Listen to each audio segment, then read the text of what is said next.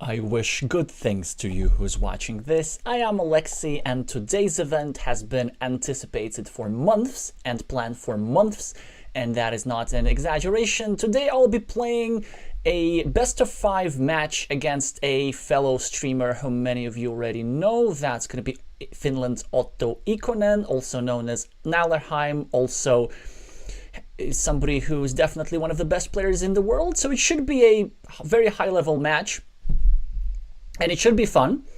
We'll be playing with a long time control.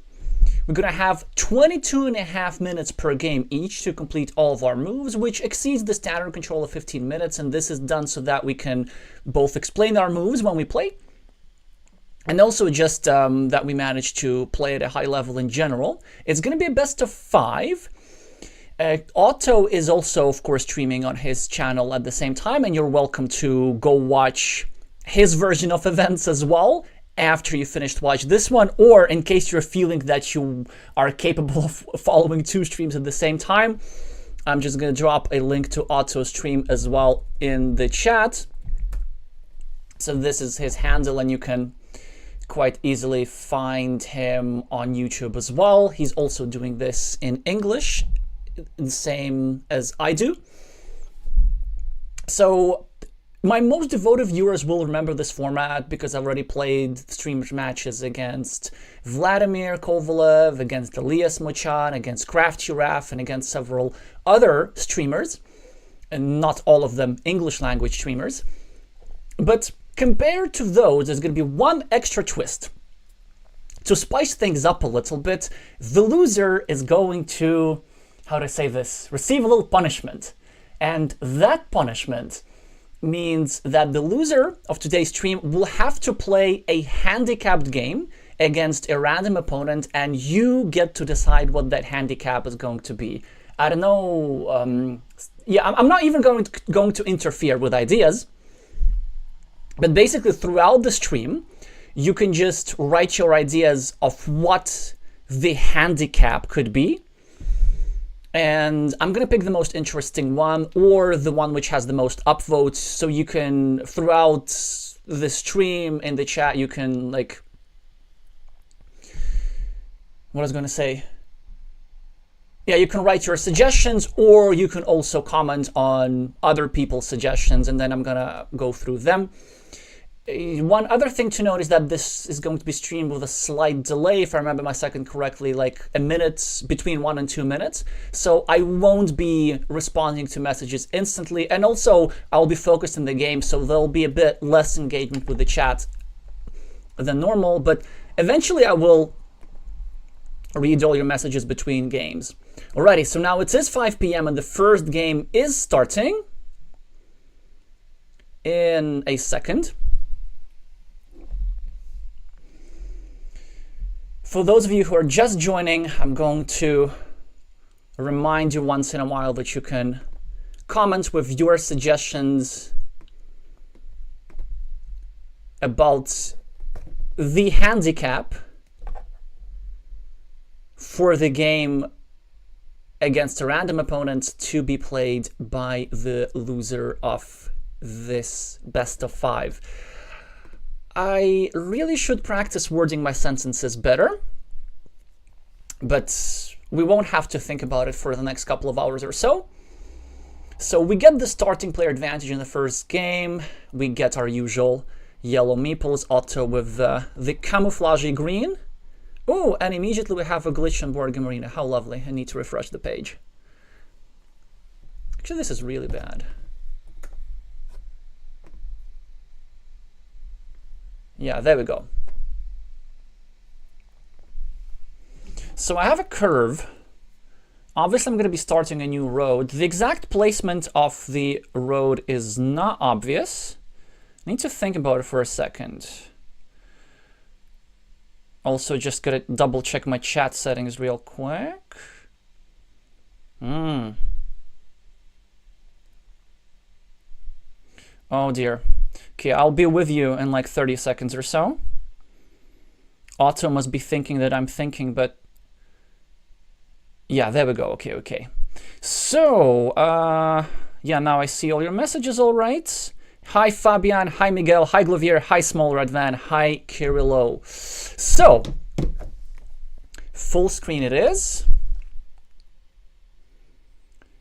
And what do we do here? We have to claim a road.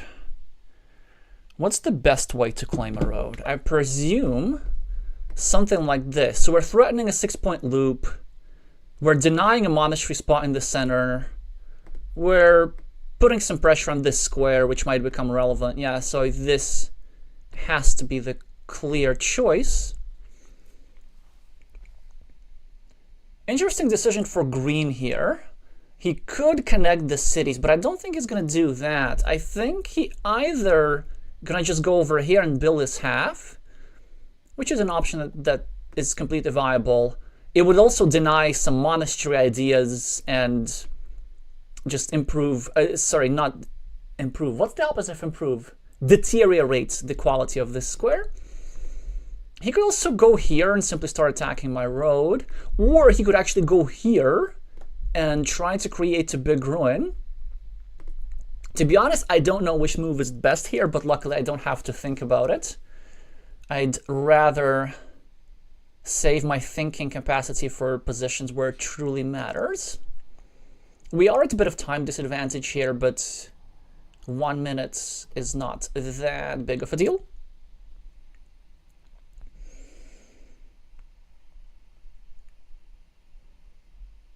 So what is he gonna do? Well, I guess I should start thinking about what I'm gonna do.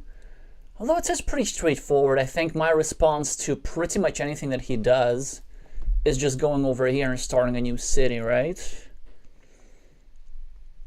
Yeah, I thought that he would do that. He might even consider meepling a 1-point road. And I know that he's thinking about this. And I know he must mention, like, let's try to predict this. I'm pretty sure that on his stream, he's mentioning that, like, oh, Alexey meeples this 1-point road, but I disagree with him. I know.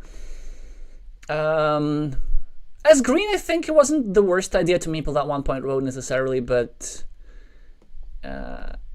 it's not a must. So what do we do here? I have to build up, start a new city, right? Is this crazy, actually? Maybe this is not crazy. I could build on this side. This is not ideal, of course, because he could get a splitter and a curve and a city cap and finish a city, but this is kind of unlikely. So the argument for this, well, there is really no argument. This is also possible. Yeah, well, the argument for one of those moves is that it's on my city. So in case the cities get separated, I prolong my cities. I get this extra city points. But then this has a disadvantage that green has this nasty move with the curve in response, trying to break my road. This is okay, but it has a disadvantage that it gives back this platform, and that it also, well, it slightly makes my road more vulnerable. It's really not that big of a deal at this stage of the game. But you know what? I think this move really has a lot of merit, actually. Just because, if I so choose, I can threaten the takeover of the city with a bunch of Doritos.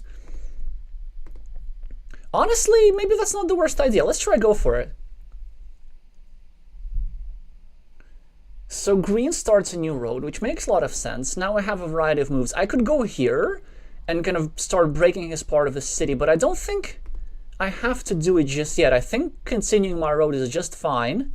Going for the loop, which green could break now, but he's not going to do it. You're not going to do it. So he could, in theory, go over here, but with 2 more daggers remaining,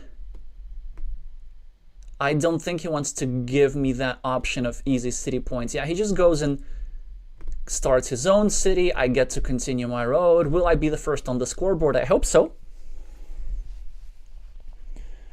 Or maybe not, as he has the chance to finish his road now, which I don't think he's gonna do. Oh, interesting. Okay. So do I just take advantage of this empty city then? It looks enticing. It looks unbelievably enticing. It has some problems. That this square is kind of vulnerable, blockable. You sort of...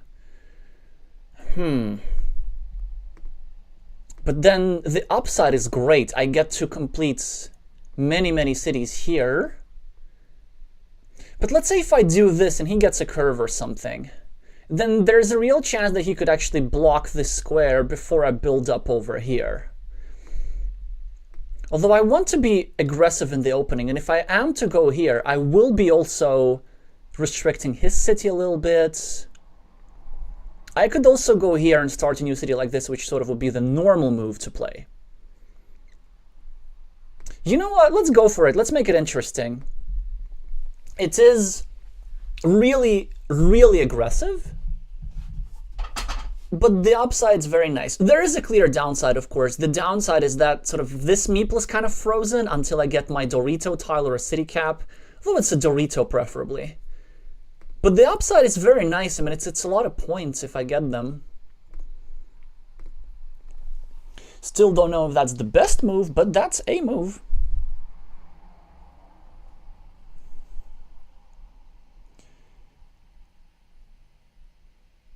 I guess one thing that I didn't think about is exposing a piece of road. Because now Otto has a move, he can quite easily start a loop road, whilst also harassing my city a little bit. Well, not harassing, actually, attacking directly. And if I were to have gone there, he could not have started the road, yeah. But I don't know, I feel that this is okay. Like, just because of that sweet, sweet shield. Also, I'm a bit paranoid as usual about my stream settings. I triple checked everything, but if somebody could please let me know in the chat if the sound is okay, if, I don't know, the image is okay or everything. I still am somewhat nervous about these things.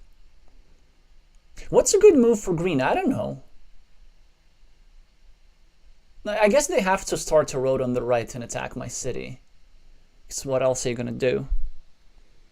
Hi, Ian.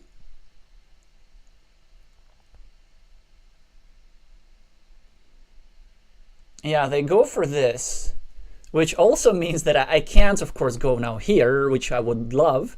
It's super tempting to try, but I'm not gonna let my city blocked in one move.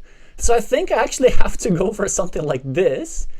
I have to take 2 points here and leave a city cap open, but then my idea is that the combination of these two meeples is actually quite clumsy for green. And so if he frees up this guy, I can attack that guy. And if he frees up this guy, I can attack that guy. So let's go for this. I think it's by far the strongest move, albeit somewhat unorthodox.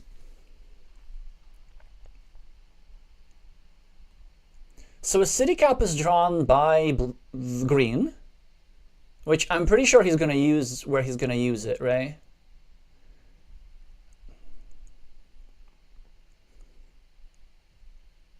If I were green, I would just finish the city here and allow the other green meeple to be restricted. I don't think there's really all that much that he can do about it. Yeah, now we see that awkward situation here. So I don't really want to go here. I don't want to give them back a meeple that easily, especially since I can really, really hurt it on my next move. So I could go here, limit this meeple further. Obviously, I can't go here, and I can't go here either, man. This is actually quite unfortunate. I could go here, actually, and try and block up his city a little bit. So I think at this point I actually want to prevent him drawing a splitter. Yeah, let's go for this. Let's go for this. That's also pretty interesting because now he doesn't really have good moves in this position. Oh, I know he has moves. He's going to go to the right. And he's going to attack my city. Oh, like this. Simply starting a new city, right? That makes a lot of sense. But luckily, we get like the best tile to deal with this. I mean, they could go here in theory because there are not that many tiles with which our opponent can block us, but this is just a textbook move. We also get to have a lead on the scoreboard. Yay! Yeah, so now he gets to free up his meeple, which is a bit unfortunate. Still, I think that the sequence of my moves was correct, just because with 2 horses gone, the upside of me going to this square and trying to block him was great. And still, he yet has to free up his meeples. Now I get to continue my plan here. Ooh, and now probably he's going to start breaking my cities. That's actually pretty interesting. He gets quite a lovely tile to do that. But really, I wonder how he does this. Is he going to like add it to my city directly? Or is he just going to go at the top? Note that on my previous move, had I gone over here, I would have been able to cover up this city. Yeah, so he goes for the direct interference, which makes sense, but I still have plenty of ways to finish that city. I can get myself a dagger, or at least I can get myself a splitter to free up that guy. Also, if this square gets blocked, I could get a majority on a ruin on the left if all these cities are connected.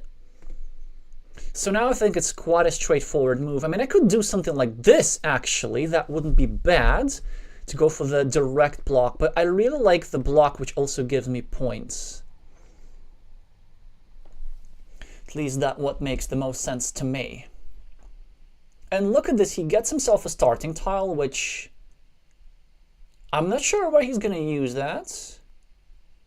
Probably going to just build up his city on the right. He could also start a new city at the top, trying to block my city.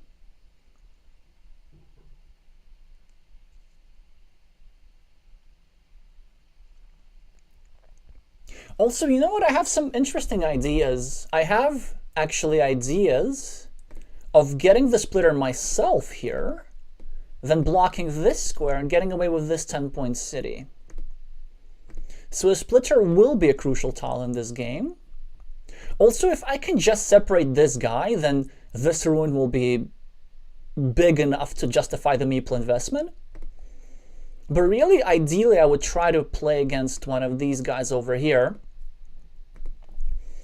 which now looks not that easy.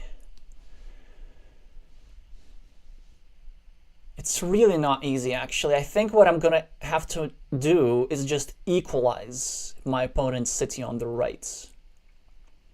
But it depends on what he does. So if he goes for the city on the right, if he just builds up here, then of course my move is to go here and equalize. He goes there and starts a new city entirely, which is interesting. I wonder why he didn't want to go here and just defend that city.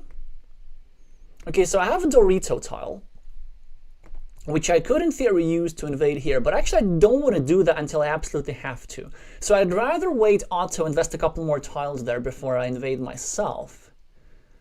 With this Dorito that I have, I could continue my city at the bottom, but with 2 starting tiles out, it's too vulnerable. So I might actually forget about the splitter idea and just go here. But if I go here, then we experience another problem. This move is very committal. My opponent's just going to go here, and then I'm going to get the dagger, and then they're going to block this square. So I think I actually have to wait. How exactly do we deal with this? Do we go here? Do we go here?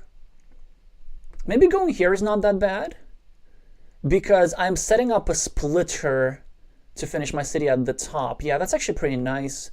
Going here is also an interesting option. Going here is not that crazy at all, trying to break his city further, but there's still plenty of city plus road tiles for him to bail out. What else? Going here, attacking his road seems a little bit too weak. Although, you know what? If he gets something like a straight line, I could then later attack both squares. So this is not the worst idea. I think I'm going to go for this one, though. Yeah, I want to be just a bit more patient. Now, this monastery is really awkward. I don't think he can meeple it pretty much anywhere. Yeah, like regardless of where he meeples it, he's gonna lose out. on some meeple safety. So let's say if he meeples it here, then there are 2 vulnerable squares. If he meeples it here, well, obviously he's not going to do that. That's only 2 points and 2 more vulnerable squares. Meepling it here is not the craziest option, like a form of insurance if I complete my city. Just also going over here trying to block, it's not the worst idea at all.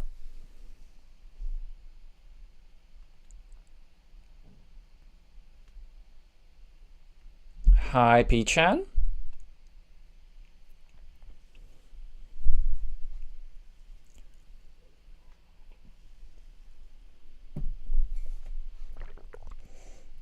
Oh yeah, so one idea that I forgot to mention.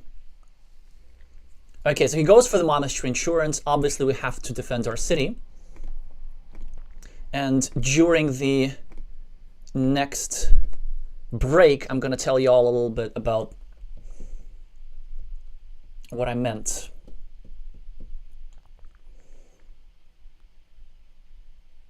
Yeah, now my city at the top is actually looking not that bad. He builds up his monastery, which I'm not sure is the strongest move, actually. Maybe it was a bit stronger to attack my field at the top. My city at the top, rather. But he instead goes for the safety of his monastery, which... Oh, that's also the safety of his city, I guess. Yeah, not sure. I felt that it was a bit too rushed. Okay, so how about my move? I have... This is sort of the obvious scoring option. It says 5 points. It supports my city, whilst also making my city a bit more vulnerable, which is an issue. And there are some city plus road tile that have gone out, which is not ideal. I could also go here, controlling his road, but then this square becomes sensitive on the left here.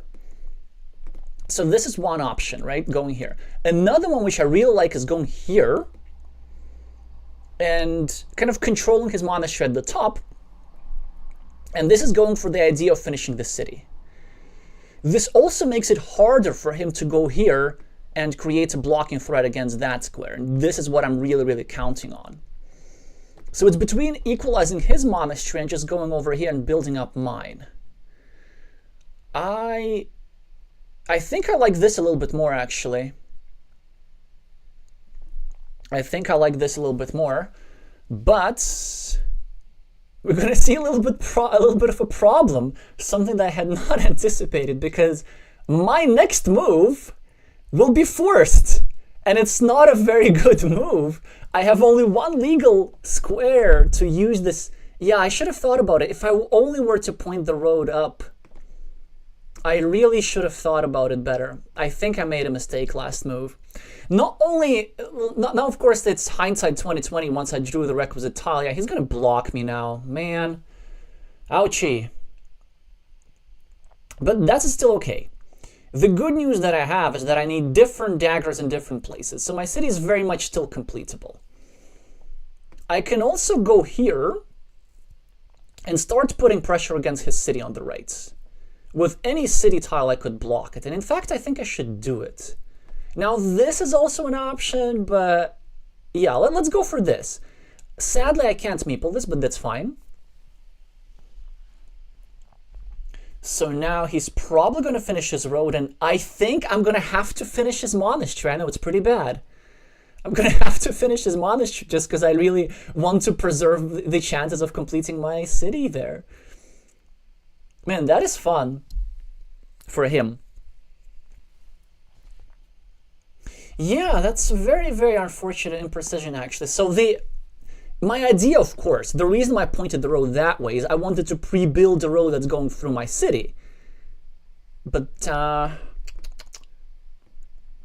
if I were to point upwards, what I needed to realize is that this idea was still possible. Okay, so he finishes his road, he makes the city more vulnerable. I'm so likely to block that city, but I think I have to go here. I have to give him a monastery meeple back. I really want to preserve the chances of completing that city.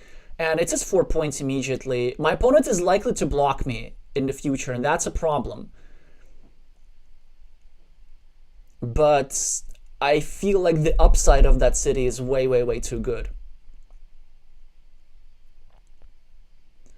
Maybe I should have thought about it harder. I know there was another option. For example, I could have just gone for the splitter, and I could have just been okay with his monastery being trapped together with mine, and then I could have gone for something like this.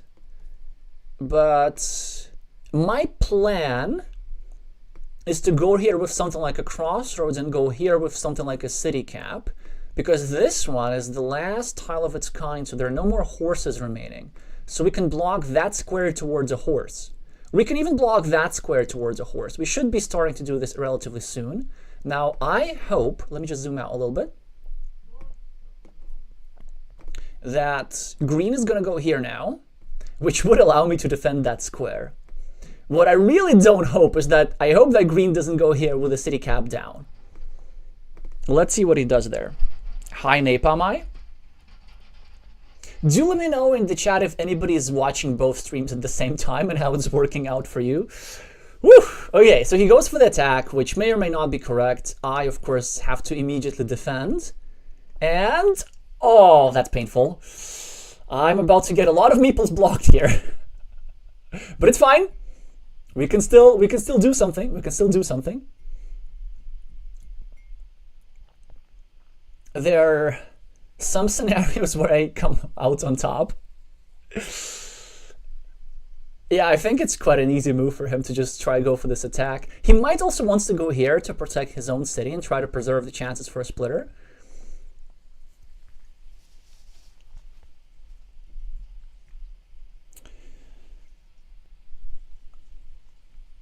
Oh, instead he protects his city like this. Huh, that's interesting.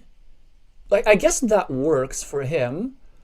I really don't have anything better than just building up my monastery. So I think my move is to go here. The slight issue with that is that I'm leaving a 3-point road up for grabs, but I think it's still the strongest move. I could also go here, but I don't want to do it because I could get my monastery blocked a little bit easier. And the plan with this move, yeah, I'm going to follow through, is that I still have chances of continuing my monastery with other monasteries. Okay, so a splitter tile is drawn by green, which he's going to use to separate his 8-point city and even start a new one. That's greedy. Now with this city cap tile, I have a variety of options. I could go here actually and set up the completion of the monastery with another monastery. I think that's kind of smart actually. I think that would work. But I'd rather just get a meeple back here because I will very, very soon start needing meeples for other stuff.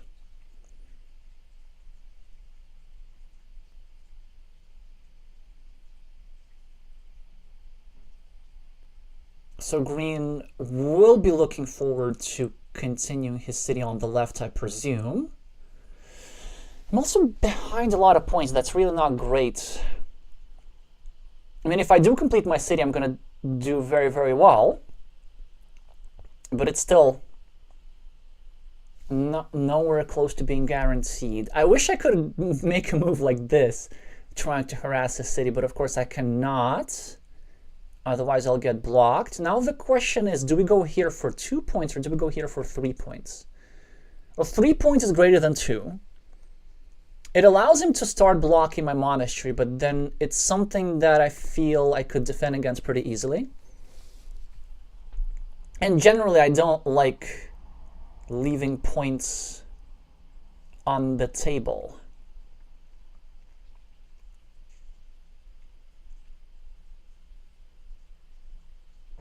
Yeah, you know what, now that I think about this, these 3 points, they make it a bit harder for me to set up the completion of the monastery with another monastery.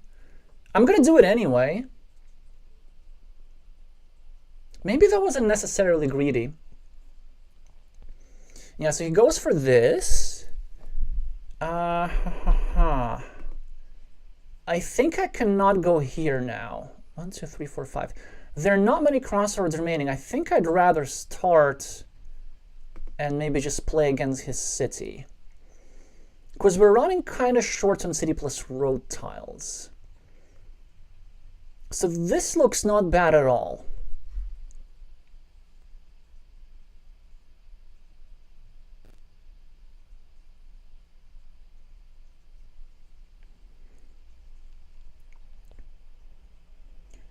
So what do we do here? I mean, that would be strong, I guess, also me playing that road. Attacking this is also kind of strong because it also attacks his road a little bit. But I'd rather go here because of dagger asymmetry.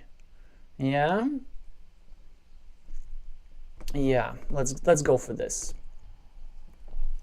I think it is mildly unpleasant for him.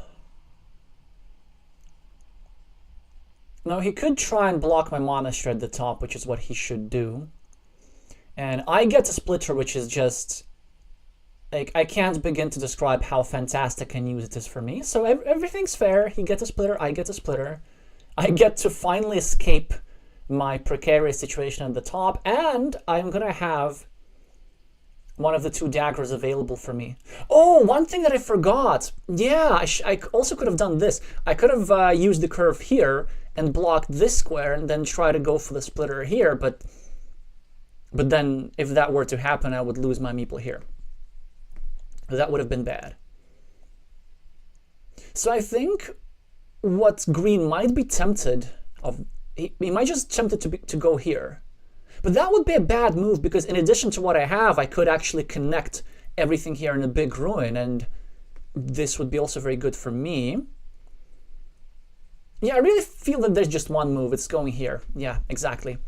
Which is why these 3 points were a little bit iffy, but I also had the logic there that if I don't go there, my opponent can go there, and then they just gain a couple more points. Now, I would love to go here, but I think I just have to obviously go for this. I have to set up the completion of my city,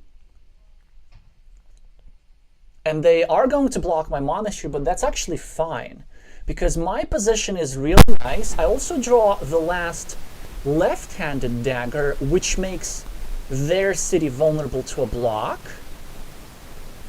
And now I think we're starting to cook here. He's also making his road slightly more vulnerable. There are actually only 2 road ends.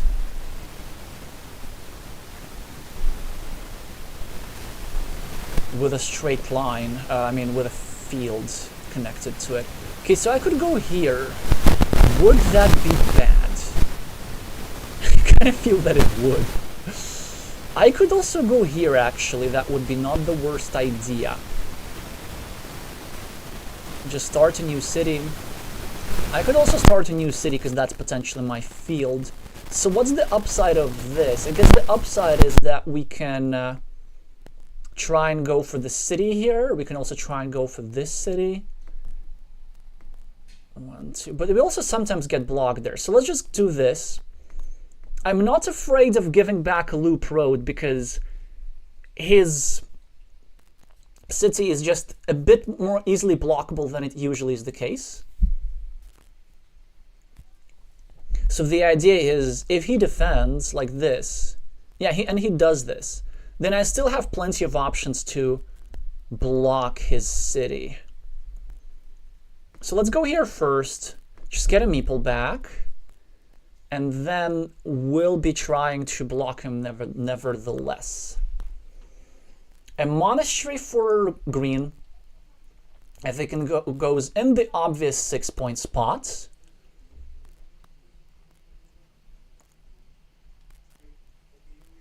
We're both actually kind of short on time with 20 tiles remaining. 7 minutes is not a lot because like the endgame is going to be pretty tricky. Okay, monastery makes sense. Now I have 2 moves that I can play.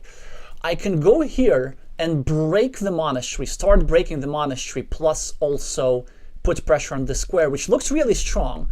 Or I can go here and drop the first farmer of the game and try to disrupt his city, which also looks really, really strong. That would also set up a block of his city, actually. Yeah, I think this is more impactful. Exactly because of this. Exactly because of this. So he could have simply gone over here and covered up his city, and this is exactly the kind of stuff that I wanted to prevent. Now, I mean, it's just not easy to be him. Maybe just connecting the cities on the left is an option.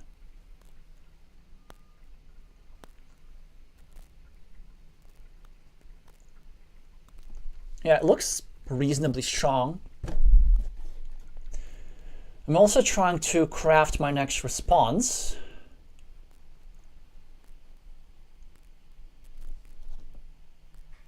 Oh yeah, I just realized that there's only one Dorito with a road remaining, so it's really, really difficult for him to finish this city. Although there are some sequences... No, actually, what are his sequences? Yeah, I think after this move, I didn't even have to drop a farmer. Because how does he finish the city? I guess, okay, so the pattern is he can go for either 2 butterflies or butterfly road Dorito vanilla city cap, something like this. So the city is still alive, so dropping this farmer for an insurance makes sense. I also have sufficient green squares to develop it. So the decision of dropping a farmer, which was made mostly intuitively, is actually not that bad.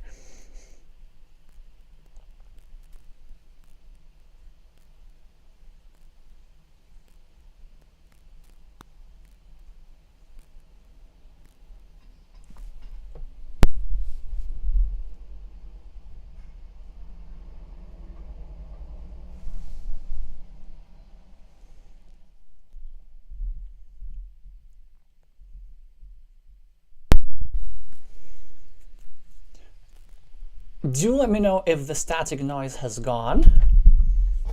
Oh, wait. Yeah, so he does this, which is interesting. So he builds up his monastery, and I can't really go here, can I?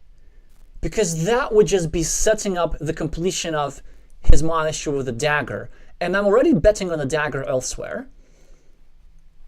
So what if I go here and try and put some pressure on his city? Or if I go here and try to put some pressure on his city and monastery? Or what if I go here and this would be very close to a definitive block of his city, but it would also give him, I think, too much of a chance of trying to continue it. Although I would be also putting pressure on this road, which actually is really nice. Let's go for this. I think it's not the worst idea ever.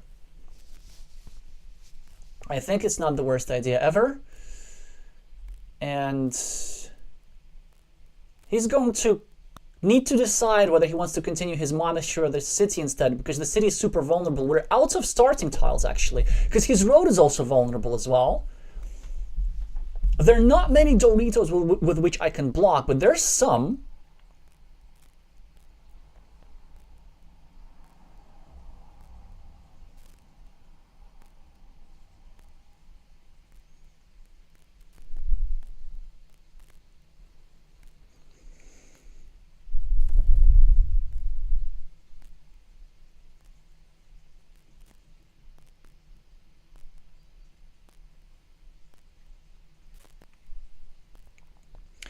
Nicola is proposing you two should jump on a call to discuss after the game. There could be up to 5 games.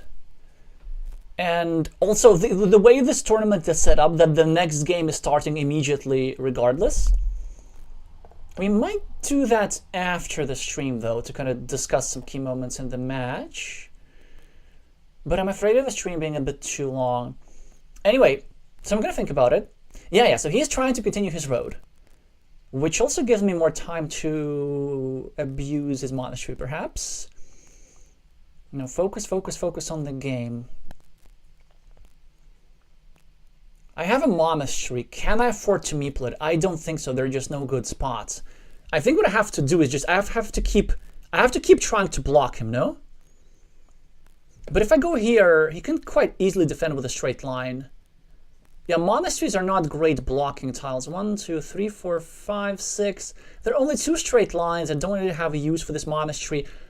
I could go here. No, I could meeple the monastery, actually.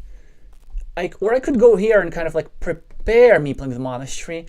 But I think I'm going to need the meeples for something else. I could go here to definitively block his City. No, let's go here. Let's go here. I think it's pretty good. I think it's good enough. Now he's gonna need to think hard. Yeah, so he will probably have to defend his road rather than his monastery, right? Because if he doesn't defend his road, I can block that. 1, 2, 3, 4. Wait, I need to zoom out a little bit. And 4 minutes, it's really not a lot of time, huh?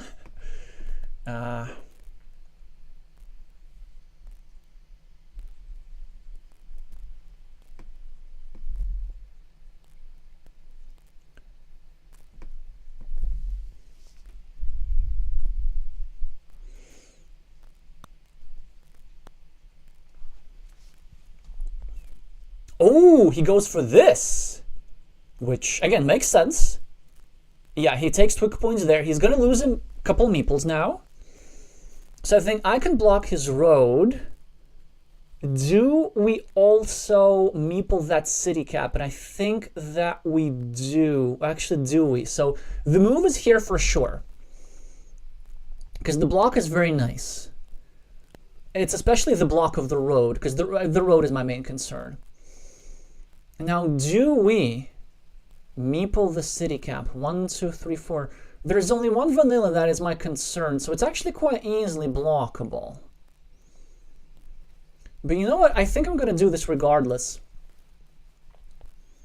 I don't want to give him easy ways to meeple things. And my idea is, if he goes and tries to attack my city with the straight line, then there's still two, how are you going to call them? Barbed wire tiles available.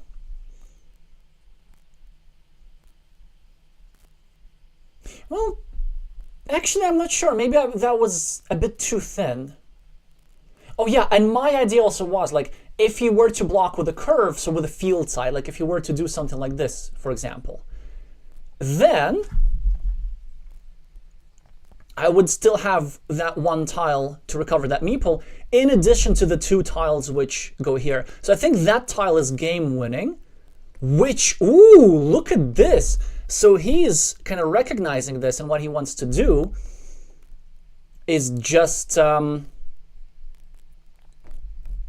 isn't that interesting? It wants to anticipate that farm. So I could lie down here and anticipate it in response, but I think that the farm should be big enough to withstand that sort of stuff, no? So I'm just going to continue what I'm going to continue. He's going to get his straight line again, which is quite unfortunate for him, but it's not that big of a concern for me. Also, I'm paranoid. Do let me know if the static noise is gone. Oh, yeah, you already said that in the chat. Thank you. So focus, focus, focus on the game. Now, time to get the meeple back, which is just amazing for me. Oh, there was also this guy. Yeah, then of course my move was correct. He's going to get his monastery meeple back. I think I'm going to try and threaten yet another city, because I have to. And then also exert some pressure on his city on the left. Yeah, he's blocking me, but then I get to block him. I mean, these tiles... Well, actually, this is not really blocking. It's just slightly restricting, because he can get a dagger tile and drop a farmer there, yeah. It is really, really strong for him. I get, of course, a lovely tile myself. Now, by the way, what do we have? Wait. He's ahead 11 points, so this is not great. He's ahead 11 points, but I have a lot of stuff on the board. I have 3 minutes only. The remaining tiles are 1, 2, 3, 4, 5. So there's a dagger. There are no monasteries. There's a road Dorito, I think. Yeah, there's a road Dorito, which can be used to score quick points by either party. What else? 1, 2, 3, 4, 5, 6, 7, 8. 1, 2, 3, 4, 5, 6, 7, 8. So there's one curve and something else, right? 1, 2, 3, 4, 5, 6, 7. I don't think there were straight lines, no? 1, 2, 3, 4, 5, 6, 7. Wait. It's 8. Yes, yes. So there are no straight lines. There's something else, something else. Is it a field Dorito, maybe? 1, 2. Oh, it is a field Dorito. Okay. Which makes 1, 2, 3, 4. Yeah, so which makes actually my move pretty straightforward. I think all I gotta do is take quick points and also eliminate the scoring opportunities for myself. Now, I am gonna win this one. Yeah, so this was the idea that he's gonna get the city points, but at the very least, he's not gonna get himself. What he's not gonna get? He's not gonna get the 4 road points, yeah. And also 3 for me, net 3 was the maximum that I could do. I do end up drawing the dagger. I don't think it was actually necessary in order to win this, just because I have a bunch of ruins, and we're equal on the fields, and I have a monastery. I'm not sure. I really just don't have enough time to count the points. And also, even if I were to count the points, like the moves are pretty straightforward anyway. So we go here. We meeple the road, of course. And oof, we even get... Yeah, I got the... Did I get the tiles wrong? Yeah, I did. I got the tiles wrong a little bit, so I thought that there was a curve instead of this thing. Well, let's just not think about this. Yeah, so he goes for this, and I have my choice of 6-point fields. Oh, he also loses on time, which we agreed counts as a loss. Yeah, so quite a fortunate tile draw for me towards the end, but it also needs to be remembered that that city that was set up with 2 daggers pretty much so early in the game, very risky city, ended up paying off. I don't think I played optimally, like I must have messed something up. My tile tracking was also not entirely accurate, but I feel like it was a decent effort, I don't know. Anyway, we'll take the win. This also reminds me to clarify one thing about today's rules. So at the start of the stream, in case you're just joining, I told you that we're adding an extra twist that the loser of this game is going to... Wait, did I lose? No, I didn't, right? Oh yeah, I won. +7 only, huh? I guess his insurance farmers did an excellent job. Anyway, I don't want to think about it too much. Would I have won without the dagger? Maybe. It kind of depends on what I draw. Maybe with this I can win? Anyway, it's too complicated of a position. Too complicated of a position. We're going to take the 1-0. We're going to update the score on the scoreboard in a second. I'm going to move in straight to the next one. And look at this. Now, Nallerheim is the starting player. They're the first one with the same tile that I started last game with the quadruple city. So, okay, updating the score in a second.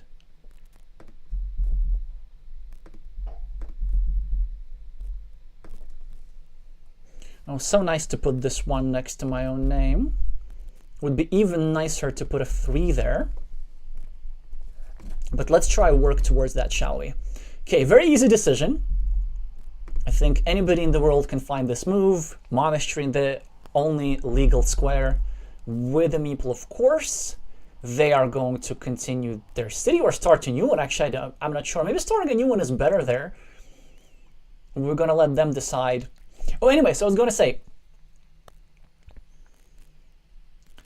So we have this extra twist that the loser will be forced to play a handicapped game against a random opponent, and you can decide what the handicap is going to be. But one thing that I forgot to add, that in the chat for this stream, you can suggest possible handicaps for the event if Otto loses, or you can also go to Nallerheim streams and suggest possible handicaps for the event that I lose. Okay, so he goes for this, right? He starts a new city. He also gives me a very nice monastery square.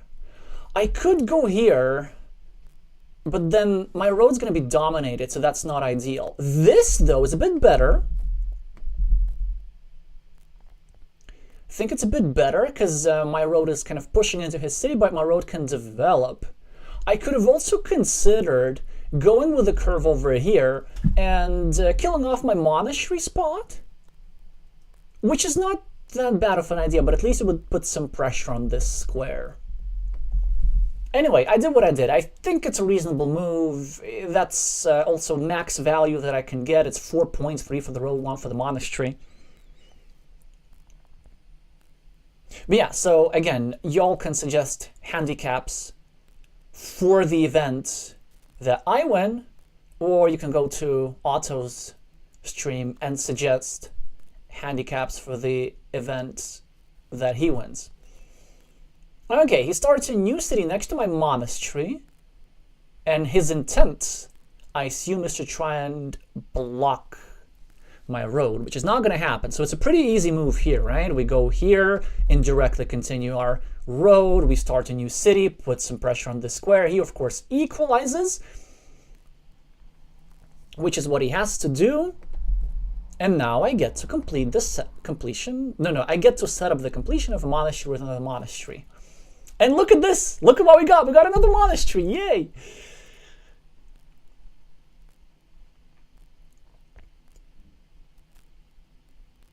If you ever wondered what's the key to getting to a level of 800 elo, the answer is draws like this. Just try and pull more monasteries from the deck. Practice that lucky hand.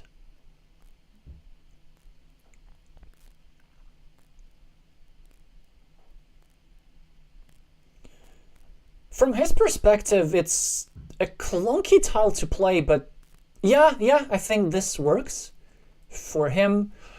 Ooh, actually, I wonder if I even go here. I could go here in theory, but no, of course, we gotta do this.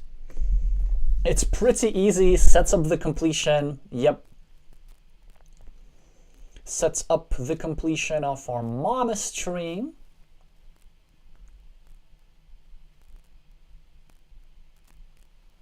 And also controls his city. Now, green gets a monastery in return, so now green does not get to complain about the tiles. I want to go here and try to restrict his city a little bit. Just keep controlling it. He's gonna get his city meeple back, which is fine. And now I have the chance to equalize his monastery, which looks like a good decision, right? I'm also going to be putting additional pressure on that city. Or, actually going here is not the worst idea. Just go for a straight up block. Possibly with a meeple. With some additional pressure on the square. But I really like this because it prevents stacking.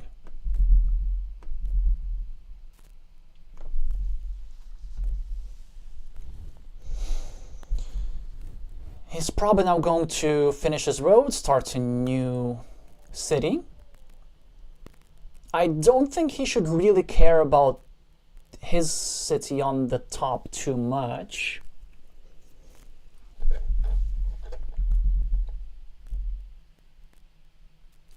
Philip is asking, how hard of a handicap should it be? I just brainstorm something.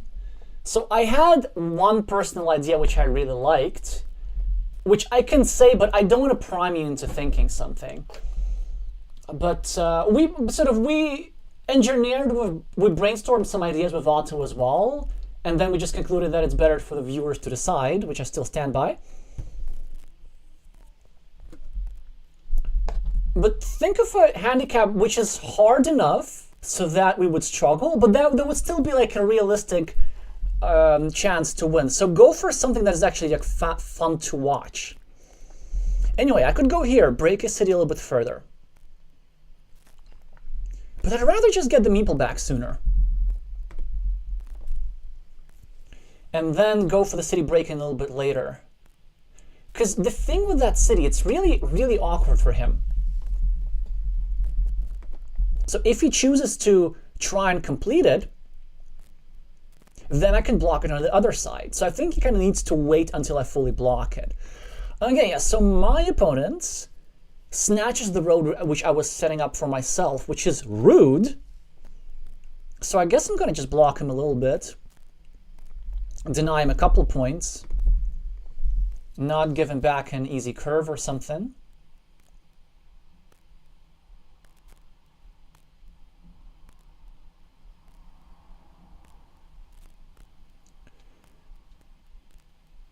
And also because of the meeple majority we currently have, it's good to keep more meeples on the board rather than in hand. But the main purpose of this move is really just to shorten his road. So now it's going to score 4 rather than 5.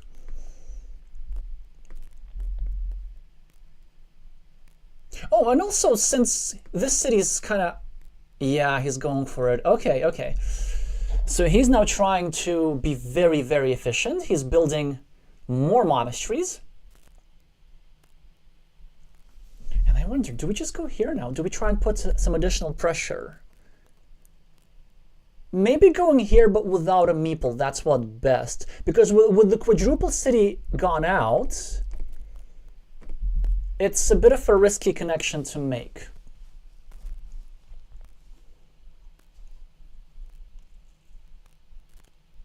So do you hear me? Like, if I were to meeple this, that he can go here or here and block 2 of my meeples.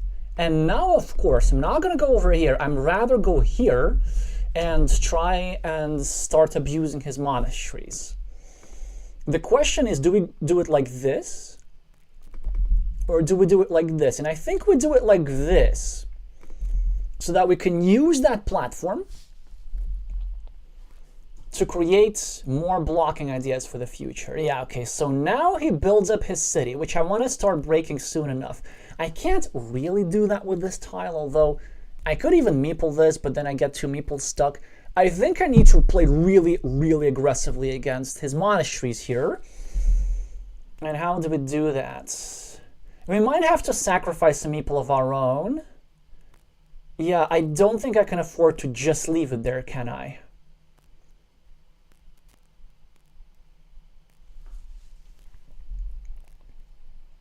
So we have to go here. And yeah, because he could just draw some city plus road tile and cover up. This, of course, makes all the sense in the world for him to go there. Now, I can connect now, and this would also threaten me going here and creating a big ruin in case I miss my blocking idea. I could also go here and start playing a bit more directly against his city. But I think here is a little bit stronger. I want to take advantage of the fact that my opponent's short on meeples, also because my opponent could draw stuff like what he drew right now. And I still have Dorito plus Dorito sequences available for me, which I can use to go here and here and fight for the city. Actually, you know what? This city could be completed. It's really not that far-fetched. Like, there are 9 Doritos in the deck. Well, it should be a very difficult position for green here.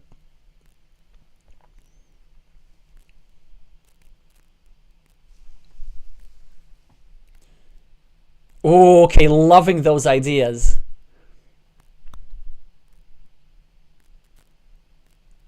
A forced farmer every time a monastery is drawn. That is kind of brutal, actually. Ouchie, ouchie. Okay, so he's trying to block my city, which is fine. I will be just meepling city caps. I'm just going to take that one. Score 4 points. We also need to remember that if my meeple gets blocked, it's really not that of a gigantic deal, because I can still use that meeple to fight for the city at the bottom. Now, of course, he does this. And this is not something that I could have prevented, by the way. So that's where we're just taking the points now. Do we go here and sacrifice a point and block his city, and also put additional pressure on these squares. That looks so strong, but I want to be greedy. I'd rather go here, and if he continues his city, I simply going to regret my decision, I guess. Ouchie, ouchie. Okay, so dagger tile for me, which I could use here to just set up a small city completion. But I really, really like that idea of getting Doritos.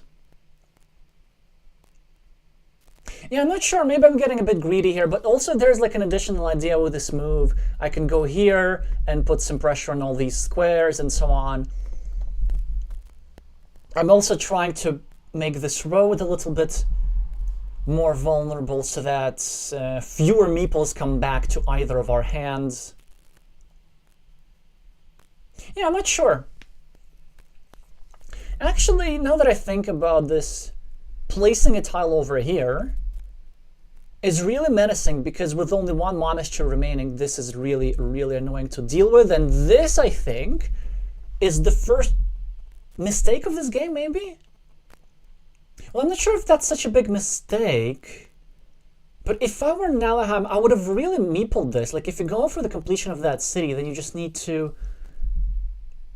You need to... the other meeple for supports. Now, I'm going to have to take these 4 points. I'm also going to have to draw the splitter, okay.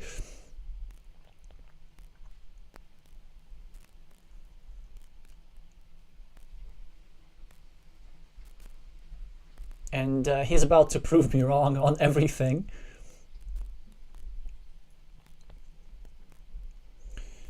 Yeah, anyway, what I was going to say. Yeah, I would have loved the meeple there by green. Just because there's so many Doritos. Which means that it's easy for me to invade that city as well. But I'm not sure. I think he had his rationale. Getting a crossroads, for example. He wants to have a meeple for that, to have some value.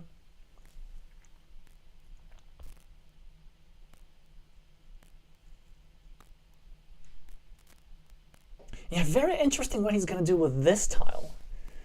Because if he's gonna just continue his city at the top, I don't think it quite works, because there's so many Doritos and so few city caps remaining. For example, 4 out of 5 vanilla city caps are gone.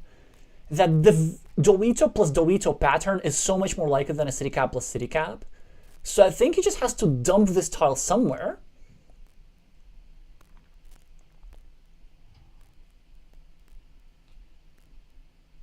He has to just dump this tile somewhere. And I think I know exactly where. And then just wait for all of those Doritos. And the move... The move that I was hoping to not see is that move precisely. It's just so much better than anything else. So, I have 2 options now. I have actually multiple options. I could try and block his city at the top, or I could try and invade it. I could also try invading the city at the bottom, because there's so many Doritos left. I could also go over here and drop a farmer. All of these are viable options.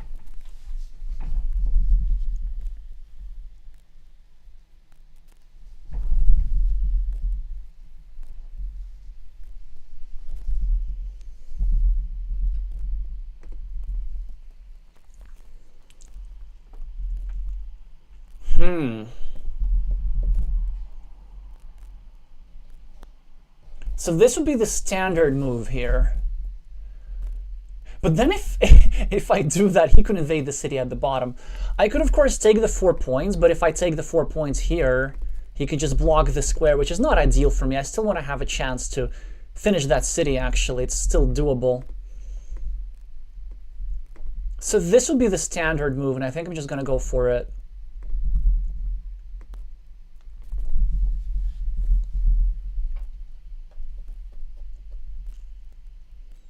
Okay, so he gives both of us a meeple back. And now I get a city cap tile with a variety of good uses. So these 4 points are out of the question. But I could go here, drop a farmer. I could invade that city still. It's still really strong. But maybe this is stronger. Just setting up the completion of a city. And it's on block. Yeah, I like it. I like it. I think I can try and invade that city a little bit later. And he's going to finish. You see, like, if I were to invade that city at the bottom, you know what then he actually would not have been able to do what he has right now. And actually, even now, it's kind of difficult for him. Because if he finishes his monastery, which I think is what he should do anyway, then what's going to happen is that from his perspective, I could invade his city at the bottom. But I kind of like my move, you know, because that 50-50 chance of completing my city is still very, very good. There's also another idea. If I get to complete that city, I can even meeple the road. But then, I'm not sure, it also opens up a whole other can of worms. Yeah, so he goes for this, for is. He can now actually go here and meeple this road. That would be kind of crazy.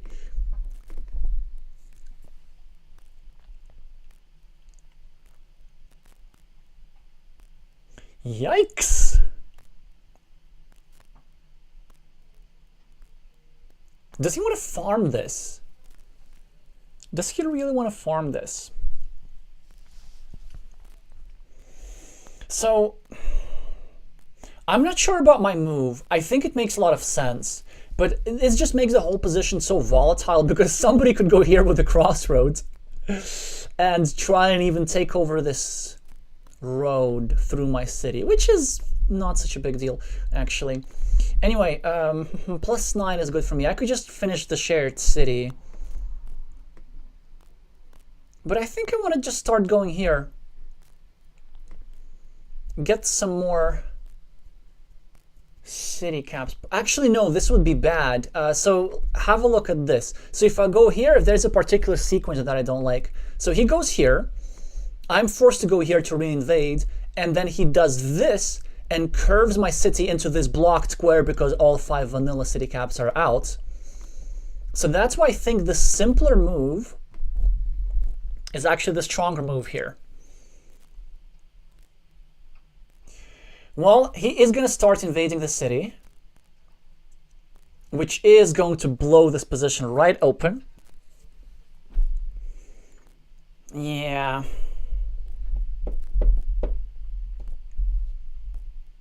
Of course he's going to invade it. But he also makes me a monastery spot, which is very, very nice. I'm not sure if I should use it. So what can I... Oh! That's a block, by the way. Is it worth it? That's another question. It very well might. Because like that meeple majority is really, really nice to have. He's threatening my city, though. If I meeple the monastery, I'm kind of putting some pressure on him. Yeah, this looks strong. This looks really strong. I could also go here and like meeple a field or something. No, I don't think I want to do that. I think I want to go here and yeah, and now I meeple a field.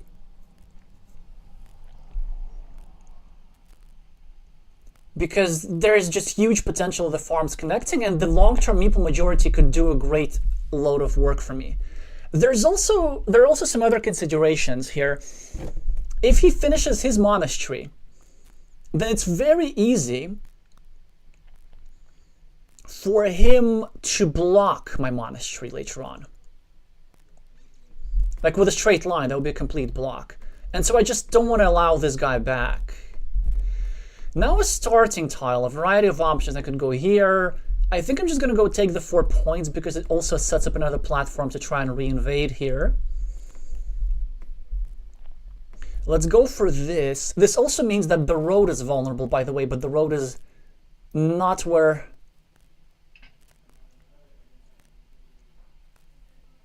the priorities lie. Yeah, and the thing with my move, actually I really like it because I have only one tile that fits here, but that tile is just so unbelievably impactful. That would give me 8 points for a city and 9 more points on the field, because it would just bring all the bottom part of the board in it. And then I still have expansion options over here, a bunch of green squares.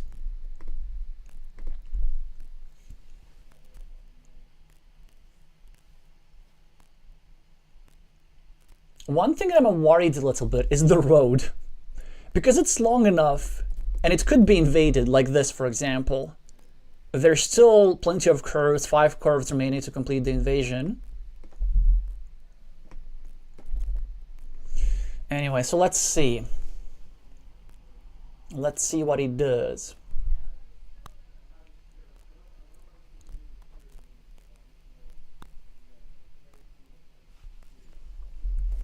Okay, let's go through your ideas. I'm going to read all of your ideas at the end, but must meeple cow or horse tiles? This is so interesting. Okay, this is really smart from him. Because I think he's really trying to go for that city as his win condition, and I don't have access to that city. So I think all I gotta do is just conjure up some alternatives. So that road looks kind of nice. That road looks really nice, but then I'm only left with 1 meeple. And so it's actually quite difficult for me to do something about that city anymore. So I might as well just go and block that road instead. That's also an option. I will be 13 points ahead, which is a little bit less actually. Yeah.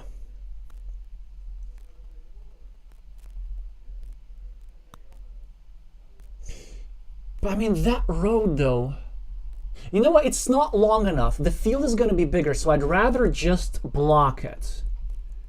Maybe that's unnecessary chickeny. But it is what it is. And now, unfortunately for me, I think he can genuinely complete his city, and that'll be horrible. Well, I'm not sure about horrible. Like, I can get a stronghold on the fields, I guess. One thing that I didn't think about, maybe that road was not the worst idea.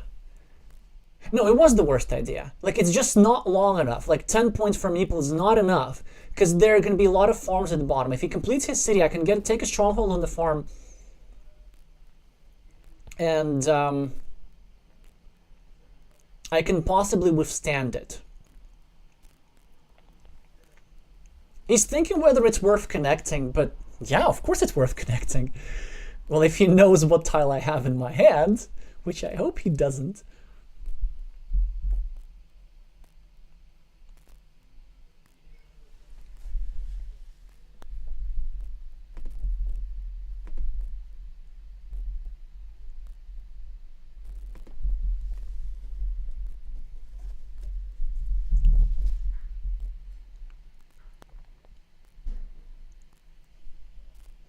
Yeah, I figured, and I can't block with this tile.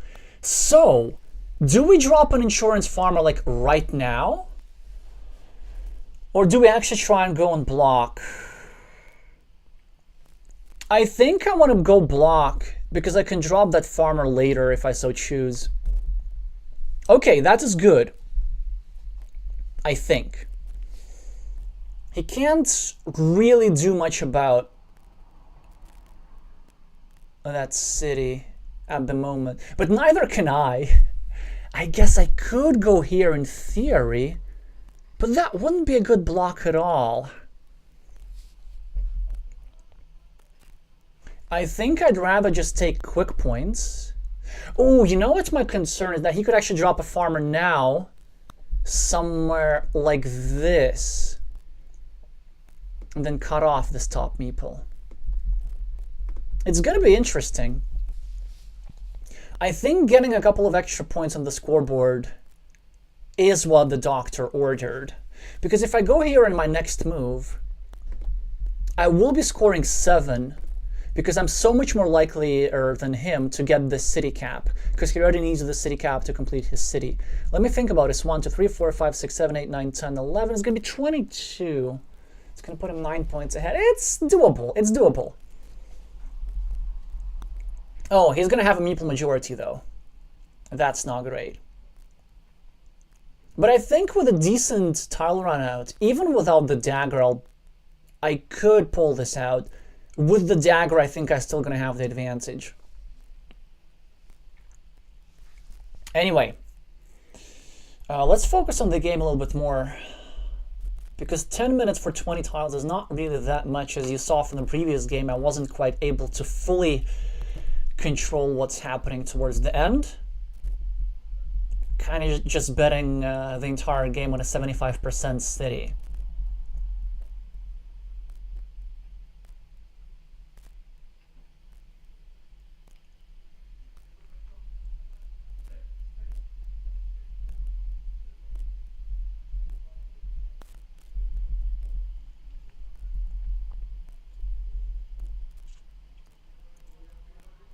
That is interesting. He starts a new city even. Can he complete it? Maybe. Maybe. So he wants to separate my farmer from the bottom, which, again, makes sense. Let me think about it here. So I could, of course, invade the city. But if I do so, he can re-invade. Do you get my idea? Like, he can get this tile. Or he can just... I mean, okay, if he blocks me, it's actually not that bad, because my scoreboard lead is greater than what this ruin has. How many tiles does he have to invade? He only has my case dagger plus the... No, there's also Doritos and stuff. I think I just take the points, and I hope he doesn't finish his city immediately. I think it's still correct. Like, I can do something else about that city a little bit later.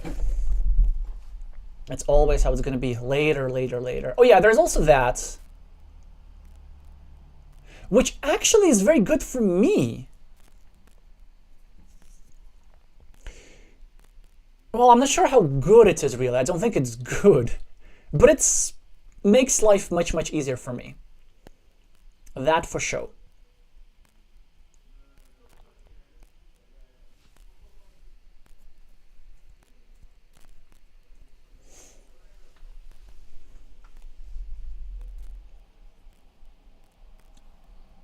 He's obviously going to do this.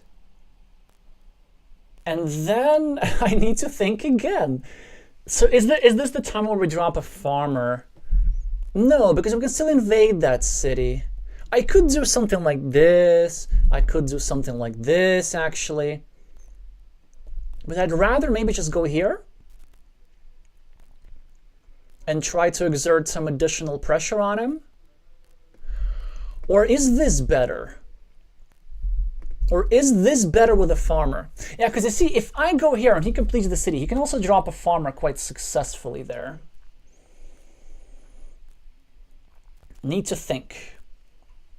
You know what? There's so many farming options that I can drop a farmer later for sure. So it's not something I'm going to be doing now. The question is, do we go to attack his city like this? Or like this? If we do this, what attacking tiles do we have? Well, we have a lot of curves. And it's actually quite difficult for him to defend, because if we go for curves, there are no splitters or no vanillas, right? So then he will not be able to finish the city in one move. I think this is the way to go.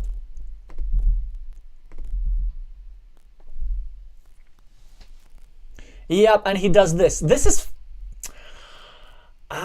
fascinating. I mean, he would have done this anyway. But his idea here is that he's betting just the entire game on this one tile. I think that's what his idea is. Well, I guess we're just gonna let him. Now, do we go here and meeple this? Well, if we meeple this, our city gets broken so easily. I think we just need to play against his other city, because even if he finishes the city on the left, which is a big if, it's going to take him a long time statistically, so I'd rather do something like this, maybe. 1, 2, 3, 4, 5, 6, 7, 8. So there are 2 Doritos, 2 more city caps, or something like this, which would really leave him only 1 city cap that fits there. So what does he have? Dorito plus cap combo. This would give me an extra monastery square, I guess. Oh, there are also big tiles available. And then I think this is slightly stronger. Yeah, it's just quite annoying to deal with. And he's still, like, it's not that easy for him to draw the city cap plus city cap sequence. I'm going to just score a little bit. The disadvantage is that, of course, he gets to drop a farmer as soon as he completes his city. He needs to decide if he wants to try and completing his city there. Yes, I think my plan for the game is, so obviously if I get the dagger, I win on the spot. It now becomes even more impactful. If I don't get the dagger, then I just want to keep scoring and then hope that Otto draws the dagger not too soon, in which case I will have enough time to drop compensation. So as compensation, what I want to do, farmer here to anticipate what he's going to drop. Yeah, I think that could work. He's now trying to decide whether to go for 4 points, which he does, which I think is the strongest move. Well, we do get ourselves what? Is there any merit to breaking his city? I don't think there is. We need to score 2 points somewhere. So our alternative is here or here. And I think I want to do it here. I actually don't want to create any ruins because my opponent is likelier than myself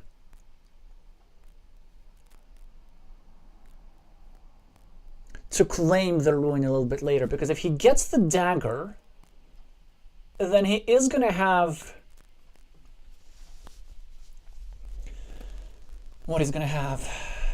An extra thing. Yeah.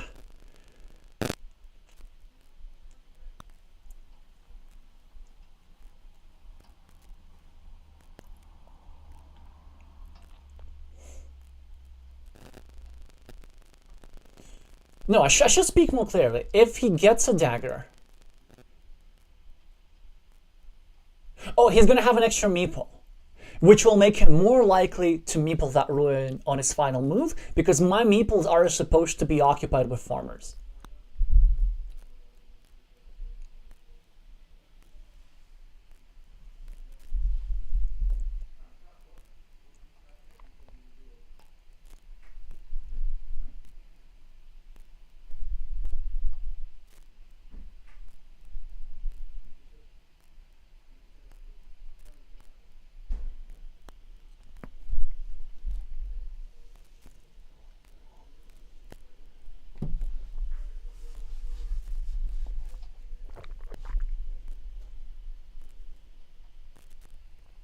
Also, a reminder of y'all about suggestions for handicaps. You can also comment on other people's suggestions in addition to adding your own.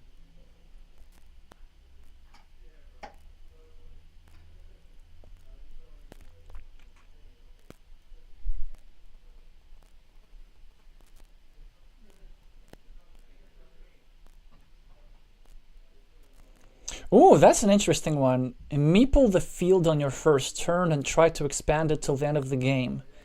If it's God blocked, try another one. That's actually really, yeah. You mean like on the very first turn?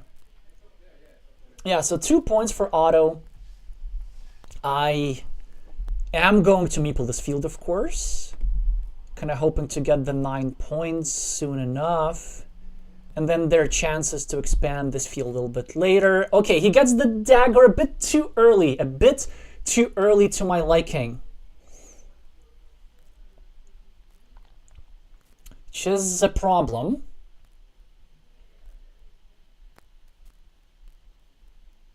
And there are just a ginormous number of fields now, huh? If only I were to get there before him. No, actually, it doesn't even matter.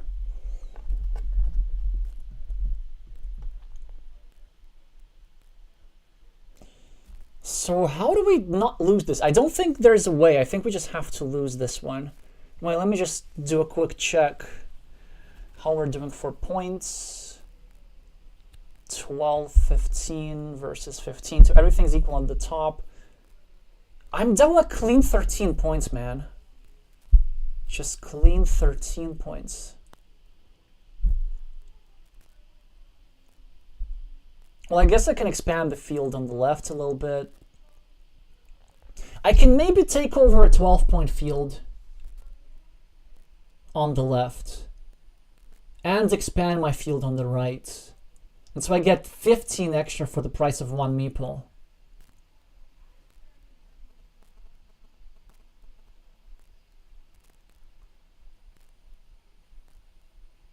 Which is actually not enough.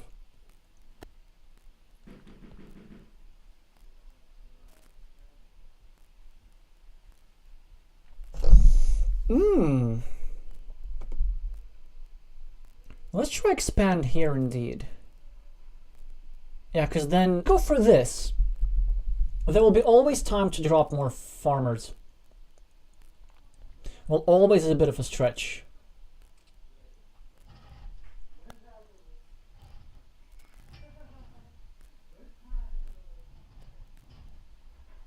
So my plan is to get the extra city, and then I want to do something like this plus this.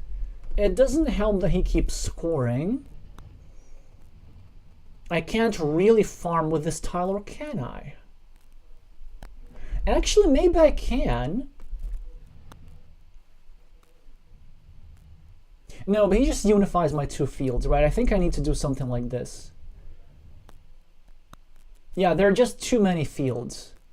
So let's just get ourselves the points. He's gonna drop a farmer on the left, probably. Yeah, I mean, there's just so many things that he can do. Drop a farmer at the top.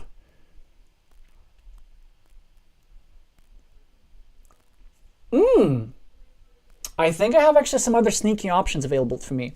So there's a 9-point field at the top, which I could claim, theoretically. And if I bet all my game on curves, there's some sneaky quick points that I could take.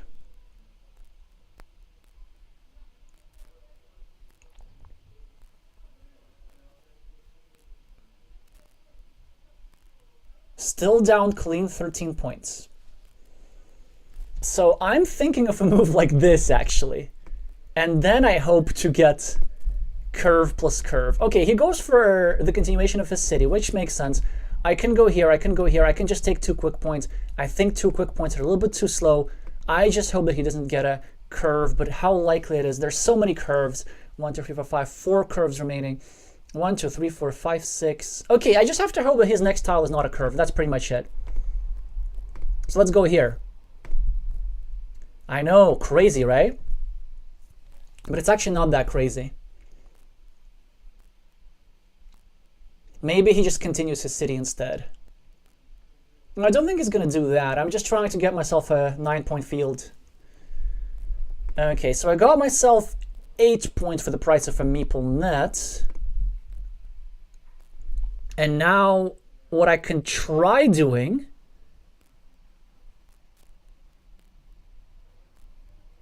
is maybe, yeah, no, I can't really do anything, can I? Like, there just isn't anything with this field on the left that I can possibly do. I can expand my field on the right, and I can meeple a 6-point field on the left. Like, that's just it, man.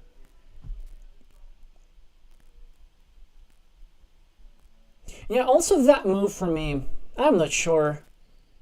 Maybe a little bit iffy.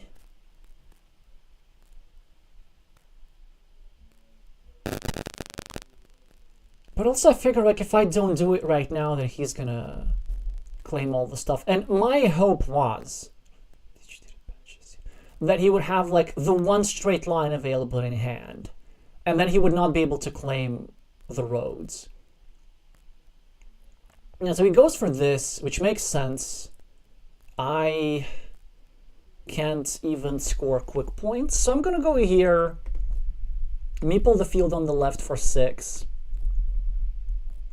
And then I'm gonna get a tile to lead me here and get myself 1 extra point. That sounds about right.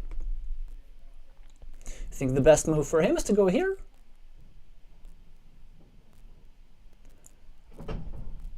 Ooh, well, I guess that's fine. Yeah, he meeples a 6-point field himself. I get to expand my field at the bottom. Like, we're very, very close to the maximum of what we could have done, I guess.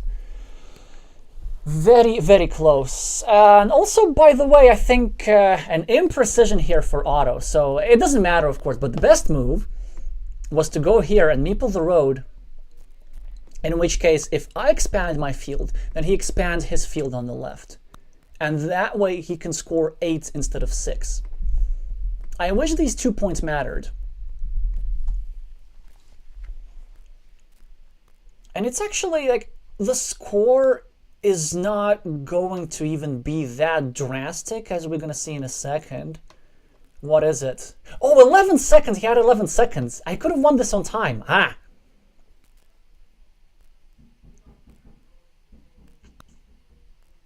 What, did I lose? -8 or something? Yeah, -8. Anyway, towards the end, I think there was no way to win this, really. Yeah, I think this move from him was really, really good. Just betting the entire game on this tile. And maybe I could have invaded the city earlier. Kind of not great to blow such a big advantage that I had. But anyway, I guess the more games we have, the longer the stream.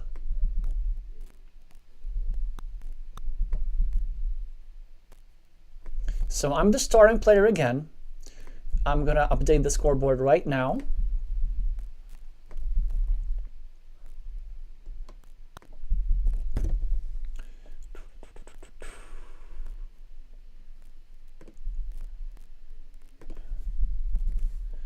Putting a 1 next to Otto's name. Hopefully the last time that I have to do that. Okay, he starts a new city.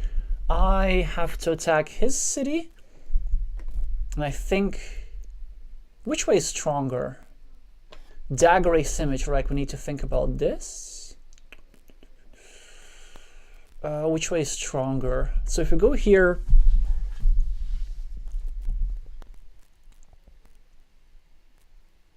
with any curve that I point to his city. No, I think this is a bit better, because if this road is claimed with a straight line, well, it ends up not mattering, right? He's going to just finish his city. I don't think even he's going to go for the principle of 2 cities, although he might.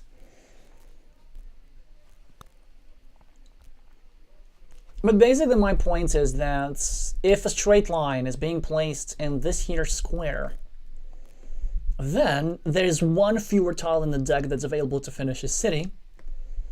Another point is that I'm more likely to draw a dagger like this than the opposite. And then with a dagger like this, I can go here and start quite an easy attack against this city. Anyway, so standard move for me. I get the first monastery of the game again. Now let's not blow it this time, shall we?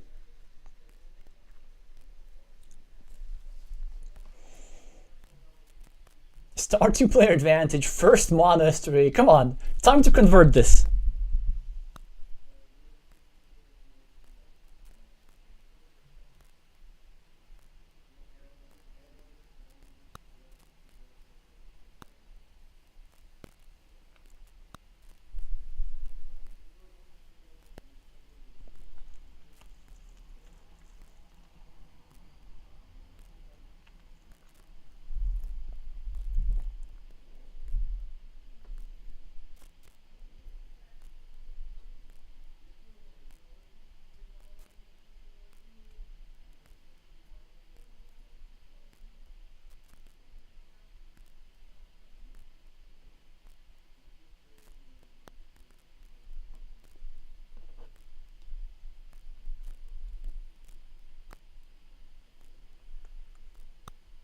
Ooh, that's interesting. That's very, very interesting. So, kind of protecting his city indirectly a little bit. Well, I have that juicy, juicy tile that goes in a particular square. I could go here, but I think this is really strong. I can start a road here, and I can set up 2 more roads that benefit me. One which I control with my monastery. And, well, I can't meeple it now. I have to go here first. And another road which sort of interferes with my opponent's city. That was the plan. Okay, this seems to be working all right. My city is sticking into my opponent's road. No, vice versa. My road is sticking into my opponent's city, which is what we want.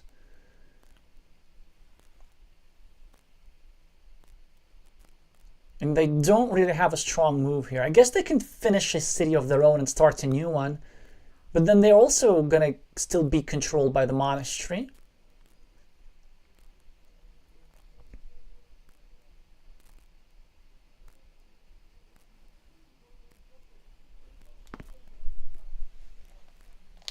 Okay, very good. I'm getting some more radical suggestions in the chat. Which is exactly what I want to hear. Also, like, think not only about what would be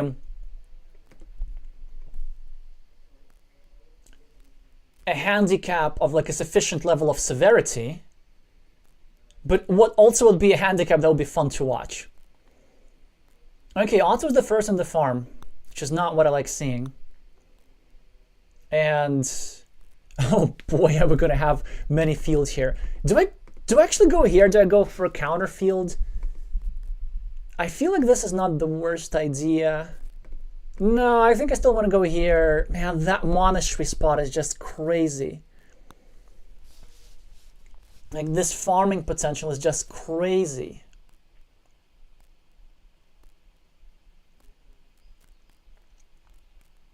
He's gonna finish his city, obviously.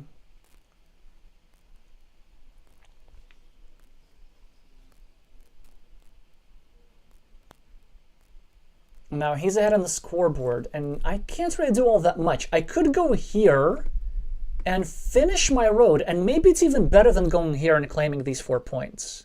Because he could just get a curve and equalize my road at the bottom.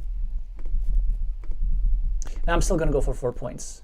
Just because 4 points are 4 points are 4 points. It's just way too much. And then with my next move, I'm going to try and run away with my road. Now, my opponent here is just about to destroy my own farms. But I can still withstand that. If I somehow equalize, yeah, this is exactly the move that I should be playing. Unfortunately. So do I go here right now? I don't think I can afford this. I want to, first of all, escape the road invasion. Oh, boy. Now they can go... Oh, man, they can do so many things. They can go here or here. No, that's fine. I get the last starting tile, which is very, very good for me. Because now their road is more vulnerable. If they place a curve here or anything, then this square is going to get blocked. I really need to draw some monasteries, because if I draw some monasteries, I'm not going to have to fight for the field.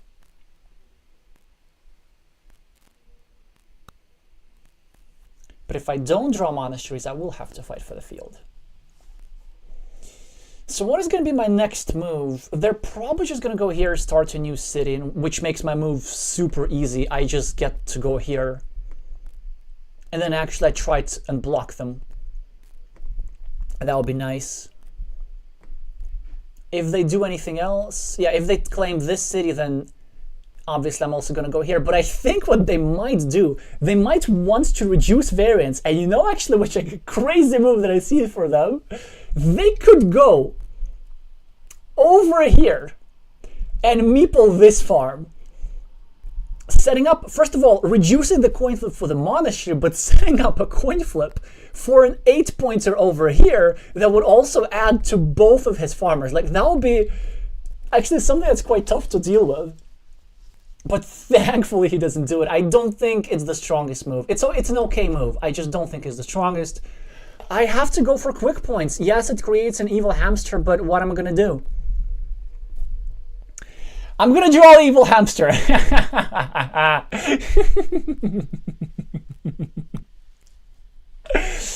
Oh, yes. This is so satisfying. There is a reason why people compare this game with a jigsaw puzzle. Look, the perfect piece. The perfect piece. Yeah, I definitely had to go there. Just because I want to eliminate my opponent's scoring potential on this farm. Well, they get the control of this farm. So they probably still have the advantage, actually. It's very difficult for me to invade that farm. They get this. But I think I now have a path to victory just by winning, you know, with the normal imbalance. So, what's now my move? Do I meeple this road or do I go for this? I think prolonging my road is better. It's just too long for me to share it. So it's as simple as this. And very soon I will need to make a decision whether I have to drop 2 farmers to equalize the field, which by the way would be very difficult, or whether I gotta do something else.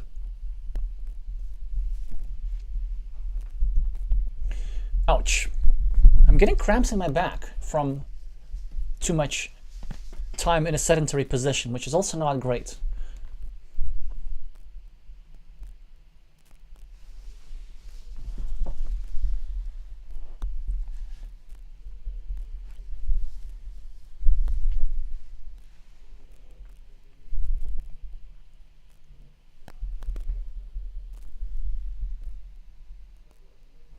Ooh, okay, High Craft Giraffe, so reminder, why handicaps?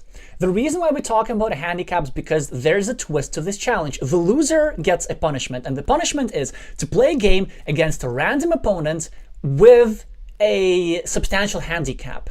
And the handicaps are going to be suggested by you. So if Otto loses, he has to do X. So what was the last one suggested? So for example, he has to drop his first meeple on the farm, no question asked, or he's allowed to meeple only farms, or in case of the monastery he has to farm, or invasions are prohibited, or something like this. So you can see all of those suggestions, and you can either suggest something yourself, or you can vote on other people's suggestions, or both.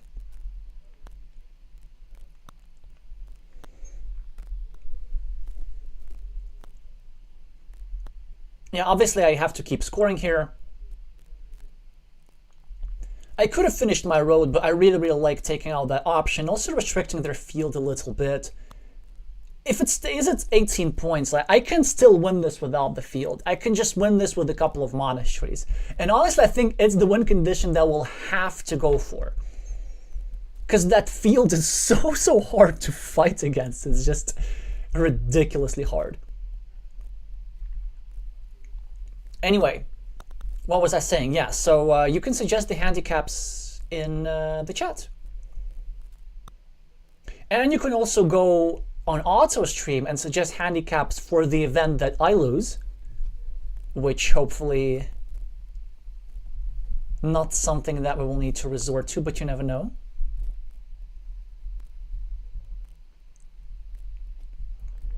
Playing with the meeple list, yeah, that's definitely is an option. Or let's say the same as simply you're not allowed to place your last meeple, yeah.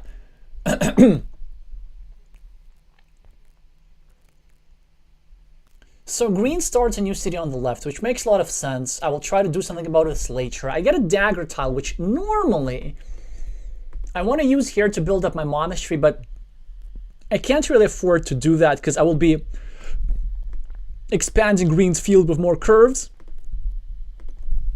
And I think with my meeple majority, I can really avoid the Brazilian field fight. I could go here, actually, and start a city in their field, but that would limit the potential of that field for the future. But instead, I'm going to go for the equity move. Wait, am I actually? This is super tempting. This is unbelievably tempting. It's a 50-50 chance, because you see, if I do that, my opponents can like easily get wonderful combos such as curve plus monastery, or this plus this, triple crossroads plus curve. Yeah, that's actually really dangerous, huh? This is unbelievably tempting, but I can't do this in good conscience with one dagger tile still remaining. So I'd rather just go here, which is also not great because it makes my road more vulnerable. It creates a monastery spot where I don't want it. Man, what do we do? Maybe here? Maybe it actually is here. Is it crazy? Ah. Field restriction typically doesn't work. And also the worst tiles, like 4 out of 5 splitters have already been drawn. But I want to go here. I want to create a counter field on the left. Like, I have to do something. And then later I will do something about their city. I don't know. Yeah, was something that I hoping would not happen. So they get to invade my road, which is a problem, But I could still reinvade, I could still split, like there are all kinds of good things that could happen. All kinds of good things. Which I wish to you.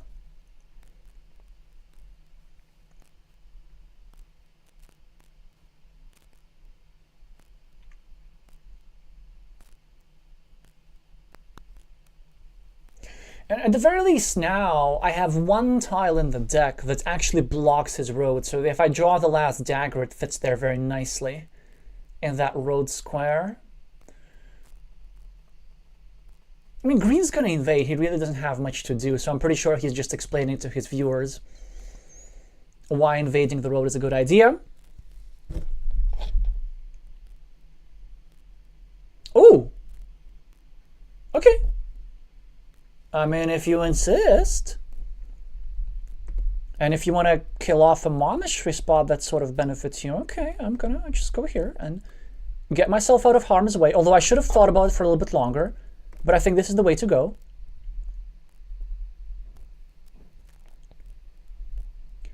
I will be more likely to lose my city meeple, but I just want to secure the road points before I get invaded.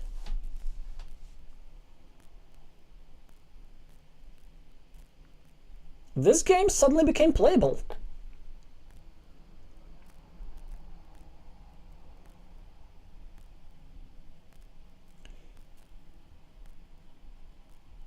Afonso is saying 2 left daggers left. Oh, right. I was thinking that that a right dagger goes there, but of course it's a left-handed dagger. Oh, that would have been such a horrible move then. Well, I'm not sure about horrible, but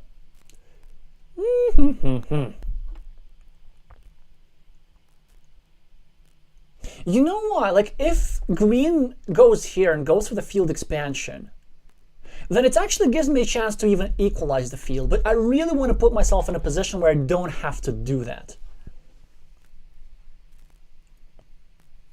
Because I'm ahead 21, the field's 18, and I have 2 extra meeples. No, come on, man. Like, unless I really mess up, this position should be not that hard to convert. So we just need to eliminate ways back into the game for my opponent. Let's try to identify them. A sequence of monasteries, here. A road monastery is going to do a lot. That's one way.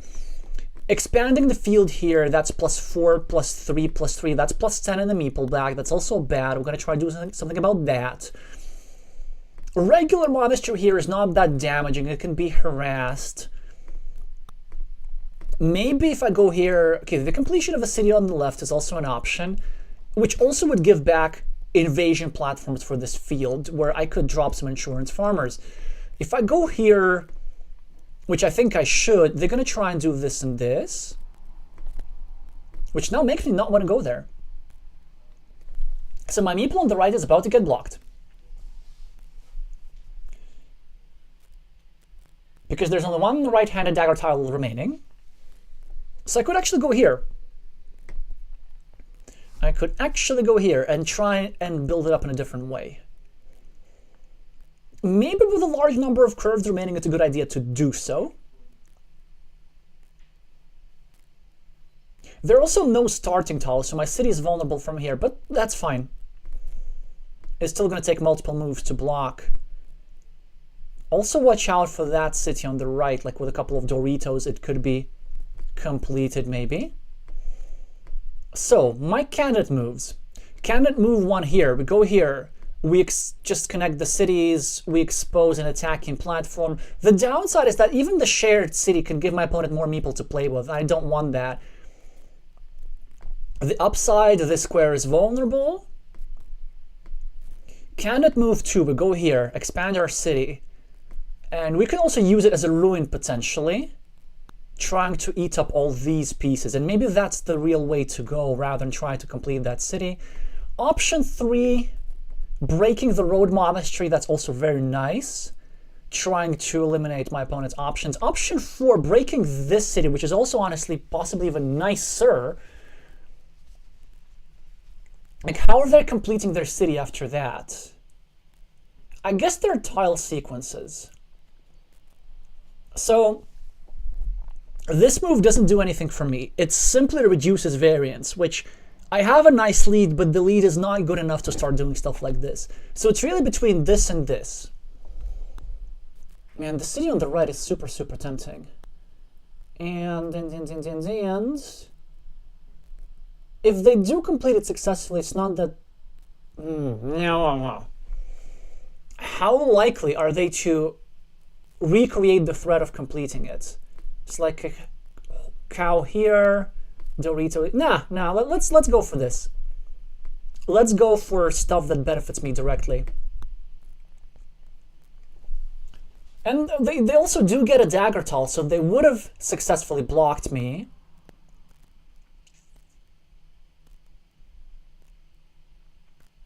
They're about to build up the city on the left, which is the price that I'm paying now. But with enough chances, maybe I get to invade or even block that city. They would be also interested in developing their field. So for example, not the craziest decision is like to go here. Setting up this square. And also setting up a city cap in their newer field. They could even meeple something perhaps. I don't know. In which case I would also need to make a decision. Yeah, so they go for this, which makes a lot of sense. And now my main choices are either going here with the purpose of creating a second attacking platform, which looks strong enough, or going here, but this is actually bad because they can very easily cover up their city. So I think instead I'm going to go here, which restricts their field and prepares another monastery next to my monastery. I think it is by far the strongest move. If they complete the city on the left, so be it. Okay, so they get this tile, which is fantastic for them. They are about to complete or to continue their road. So how do we deal with this? I mean, we could drop a farmer perhaps at some point trying to equalize here and then maybe drop another farmer like this, but it's making my win condition too inflexible, and I just generally like this is a position which screams just go for the imbalance.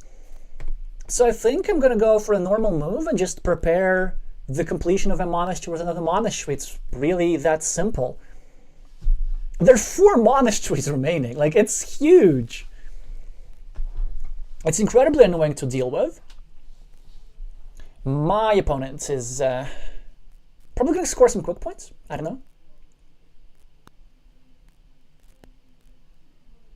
They could also try and invade here. They could also do something like this, build up their city indirectly. Oh, I should zoom out actually. So straight line for me, 3 straight lines remaining. A sizable number of city caps still remaining. Only 1 splitter. And 2 daggers. So their main field is not going to grow like that much. Yeah, I think I still want to go for this imbalance just because that monastery setup that I just made, it's so incredibly hard to deal with. And likely I'm just going to be successful with that.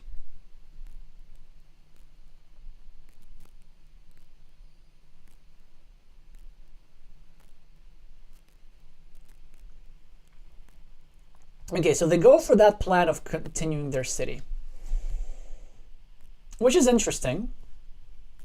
It's probably also correct. So, what do we do now? Now, obviously this is bad. I want to wait for the monastery first. So basically the plan here is just we wait for the monastery first, then we continue. If our opponent chooses to go here, which they won't because they're smart, but let's say if, but many players try to block there. If they go there, then we continue our road and improve our monastery square. So that will be the plan. Now, I could start a new road here. That would be bad. I think the plan is this. Even though it slightly expands my opponent's... I should have thought for longer.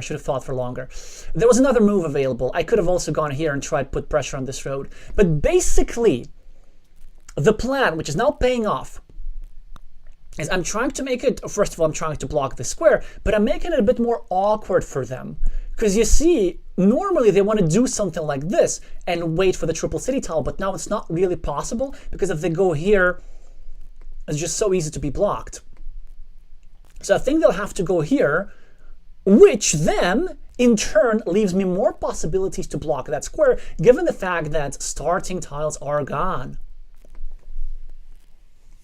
But we should still prepare for the worst. We should still prepare for them potentially completing that city, which I know I could have broken. I had other priorities.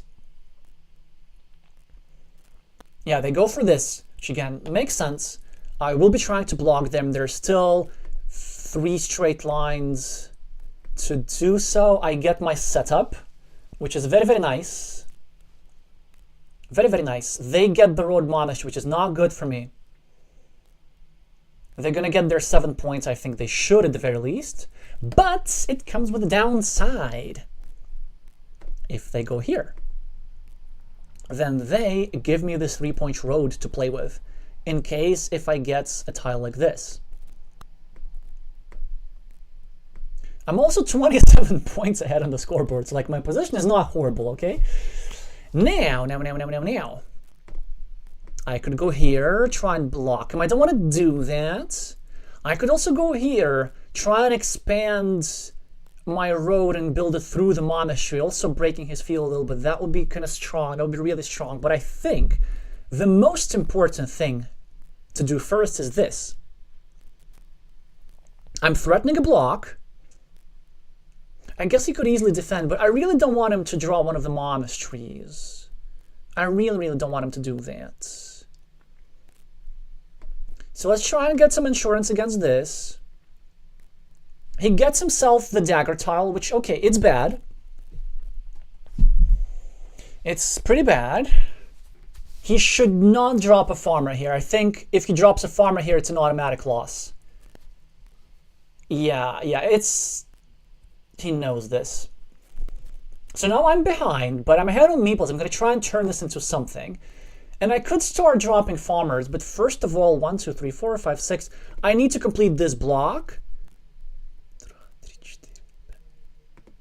And then he might also block me in return. Which he can do that with this tile, actually. But it does give away a lot of points. So I'm not even sure if he's going to do that. I think he's going to just score. But if he blocks my meeple on the right, that's fine, because I can do stuff in this game.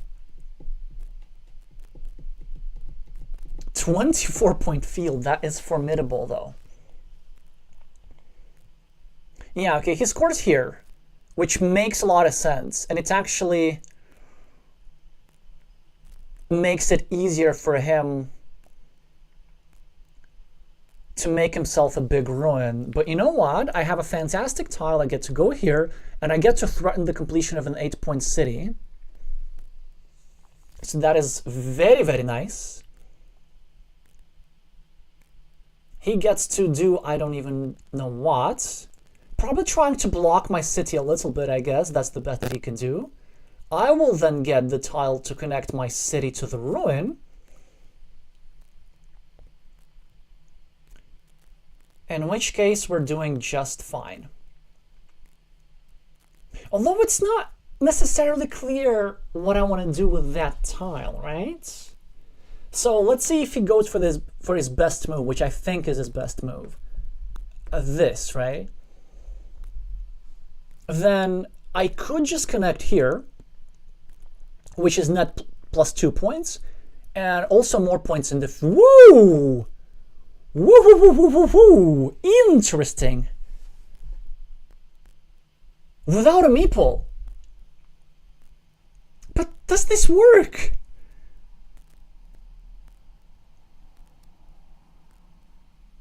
But there's so much stuff that goes there. I'm just happy to see that. Okay, I'm just gonna... You see, now no Sophie's choice for me. I can just connect here.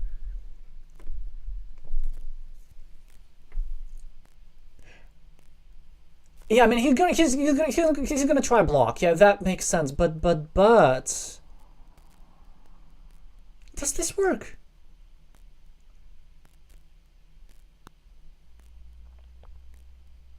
Does this really work?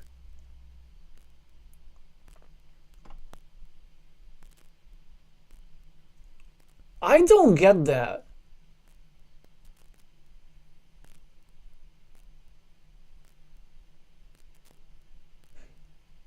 Because also, I can kind of afford to lose those meeples. Yeah, there are 5 tiles that go there. Now, of course, he connects there. He has to spend a meeple. Yeah, that makes sense. Which is fantastic for me, because now he's playing with 1 meeple for the entire game, I want to say. Or maybe not. So, my options, I could go here and actually drop a farmer. And in that case, if he connects me to the field,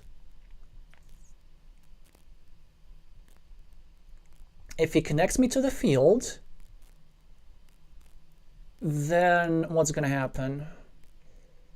Well, then I have a platform to the left to suddenly drop a second farmer. I could also threaten some blocks. That's also kind of nice. And that's very interesting. But I really like the idea of winning without the field. I doubt if that's still possible. That might not be possible anymore. But there are 2 monasteries as well available. Again, I'm up 15. Let's say a couple extra.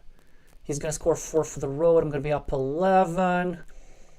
I'm going to be up 13. 1, 2, 3, 4, 5, 6, 7, 8. So I'm going to be down 11 points for the price of 2 meatballs. I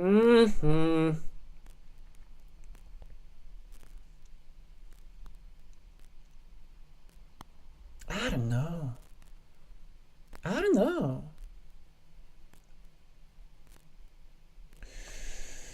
I think I want to go the fieldless route after all. Let's just go for scoring. Like, there's a 4-point loop road. It sort of kind of works, right?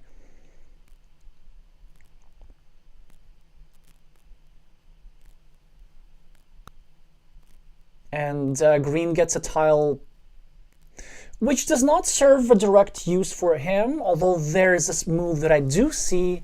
He can set up a 4-point road with a crossroads. Yeah, for example, this move here is actually really strong. So he can set up a 4-point move with the crossroads. In case I get it, I restrict my own meeple. He can try start blocking the square, which also would make a lot of sense. If he's not going to go there, I, of course, am going to invade here myself, given that this guy is inferior to that guy at the moment. Also, the move on the left, yeah, he goes for this. It's good. It's a good move, unfortunately. So what do we do? This is also a move that will make me choose where to use a Dorito. But nah, it's pretty easy. First of all, I have to go here to limit options for this city. Now I get a Dorito. But there's a pretty obvious choice where I'm going to use it. Yeah, it's a pretty easy decision here. So well, actually, how easy is it? Is it here or is it here? Ooh. So this is really greedy. which honestly I don't even think I need. And this move, by the way, it sort of almost kills off the road meeple, but it gives that city meeple some life. No, I think I have to go for this, right? It's just too good. And it's sort of just difficult for my opponent to really do anything here. I still have a couple of tiles that go on the left to liberate my monastery, and if I get them, I'm going to be meepling a new city. So there's still one road Dorito left, plus one butterfly tile. Well, if I get the butterfly tile, that's just the nuts, right? It goes in a variety of... It just goes everywhere.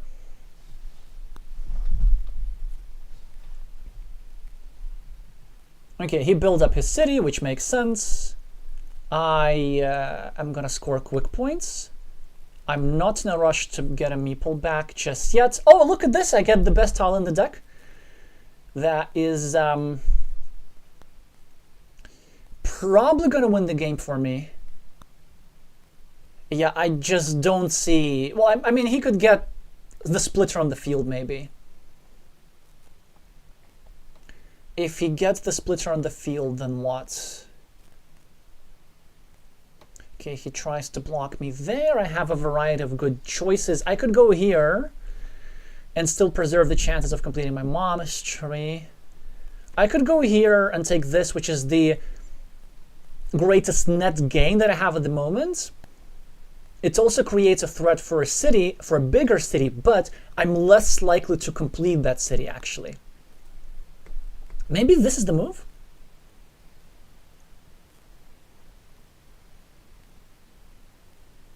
Maybe this is actually the move, huh? Because it's kind of difficult to block.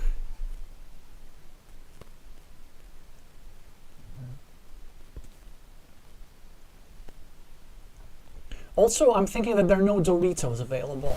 Well, there's the road Dorito, but it doesn't count.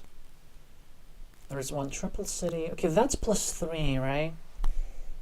+8. Let me think. Or is it this? This surely looks strong. But then here, now let's go for this. It's just the higher impact move, right?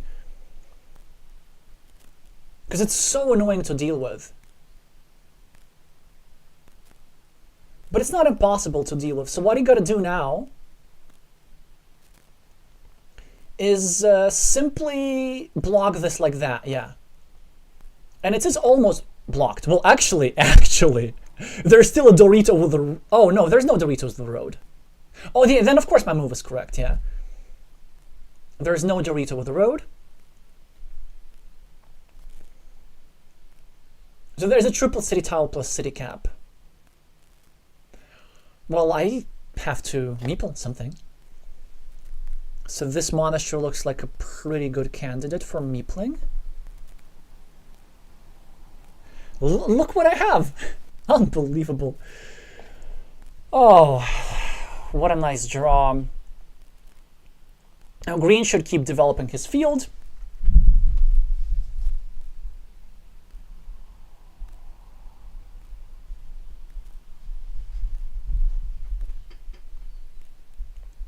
This also happens to be the last remaining vanilla city cap. Yeah, I think, yeah, sure, that works. Although, wasn't it better to block my road? I'm not sure.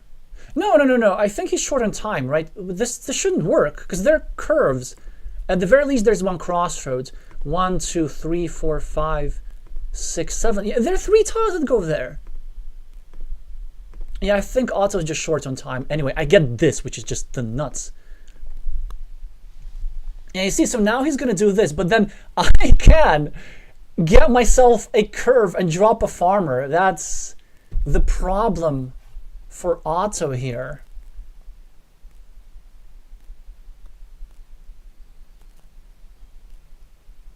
Okay. 1, 2, 3, 4, 5. Ooh. Daggers. There's a dagger available, yeah. So this would be the most obvious move. This is a move that prevents my opponent from drawing a dagger.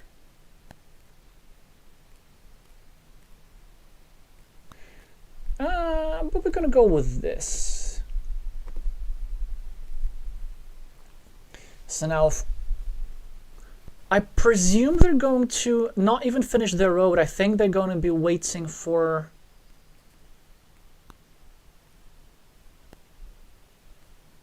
Waiting for what exactly? Waiting for a curve, yeah, so that they can expand their field. Okay, what are the tiles? So 2 curves, a dagger, no Doritos of any kind, no further city caps, no monasteries, no big tiles, no starting tiles, of course, no butterflies. Some straight lines, I presume. There should be 2 more if I remember correctly. I do, yes, tile tracking as opposed to tile counting. Which actually is pretty bad. So he can correct his previous mistake. No, not like that, not like that. Here was the move. Because he gets 3 points, plus he gets to actually try and incorporate the field here. Which now is no longer going to be possible. I could drop a farmer here already. I really could. Or I could just score for my monastery. I could even complete my monastery. I could actually complete this. Wow. I mean, there's just a lot of choice that I have. Oh, there's even an extender. Like, I get a move on every turn, basically.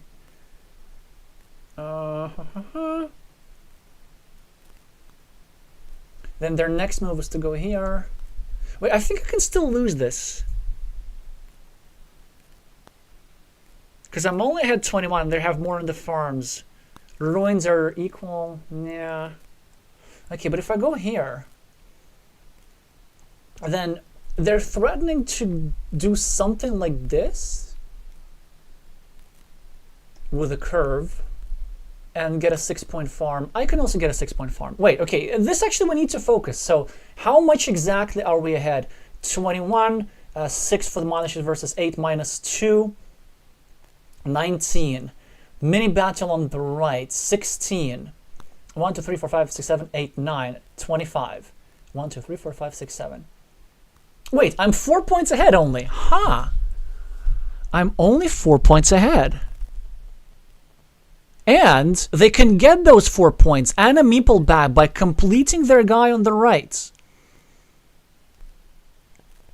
So if I go here, I get 5. They can invest. Yeah, so they plus 1, 7. I think I should squeeze this out, although.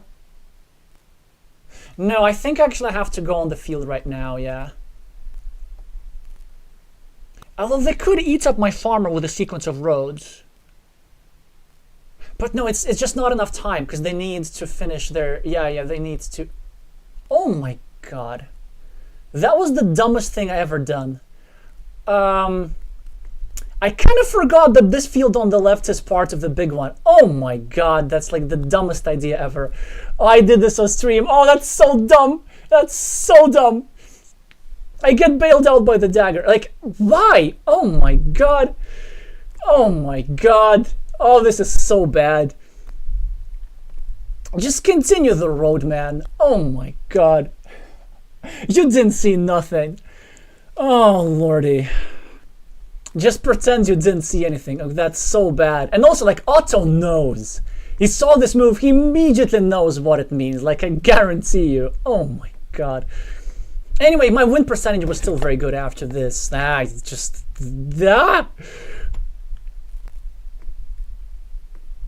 Oh, that was so bad. Then I was thinking, yeah, why is he making mistakes left and right? Why is he like building? Obviously. I mean, this was a mistake. Like, he could have blocked my road, but oh god, that is so bad. How did I not see that the farms were connected at the bottom? Oh my god. Anyway, wonderful win. Big city at the top. Beautiful, beautiful game. Look at how well I'm playing. Oh, man. Doesn't matter. It's just the result that matters. But it's interesting for me to see, like, how bad was that a move? So it cost me 1 point.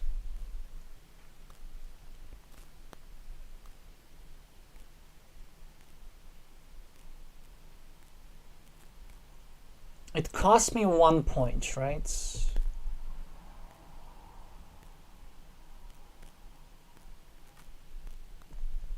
I think this could have led to a loss, actually. Yeah, so what I should have done, I should have gone over here, of course, and then tried to complete my monastery, actually, in an efficient way, so that on the penultimate meeple, I would complete this and meeple this 4-point road, and with the last meeple, I would go here. Yeah, I think I had enough. But anyway, let's just not remember this endgame ever. You didn't see anything. Oh lordy. Okay, let me just update the score to something more pleasant. Yay, 2-1. I'm 1 game away from... we actually have to abandon this one because of the wrong starting player.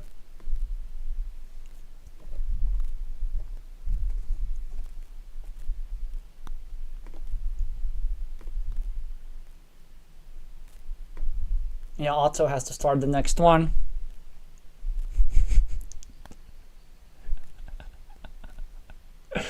Yeah, I know. I'm streaming with a 1-minute delay. Now your messages in the chat are kick in. Very, very well-deserved roasts. Okay, well, he starts with a dagger. Although I'm actually curious, like, does he... Now, he must know. He must know. Like, whenever... This straight line, it means exactly what it means. Oh, lordy. Anyway. He goes here, gets 4 points. How do we... Well, obviously, we're gonna get 4 points, or 2 points at the moment, in a way which doesn't give much back. So it doesn't give back fields, roads, good roads at the very least. Doesn't give back good monastery squares, and so on.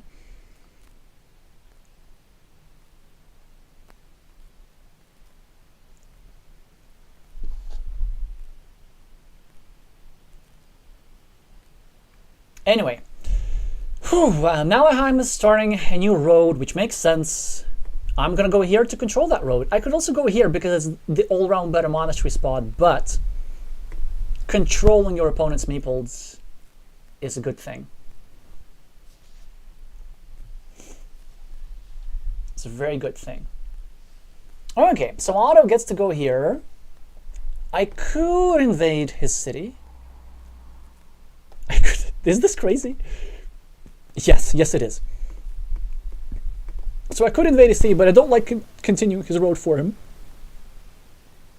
He better put in the work himself.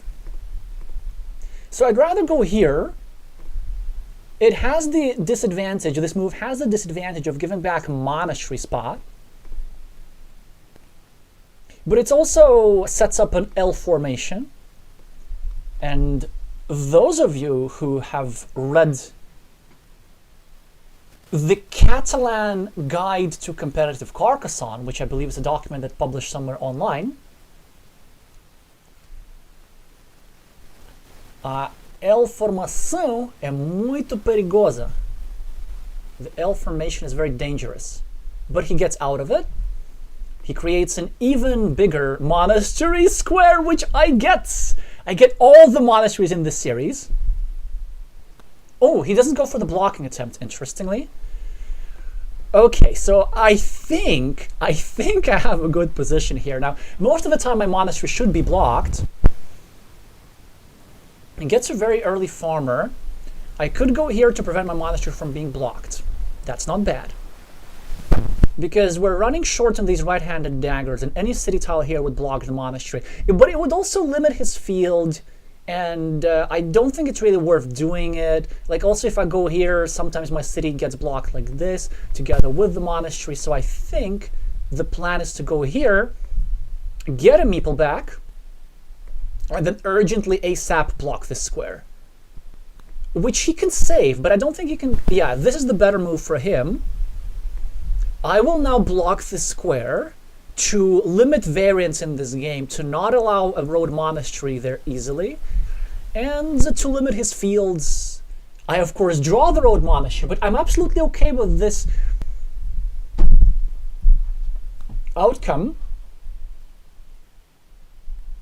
because he doesn't have the big field. Well, he gets the dagger. Oh, he's so lucky. Look at this. What are these draws? I was supposed to get the dagger. No, he isn't. I'm having fantastic draws in this match today. But he got something. He's going to deny me a meeple. My yellow guy is going to get stuck with 8 points, which actually makes me think that I probably would prefer green's position here. He can still develop his farm pretty easily to outscore my monastery. Pretty easily. So that monastery was a trap. Anyway, currently my blocked monastery is outscoring the farm. My blocked monastery on the left is outscoring green's road. All the fields are separated, and we don't have to allow a big field, but if we allow a big field in this position, then green should win. Because I'm going to be 1 meeple short the entire game.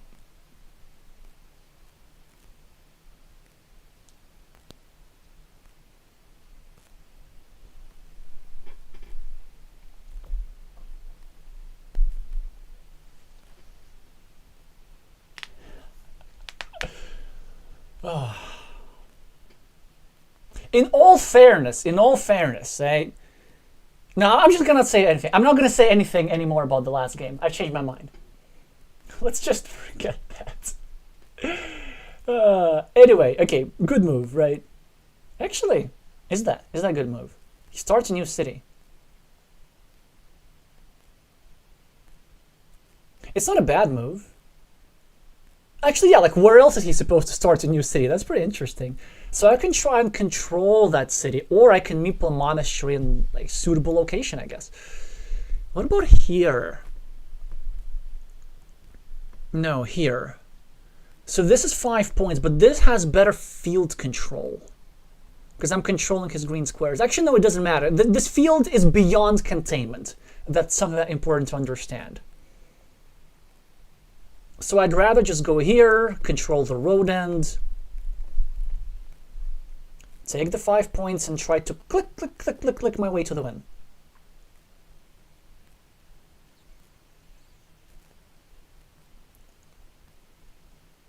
Of course he starts a new road, but I get an extra monastery point as a result. His city's so dangerous, we must go here and block it. No. Never do that, by the way. This early in the opening, I see even expert players do stuff like this. It's so not worth the shield. Ooh! But. All 3 daggers have gone out. It's still not worth it. It's still horrible. If he finishes a city, he finishes the city. Like, I'm not giving him this many points. Now, I think this is the move. No, this is the move. Because, look at this. So I have to discard this tile somewhere. Like, there are no good moves. I guess actually, is it crazy to build a city like this? And the answer is yes, it is. It is blockable in 1 move. Don't do that. Like, he places something over here, and then this square is blocked. So that's bad. Ooh, finishing his road and starting a new city. Maybe that's not crazy.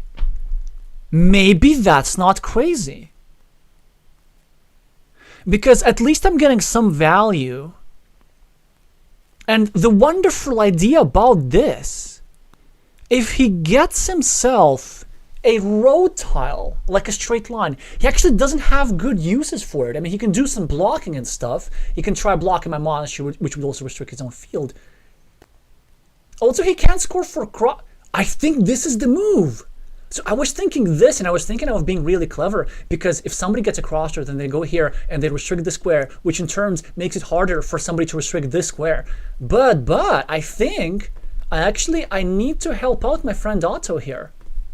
Let's go. Do let me know, obviously I will see this with a couple of minutes delay, if you think that's a good move or not. I think it's interesting, like in that particular position, just because it makes my opponent so much harder to use road tiles. Okay, he can still use a curve. Not anymore, actually. Because if he uses a curve, then his city's kaput. Okay. Now I get myself a city cap, which is nice. And what do I do with it? I guess I continue my city, right? It's not the worst idea.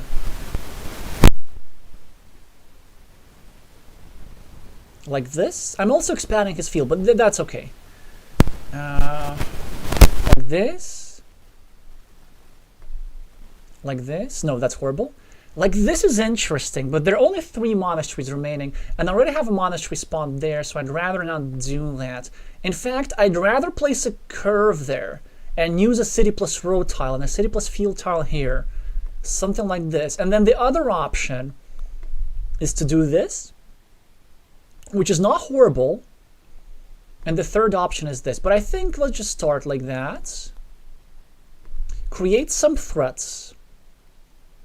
Oh, that is bad. That is bad.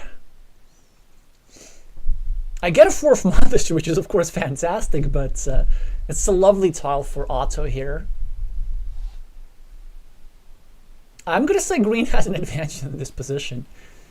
Because the monasteries are nice, but they're not easy to build up to completion. I'm still gonna attempt that.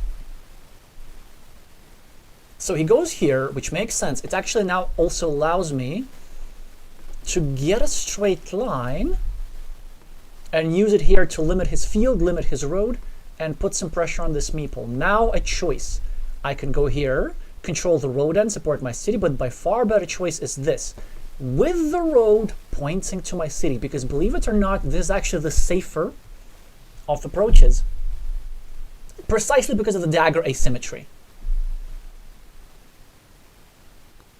Yeah, it's an interesting game here. Like, it's really, really interesting. Okay, so what do we do? He finishes his city probably. Now we go here, or even here. This is not crazy. This is even better, maybe, but I leave back an easy invasion spot. This move is nice. So it's kind of sets up Dorito plus Dorito pattern, but this square is getting increasingly vulnerable, so I don't like that. This square I think is okay.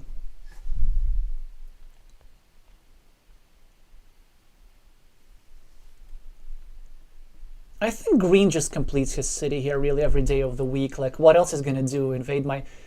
I'm not sure. Ooh! So leaving this empty. Okay, this makes sense. Don't get me wrong. But now maybe okay. Okay. This is strong. This is strong. Oh, this is so annoying to deal with. Because I kind of want to take out that city cap, but I also don't. Yeah, I also don't. I think I just need to build up my city here. And what happens to my monasteries, what happens, happens, right? What happens, happens. And so far, nothing bad happens. Because with a straight line, he can't block. And all I need to do, I need a single curve to survive. Okay, now he's trying to block my city on the right. Which makes me think, do I even go here?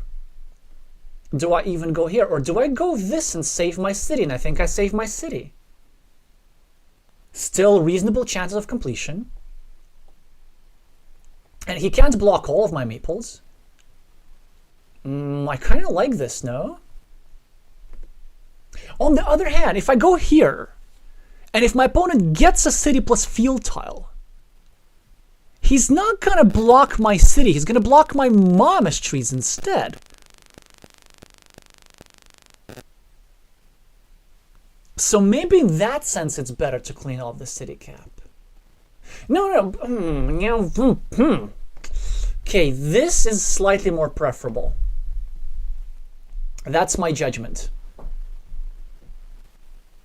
Now let's see how greedy he gets. Hopefully he gets really, really greedy and takes the city cap, which would be a mistake.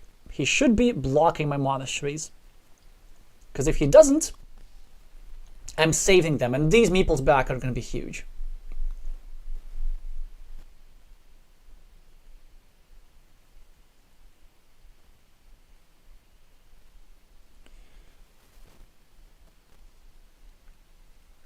Napalm Eye saying another handicap idea. Can place meeples on only every other move. That's interesting.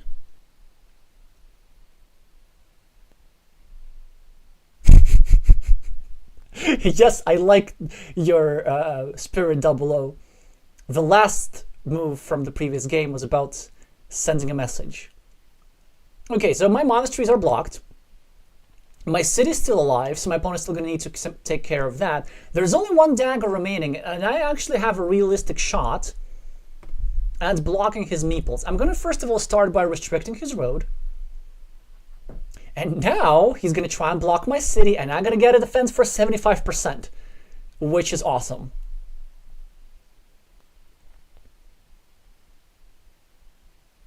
Oh yeah, by the way, so the point of this move is not just to create an attacking square against the city. It's part of that, but it's just to prevent this road from expanding. It's also cut some green squares in the field, which is still surprisingly at only 6 points.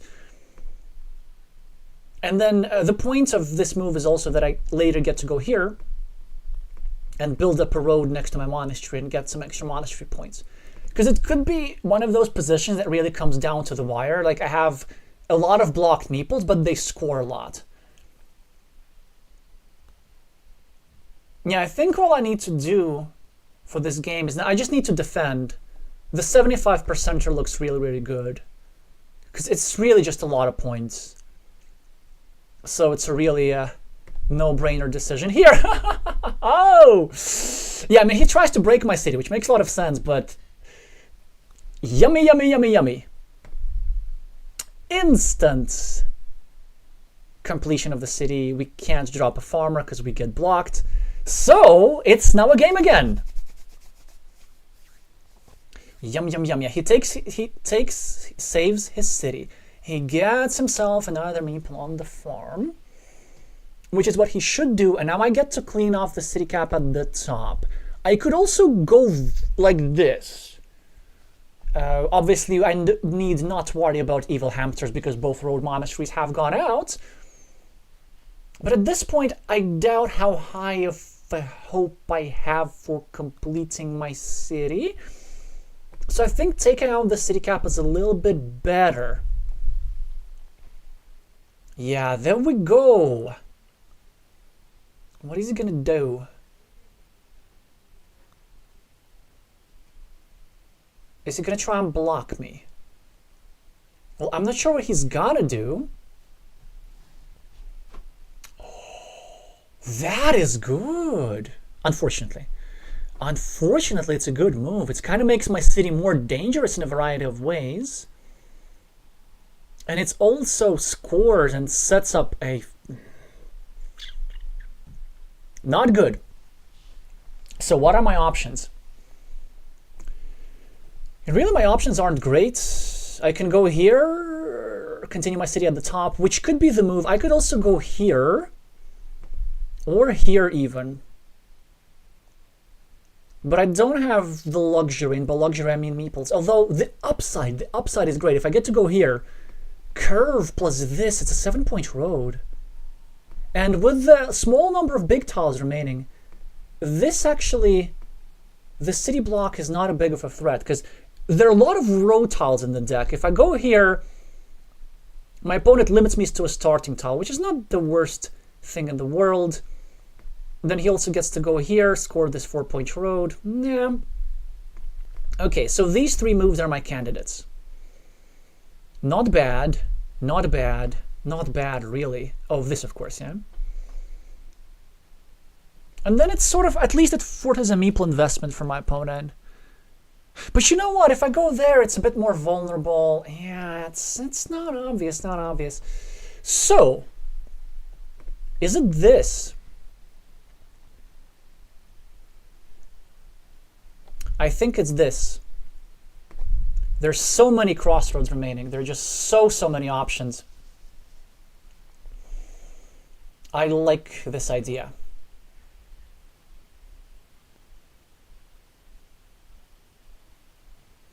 This idea now going to be nowhere near as strong after my opponent's move, who gets extra points for this city camp. Now, I could go here, but then this can get me a meeple blocked in one move. But then it's not very likely to happen because we're running short on city plus road tiles. So I think I'm going to gamble. Let's go. Okay, there we go. There we go. So now it's not that easy for my opponent to block me. Not easy at all. And I can score some good points here.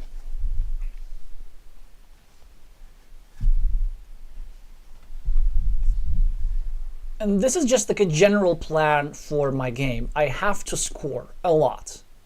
Last meeple, last schmeeple, I don't care. Unfortunately, he finds a very strong move that does not block my meeple, but restricts it. And so what can I do? Well, not all that much.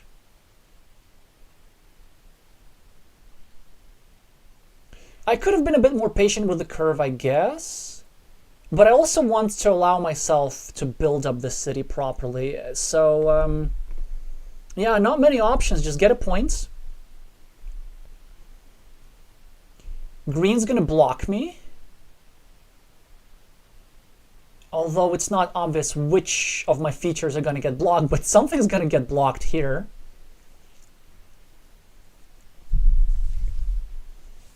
Yeah, maybe that curve was a tiny bit premature. I don't know. I don't know. Yeah, you know what? I think it was. I think I should have just added a point to my monastery, but the reason why probably my curve was not that great is because the quadruple crossroads were still in the deck. And then with the quadruple crossroads, I can no longer take a meeple out. Yep, that makes sense at all. That makes sense as well. He's now trying to make it harder for me to complete, or really just block this permanently. So a straight line that goes here can easily damage me, or a curve can easily damage me.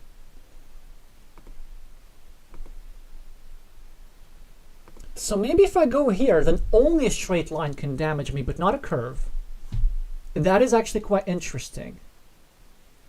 And it also makes it so that I have a Dorito plus a starting tile combo to complete. This move is not that strong, really,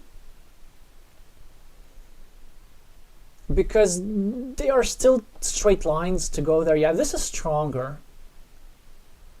Okay. So monastery for my opponent, which probably should be meepled, actually.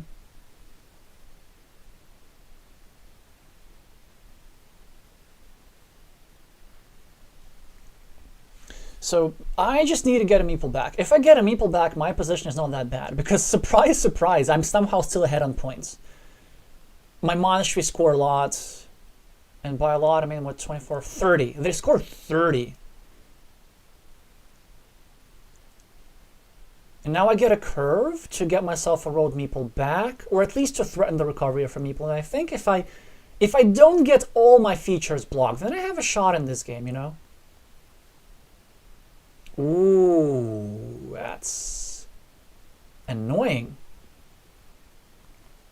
So at the very least, if I get blocked, my opponent gets blocked too. But I think now it's not about relative numbers of meeples, it's about absolute number of meeples, which is 0 for me. I still have to try this. I still have to go here. I really want to get that meeple back. And here's also like a tricky thing. My opponent could invade in theory. Yeah, he's really trying to limit that road, which honestly I might be fine with. But I think I have to continue the road, right? I know I'm helping him with the monastery. This is so bad. But if he invades, I get to block. There's so many crossroads. Come on, 6 crossroads, man. I have to try this. Let's go. Let's go. There we go. There we go. Wonderful. He gets the scoring here.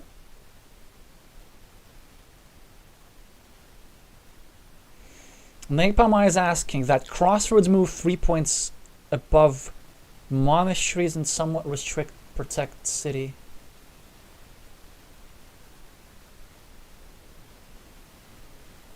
Yeah, that would have been a really strong move, actually. Well, I could also... So it would also make my opponents easier to block my meeple with roads. Anyway, that was a bit past. 1, 2, 3, 4, 5. So I think we have to do this in order to not allow my opponents to benefit from a road end. And look at this! Look at what I have! Dum, dum, dum, dum, dum. Isn't it wonderful? I have a meeple, and I'm equal on the scoreboard. I have a boatload of monasteries. I'm down on meeples a lot, but as the tiles are dwindling, I actually maybe get to do something in this game. There's only one monastery remaining, which can maybe allow me to block his monastery in the future. Although it's unfortunate that actually he probably does get a meeple back. But not before I manage to do something about this. Also, you know what? My city at the bottom is kind of still live. And I am planning to pursue its completion. Like, what is Nallerheim going to do here? He's going to invade my city at the top. He's going to develop his monastery. He's going to block my city at the bottom. I guess the option which I would find most unpleasant is just the scoring route, if he simply develops his monastery. I really don't want him to complete that monastery. I kind of feel that he could outrun me if that were to happen.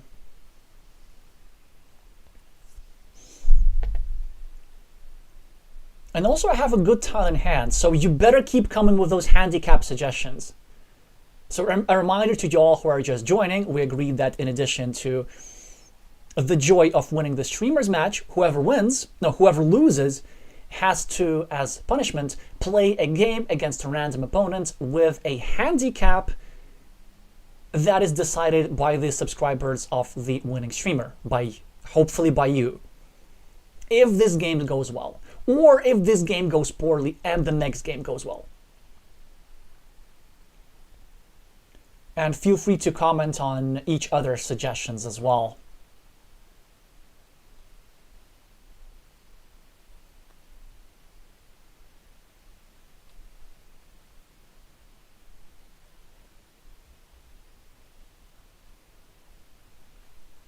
Oh, okay, so you're suggesting something different, Napalm. Yeah. No meeples, of course. Anyway, road survive. This is nice. Questionable means, but you know, that's okay.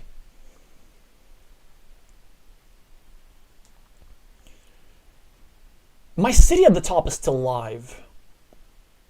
Like, all my cities are live. How is it even possible? I guess we should do some tile tracking as well. 1, 2, 3, 4, 5. Some straight lines. Not many straight lines, really. So in fact, statistically, I'm more likely to draw a tile that fits into the square at the bottom before I get blocked. Oh, sorry, by the square at the bottom, I meant this one, of course, because there's still 3 tiles that fit there. Well, there's still 3 straight lines to block, but there's also this starting tile that can sort of indirectly protect, limiting the city. Yeah, and also the thing with this tile, why it's so powerful for me, I can score extra points with it. It's so good. And also I have some alternative win conditions, like whilst the second farmer, which is of course there for insurance, is not connected to the main field, maybe if my opponent starts scoring too much, I can go here, drop a farmer, and like invade like this. In fact, at some point I probably want to drop a farmer there anyway. Okay, he goes for that move. It's so unfortunate. It is very good. It is very good, but it's so unfortunate that he does this. Oh, man. Well, anyway, he leaves me no choice. I gotta try and add points to myself and also create threats of completing my city. I could do this, but I think the strongest move is to go here, just to not allow my opponent easy blocks with Dorito. And if that, let me see. Well, actually, the completion of the city like this is not very likely. I need like Dorito, triple city, Dorito. Well, there are only 2 Doritos remaining. 1, 2, 3, 4, 5, 6, 7, 8. Yeah, only 2 Doritos remaining. So this is really not great. And 3 city caps. Well, that's a lot of city caps. Huh. So what if I bet on the other city instead? But you see, if I do this, it's kind of the same problem. Although it gives me an additional pattern. It gives me triple city, city cap, and this is actually not that bad. Or simply Dorito city cap. Hey, maybe this is not that bad. Maybe this is not that bad. So I might have to do this move, which is counterintuitive because it still allows my opponent to block me. But maybe I have to be okay with that.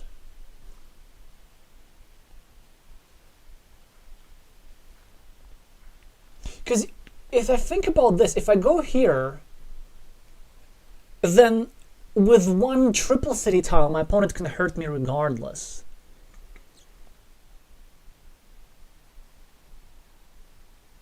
On the other hand, triple city Dorito is like, oh, wait.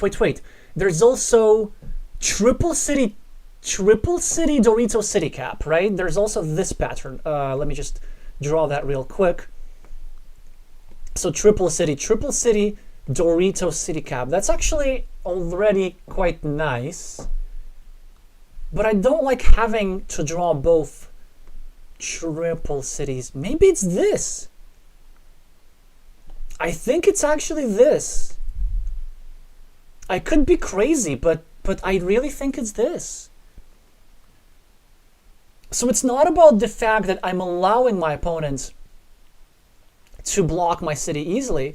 It's about like the overall probability of completion. I get my key tile, which could go here or here, but I think, I mean, we have to go for this, right? We also get some scoring opportunities, which is also nice. And now my opponent has to try and frantically block. Unless they simply want to take 3 points for the road, which they might. Which they very well might.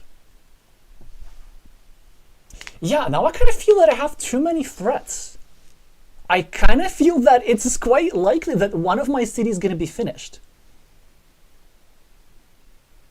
Because it's Dorito city cap at the bottom, or like triple city cap. It's just 1 city cap at the top. Green is starting a new city on the right, so that is quite annoying. And in fact, what also green can do, they can go here and bet on the last monastery, which I really think they should.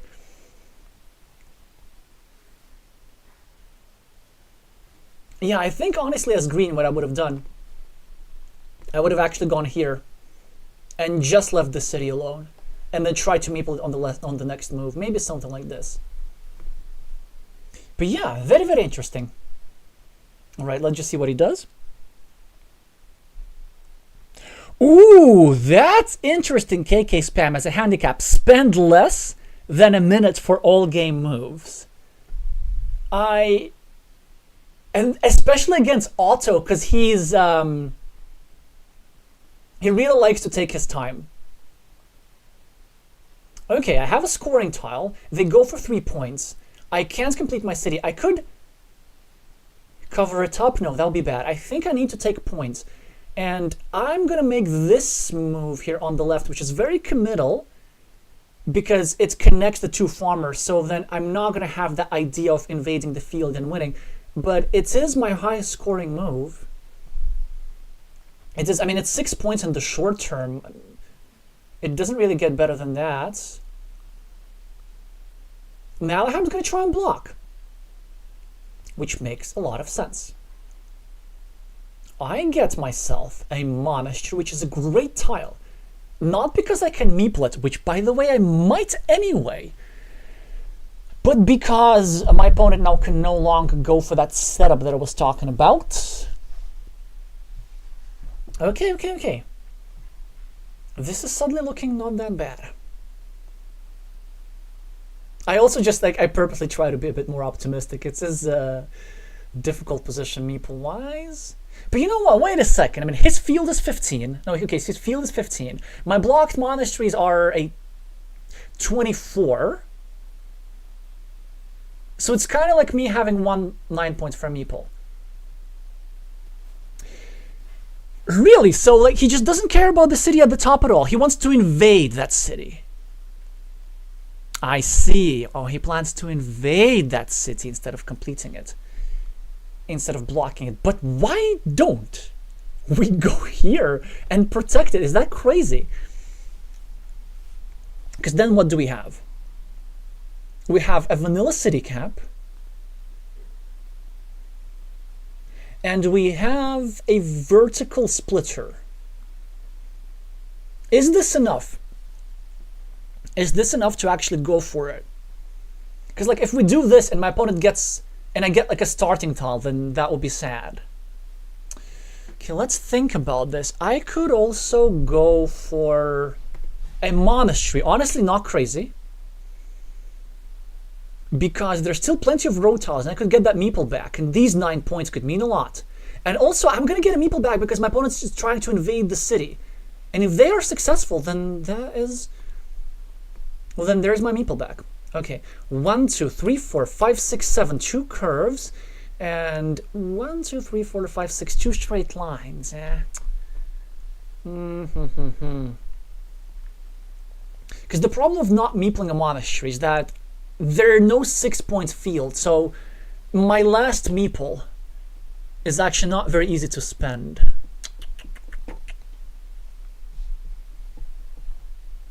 So again, if I go here, 2 tiles that are suitable for me, then he just goes at the top and tries to continue blocking. Or, you know, maybe this is not the worst idea, trying to set up a blocking sequence. Now let's go for this, actually.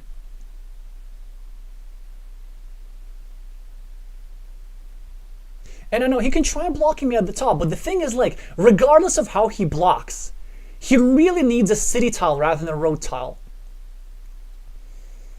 Because if he blocks with the road, then I have the starting tile available for me. Okay, although I have miscounted a lot today, I do have a starting tile available for me. I'll do you one better. I have 2 starting tiles available for me. And I have that crossroady thingy. I mean, okay, now this move, right? Do we go here? Actually, I don't think we do. I think here we'll wait for a Dorito. Although, there's a Dorito with the road, which I can use. But I think this move is a bit stronger, no? This move is also a possibility. I want to just take the points. This move gives me 3 points. As opposed to all of the other moves, which give me fewer points. Okay, so starting tile, the first one goes for him.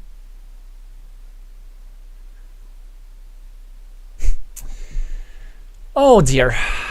And he's trying to finish his city, of course, right? That makes all the sense in the world. I get the last vanilla, which is great. Now it means that he can't actually finish his city easily. But the problem, if I do either of these moves, he's going to still have a tile available to him. Another problem is that we're actually losing on time. Ooh, do we do this? No. Or do we just invade? Okay, we just need to count the points and realize what's more important. 4...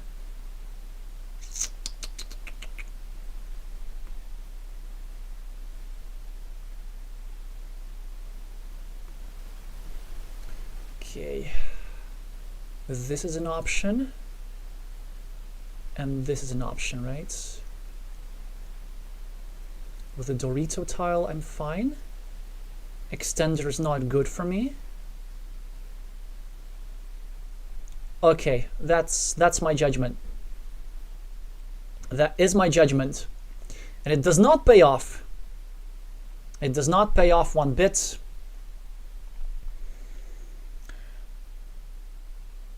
Because now we know that I would have blocked him successfully. But you know, that's hindsight right there. So my rationale was that I still had 3 tiles to get a meeple back. And I still have the threat of the completion of my city at the bottom with 2 patterns actually. So in that sense it works.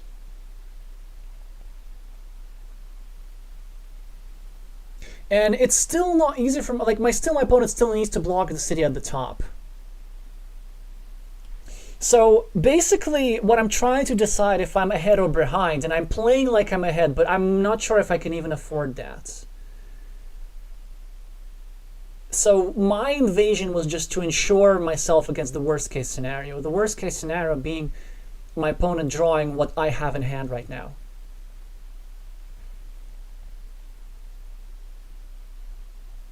I don't know. Well, anyway, now no need to assess the move, let's just keep thinking. So I have 3 points there, 9 points there, 12, 16, 17, 18, 20, 22, 24. Oh, that's smart. 27 extra, 23 extra, plus 8, 15 extra, 4. I'm still at plus 11, no, if I counted correctly. I'm now plus 12 after this move, which I may or may not come to regret.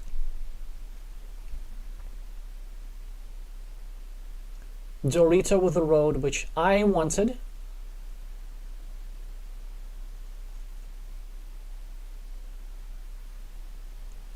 A Dorito with a field, which also, I mean, it will give me 3 points, I guess, in a meeple back, but I probably wouldn't even use it.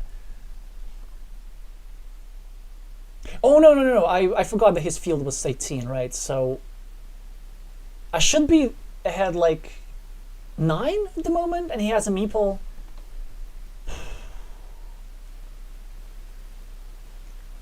Yeah.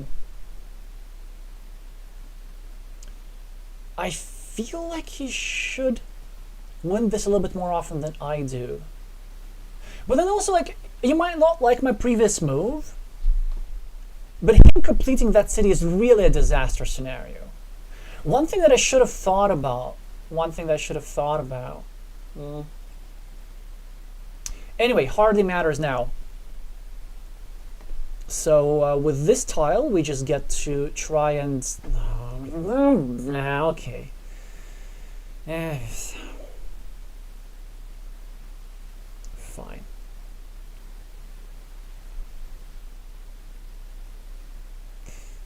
Yeah, I don't have outs to complete any cities really.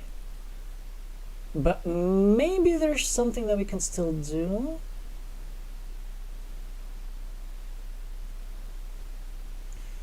What is that something? I think that something has to do with fields. If I can get myself a meeple back on the next turn. Wait, by the way, I'm sort of like still technically a bit ahead. But my opponent just scored 8, so I'm ahead like 1 point now. And I can get 3 on my penultimate move, but then my opponent gets 9. I guess I can prevent... okay, now I hope that they don't draw curves. 1, 2, 3, 4, 5, 6, 7 now, but they have curves.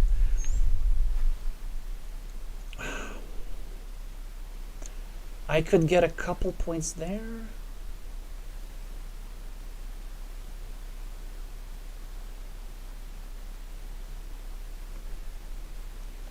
Okay, let's go for this. Well, that's actually a nice draw.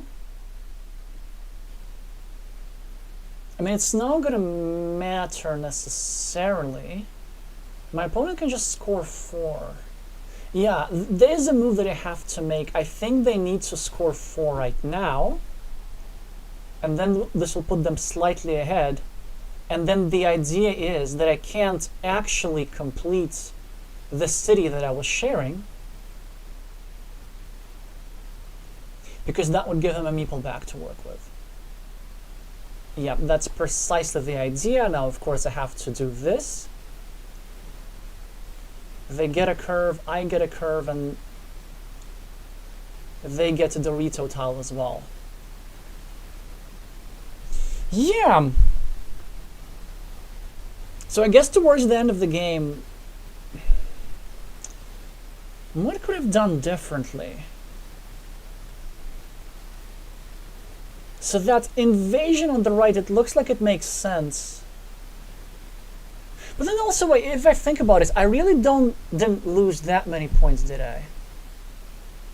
Yeah, they do this, which is also smart. And I'm gonna block them a little bit. They're gonna get the Dorito. And they just get 1 point for the city. Yeah, so I should lose this by 5, something like this, 4 or 5. There is no guarantee that I counted correctly.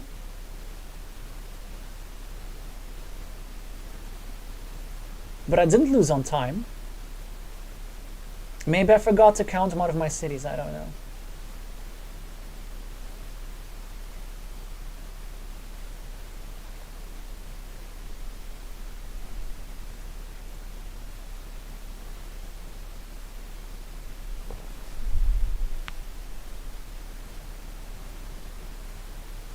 Yep, exactly, that extra piece of city.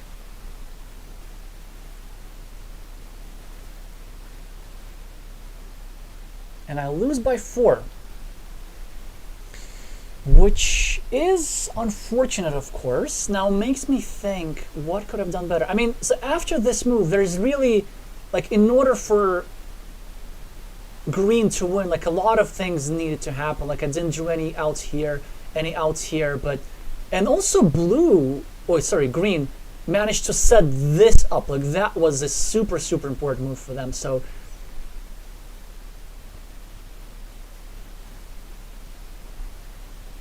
yeah, I'm not sure. Because maybe if I don't block that city, then the idea is that if they complete this, then I can complete this with a greater likelihood. Because if they draw the splitter tile, then I have myself a crossroads too.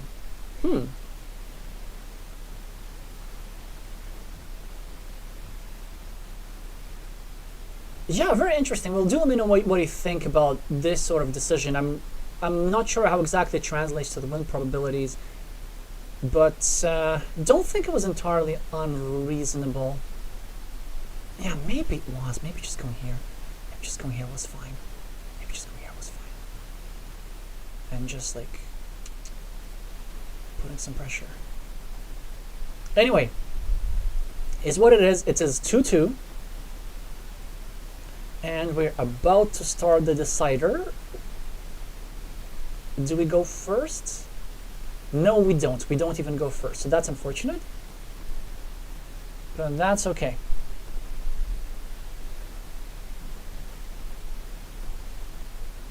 Actually, don't have to abandon.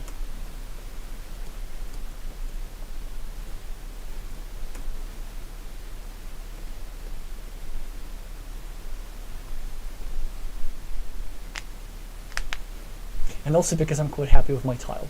Although this is not true. Like, in reality, it doesn't matter what are the first 2 tiles drawn. Even with the worst tile drawn for first player and the best tile drawn for a second player, the first player still has a greater chance of winning. Because that's endgame situation.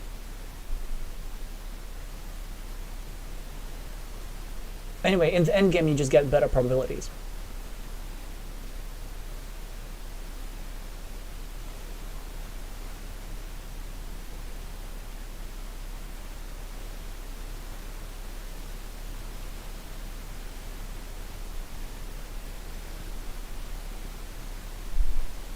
Afonso, just to explain the task. So the punishment, kind of the handicap game that's going to happen after the stream, it's not us playing against each other anymore. It's going to be the loser of this match playing against a random opponent in Board Game Arena. Against an unsuspected opponent, actually, who will not even know what's up.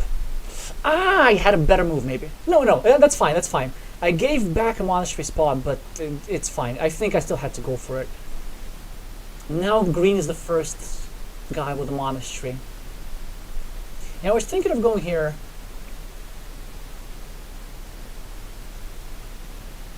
Kind of continuing that indirectly with the explicit purpose of denying a monastery spot. But if I were to go here, my opponent can go here and pressure 2 squares at the same time, which is not a good thing to allow.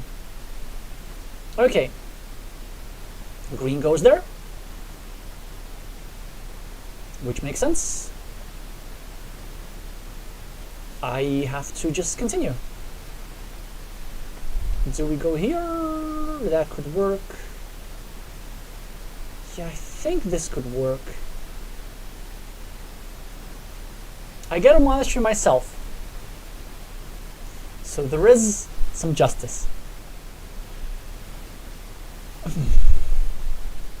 I'm not exactly sure how I'm going to use it though. I want to equalize my opponent's monasteries, but it's not clear exactly how. The move for green is pretty clear. I mean, he gets to continue his road, start a new city. But knowing Otto, he might be tempted to go here instead. And to do something like this, right? Which is not bad. But this move, it just adds him an extra point to the road. Only he does none of those things, which actually makes my move so much easier. I was planning to go here, but now I can also finish my road, equalize the monasteries, and be the first one on the scoreboard. Just that little psychological benefit. I think that's the strongest move, right? Because anything else that I do, yeah, it just scores less. I'm also controlling his city cap. My monastery is ever so slightly vulnerable on the right due to the fact that there are only 2 starting tiles remaining, but that's not a big deal.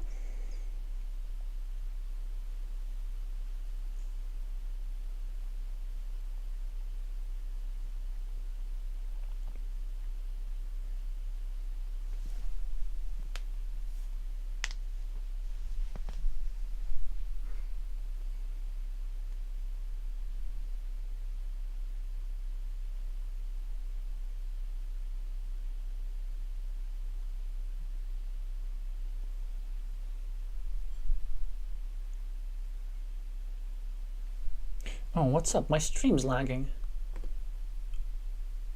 Let me just check it. No, it should be fine.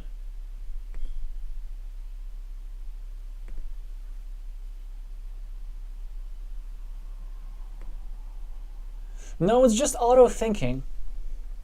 Yeah, I'm not sure what he should do here, really. Continuing his... No, yeah, okay, I can understand why he's thinking. There are really not many great moves available, although I see one. I see one which I think is really good. Okay, so the standard move, I guess, for him is to go here, continue his road, try to pressure my city. The reason why he maybe would not want to do that is because of the vulnerability of this square, with both road monasteries have gone out. But a move which I really like is actually going here. Not continuing his city, starting a new city like this, and then getting a curve to finish his monastery, and then later kind of continuing a road like this. But I think it's very hard to spot. I mean, Otto is obviously capable of that. He's capable of everything. And he goes for more of a standard move, which now begs the question. Do we do something weird? Do we do this? Is it crazy to do this? That would be a consent move for sure. So it kills off a monastery spot. It makes his road more awkward. I kind of like it. So this I don't like because my city can be invaded. This I don't like because my city and monastery can be blocked. This I don't like because it's easy to defend, but this... I mean, there are some good tiles that he can draw. But I think it's unbelievably annoying to deal with. This is some of the tile that he could draw. But I still think this move is kind of fun. And also it's not exactly obvious what to do against this, although I see a clear idea. I think he just goes here. There's another idea of going here.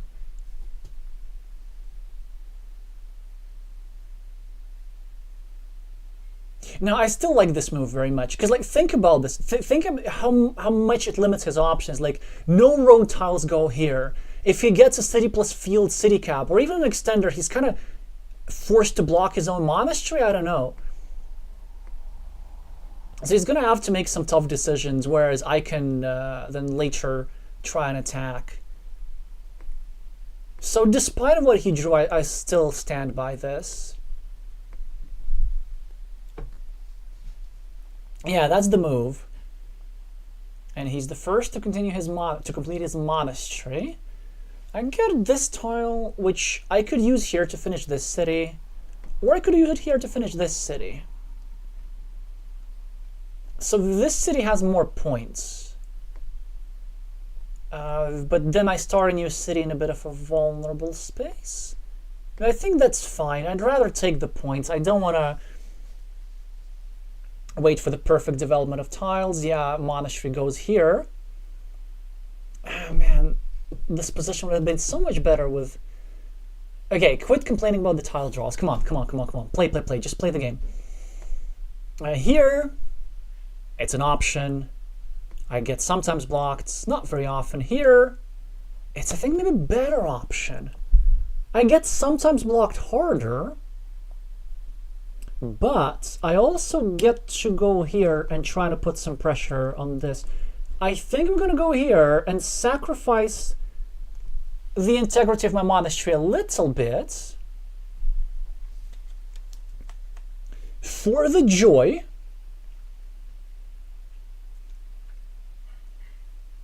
of playing a better attack against his city. And also, you see, with this tile that he has, he can block my monastery, but he will be leaving me 3 tiles that fit there instead of 2. So that's also nice.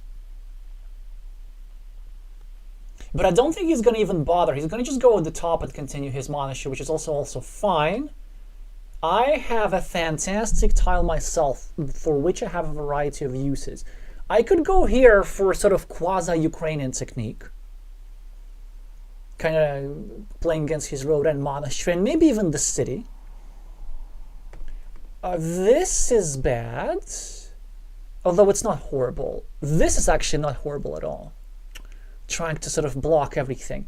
And this is also pretty interesting just because it scores a lot.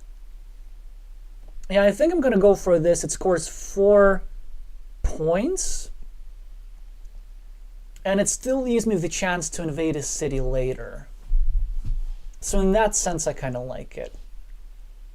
Unfortunately, Otto's about to break my road. Also, I'm ahead on the scoreboard, yay. Green still has a favorable position. But let's not think about it right now. Yeah, I think my move was correct. Just because he has many, many tiles with which he's threatening high scores. Most notably, of course, I told you. I knew that. I just saw that from a mile away. Just playing the best move again. So annoying. It's also indirectly protects his city, which is even more annoying. So what are my candidate moves? My candidate moves would be this, kind of connecting the fate of the road and the city, which is not the worst idea. Because then I could have my meeple blocked, but it can expand here. Then these 2 guys are sort of vulnerable a little bit. I could also go here and prepare another monastery, and I think this is my preferable decision. Just because if I get a monastery, it's going to score really, really well. Really well. And it's difficult to block as well.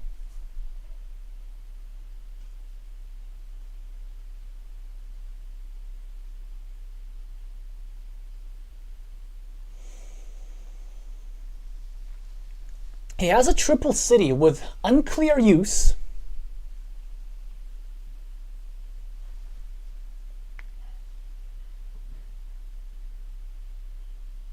Or maybe it's not so unclear. Yeah, that's actually pretty good. So I was thinking of going here, finishing my city, equalizing the road, but then it sort of protects his city a bit too much.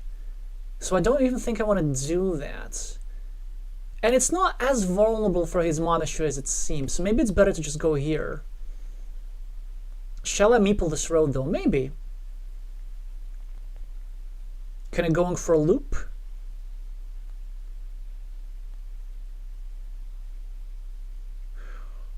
It's a bit of a slow move. That's my problem with it. So maybe this is actually a little bit better. This invasion of the city is way, way too much. I don't think I can afford to do that. I need to wait for better tile. What about this though? No, this is bad. This is just bad. This is not crazy. This is not crazy, by the way. Setting up a Dorito, setting up a straight line, making my monastery a little bit more vulnerable, but the idea is... no. I can lose 2 meeples like this. I don't want to do that. I think it's just this. And then what else? Do we meeple the road or do we not? I think I can't afford to meeple that road. I need to wait for another curve to do that, yeah.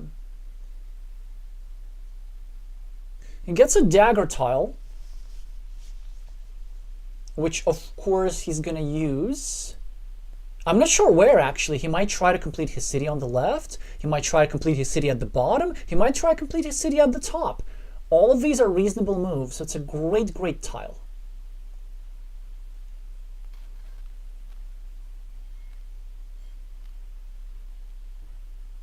And depending on what he does, it also influences my next move as well. He goes for this, which makes sense. And originally I was planning to do this. I might still do that. I mean, it's such a strong move. It's 6 points for the road, right? By the way, never do this. It's just too weak. I want to keep that monastery spot and finish that with a monastery. He can't do nothing about it. I think I want to do this, actually. Just because there are only 2 tiles that fit there, first of all. And second, it is now more difficult for him to build up the city on the left, because now he can't go here, because if he goes here, then this square is blocked. So he kind of wants to either go here first, which might never even happen, or he wants to go here, finish the city, and then just sacrifice this meeple, which is some form of compensation, right, for me. Let's see what he does. Probably what he should do, really, is just go here and threaten the completion of the city. Because why not? Just YOLO that city. Like, I think this is what I would have done.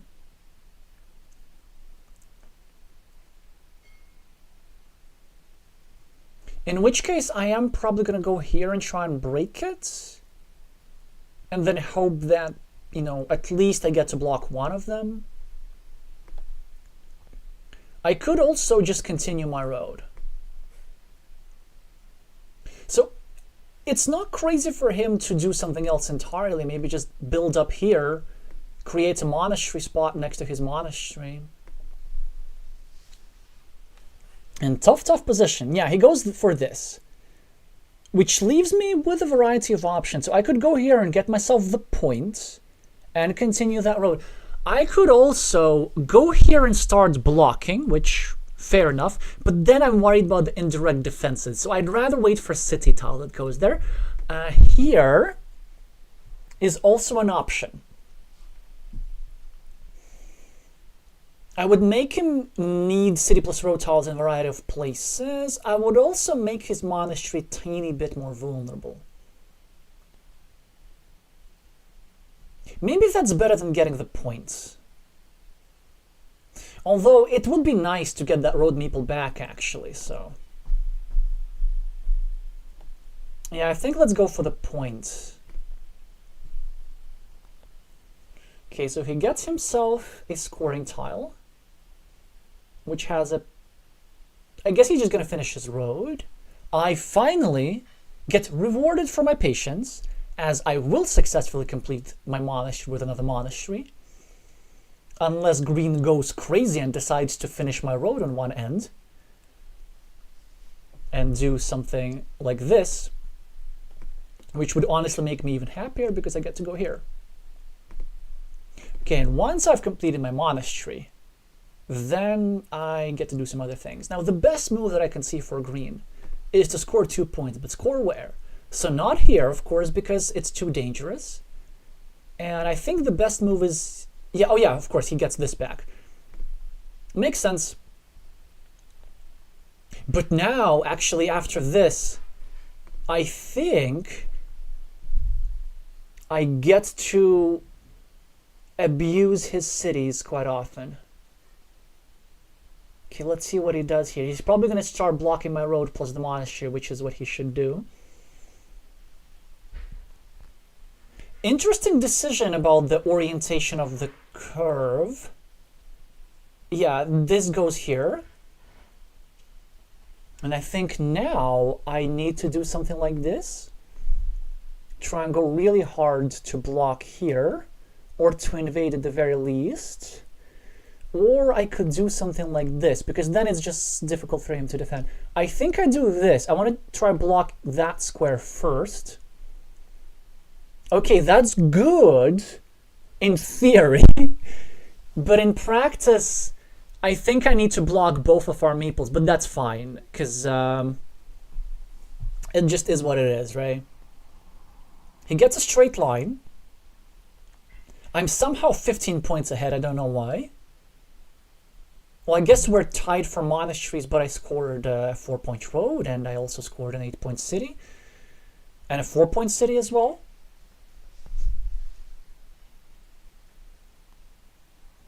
Yeah, that explains it.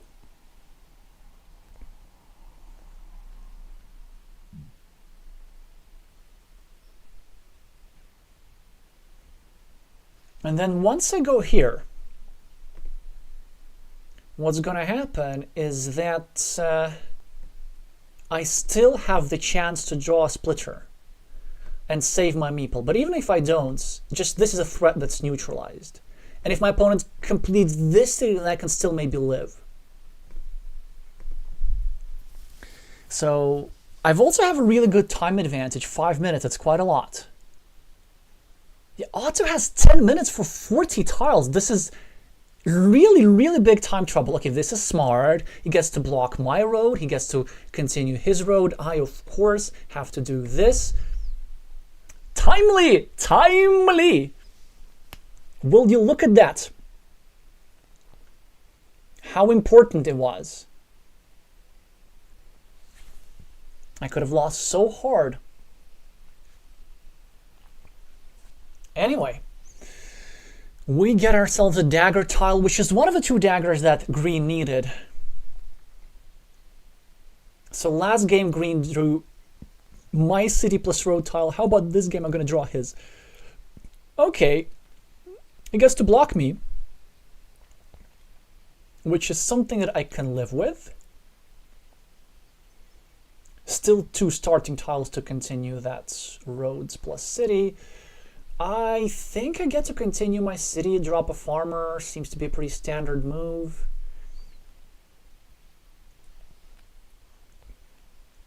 Sounds like something worth doing. Although I wish the sequencing of my tiles a little bit different. Yeah, he's trying to block me permanently, which is, you know, is what it is. So what do we do then? Well, we get to score.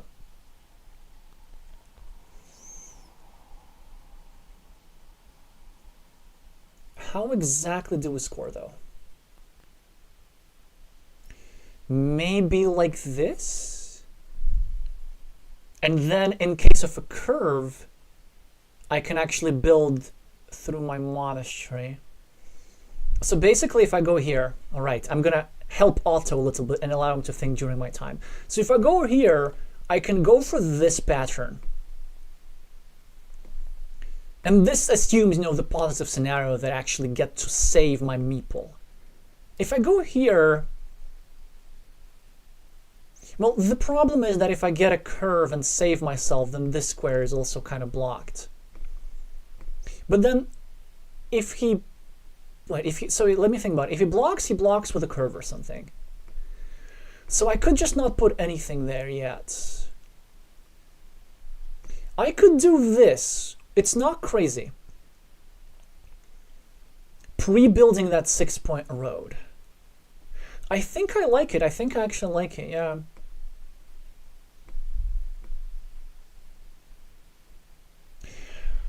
Oh, look at this. What a draw. What a draw. Just the beauty. I don't even have to go block there. It's the last dagger. Okay, now I have a fantastic position. Now, I'm going to lose 2 meeples, yeah, but the scoreboard, this one's really, really hard to lose now. I know, I'm capable of greater miracles, as you've seen last game, to be fair, wasn't like super hard to lose. It was actually pretty close until the end. Let's keep scoring.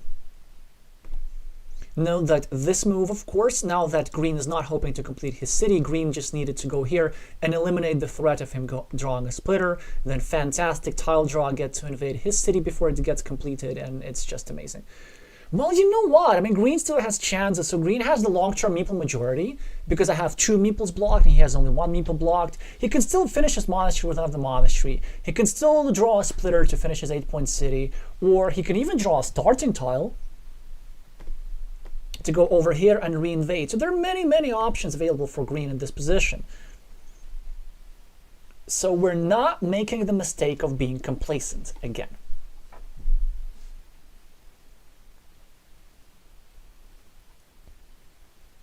Craft Giraffe is saying, yeah, I'll play all moves instantly. Yeah, I guess this would be fun to watch. But then I also kind of feel that like Otto's so good that he can win against most players without thinking. It's like against me, he has to think a little bit. Okay, what do we do here? Do we block the monastery? No, I don't think so, because we're helping out a future monastery potentially. You know what? Actually, I think we just leave this alone, because the idea is, so green finishes the monastery with another monastery, right? It goes here. Then this square is vulnerable. I can get a city tile and instantly go here and block the new monastery. And if I go here, not only does it add an extra point to his potential monastery, it also makes that future monastery much, much safer. So I think my plan is that I go here and try and break his city. And now I think green has to go for it. So of course, a move that I would love to see is green just going over here and finishing his city at the top. But I think is stronger. I'm not sure if it's stronger, but if he goes here and just tries to run away with a big city, now that's a real way to come back into this game, because plus 27 on the scoreboard, it ain't no joke.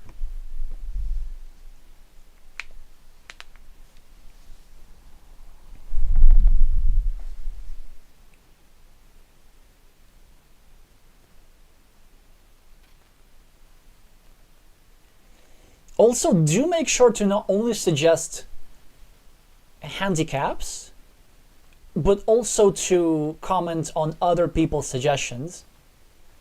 Otherwise, I will have to make a difficult decision because there several suggestions were so good. Okay, so green goes for the safer move, which is a relief to me. And now I have 26 tiles to play. So, do we go here and block? I don't think we do. I don't think we really do. I think... yeah, what do we actually do? The reason why we don't do this is because my opponent can still go for the last horse tile. And let's say if we go here, he gets a road Dorito, connect here, wins a big city.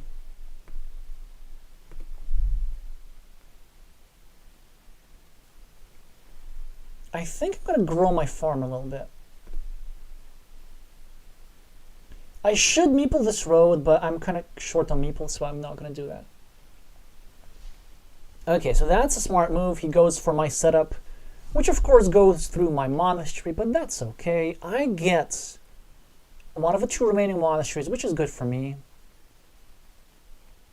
Should we meeple it? I guess it won't hurt, because we have something to play around with pretty much for the rest of the game, so that's nice. This seems to be like the best spot. Yeah, it should work. Okay, split her tile for green. Don't know what's best. Actually, I do know. I think they can really try and go for that city, no? No? Well, that certainly would be quite annoying if they were to go for that, right? And I'm not even sure what I would have to do in that case.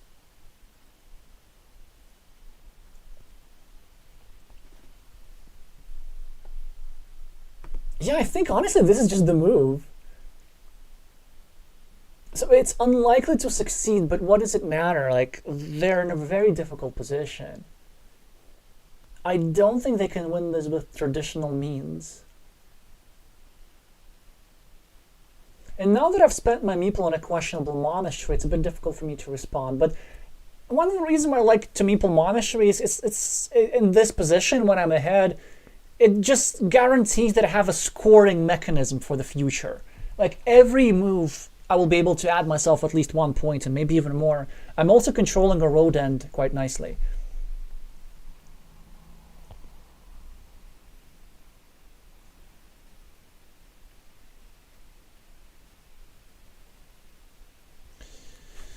So yeah, that we're gonna wait and see.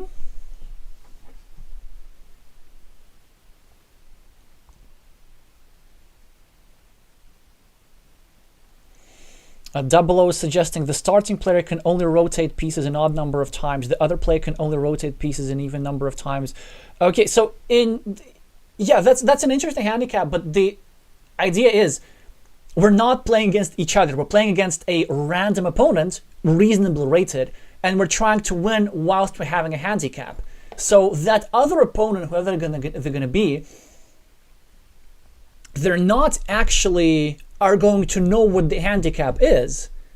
So they possibly will be puzzled why we are making bad moves on purpose, or whoever loses this match is making bad moves on purpose.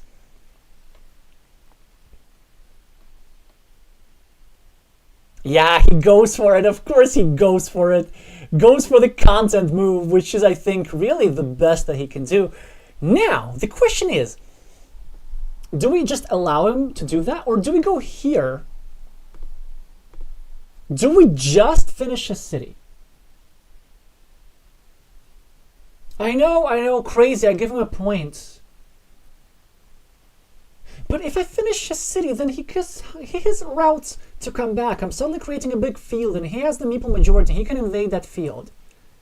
So I'd rather just try and withstand that city. So my options are, I can go here, of course, making it less likely that he'll able to invade. But I'd rather just go here, add myself a point, and make it harder for him to finish that road. To me, it looks something like just more reasonable. And now he also needs to make a decision. Does he want to just get himself a meeple back, which I don't think he should, or does he do something else, which I'm not even sure what that could be, although there's some interesting ideas. I think if he goes like 1 square higher,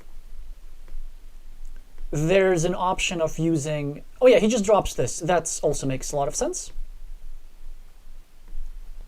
So now the question is, do we go for this? Do we go for this? If we go for this, we're only leaving him a 25% chance of actually being successful here. It's not that bad. Yeah, we don't allow him to draw road Doritos. We don't allow him to draw splitters. I mean, we don't allow him to draw field Doritos. So if he has to go here, then his only winning combination, I guess, is road Dorito plus triple city. Yeah, I think I have to go for this. We gotta reduce those probabilities. And he gets the tile. Okay, okay. So now there's still one tile that fits into that square. I'm not gonna panic just yet. I might panic later. But let's start by taking advantage of the city on the right. Because I think I need to go the compensation route here. Look, important move, by the way, he gets a curve, which means that he cannot properly finish his road. So he's going to stay without meeples for a little bit longer.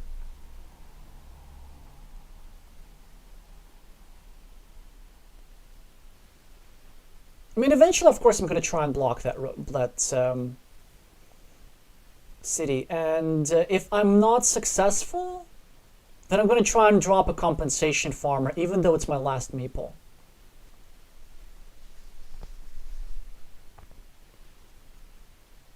There's also only one vanilla city cap remaining. Yeah, that's so smart, because he's trying to drop a 9-point farmer upon the completion of this city. That's really, really annoying. Well, he gets his monastery, so he's going to complete the monastery with another monastery. Yeah, that's was to be expected.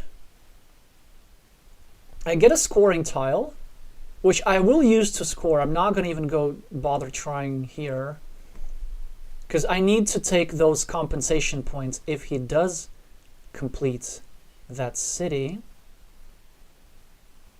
Starting tile for green. He probably wants to keep building up his monastery.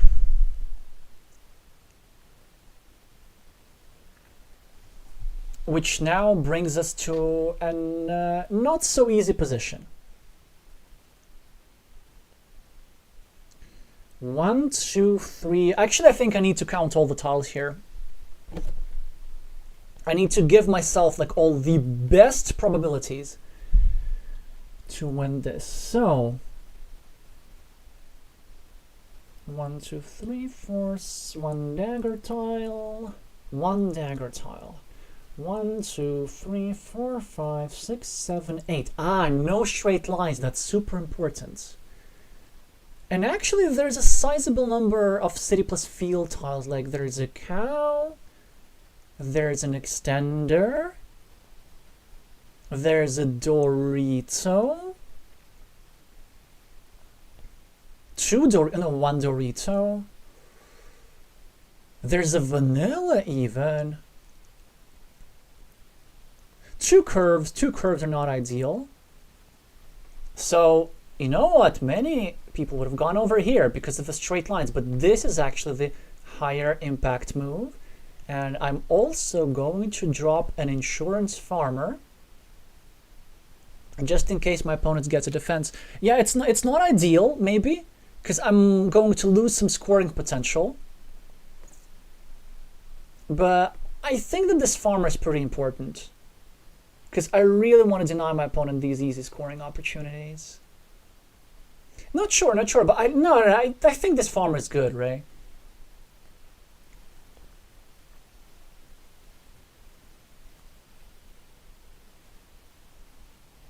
And if my opponent completes the city, then I'm going to get a meeple back.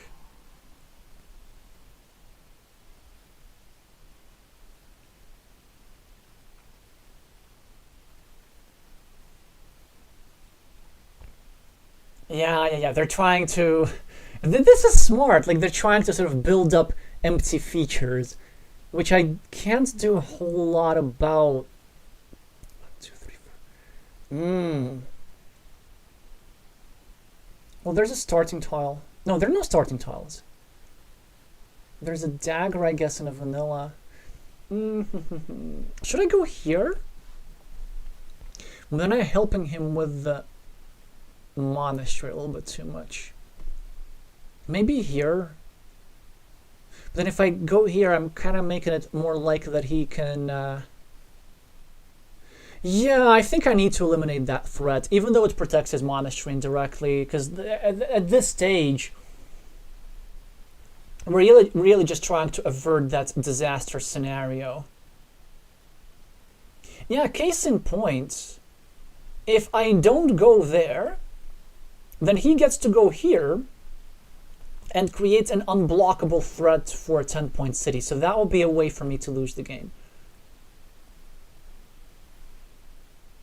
He can now possibly set up the completion of his monastery with curves. I don't know. He can drop some farmers, which is not crazy from him.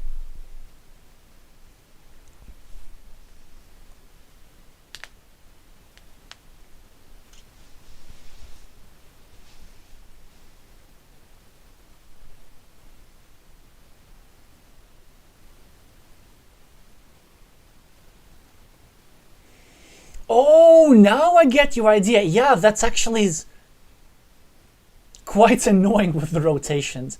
But honestly, I think a simpler handicap would be simply you're not allowed to rotate your tiles at all. And now that would be fun. Now, although it's so hard. So hard. Man, this is so fun. Okay, so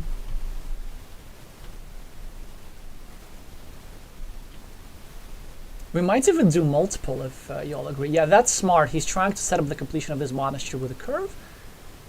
And what should I do? 1, 2, 3, 4. Well, I'm gonna just build up my own monastery, I guess. How should I do it? I think this is the way. Because I try to complete it with road tiles, because city tiles I get to use for monastery blocking, or maybe developing my field or something. Yeah, okay, he gets himself a meeple back.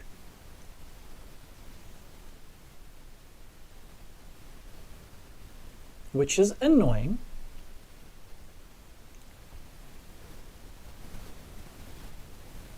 Does he have a curve? I don't think he does. 1, 2, 3, 4, 5, 6, 7, 8, 9. Yeah, so there are no curves remaining. So his monastery is not going to be completed. So I think what I need to do is just eliminate this city cap, right? Because he can still score. Although, wait, there's no vanilla. There's a starting tile, but just one. And I don't think there's anything else beyond that. Yeah, oh, wait, there's a dagger. Wait. Maybe I actually don't go there. Is there a dagger? No, there isn't. So going over here simply prevents him... Oh, there's no starting tile. There are no city caps. Actually, let's just go through the tiles as far as we can. So what are we having?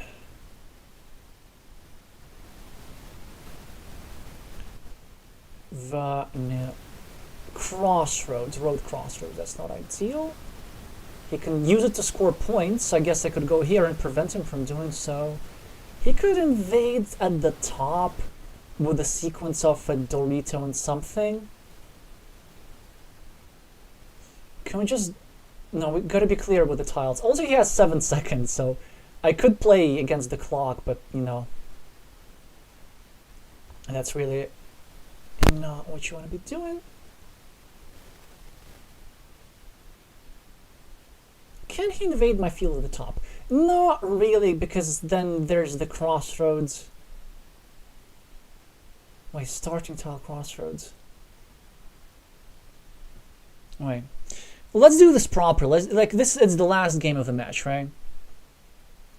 So we have a crossroads. We have, of course, the dagger of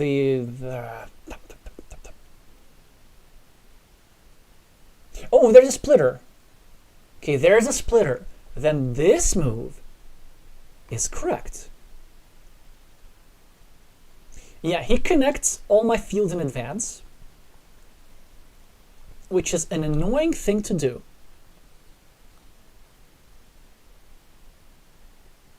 Can he win this? Maybe. I don't know. I think it's possible. I can score extra from my field, which I think is the best way to do things. He can get a 6-point field himself, but that's okay because I still score points.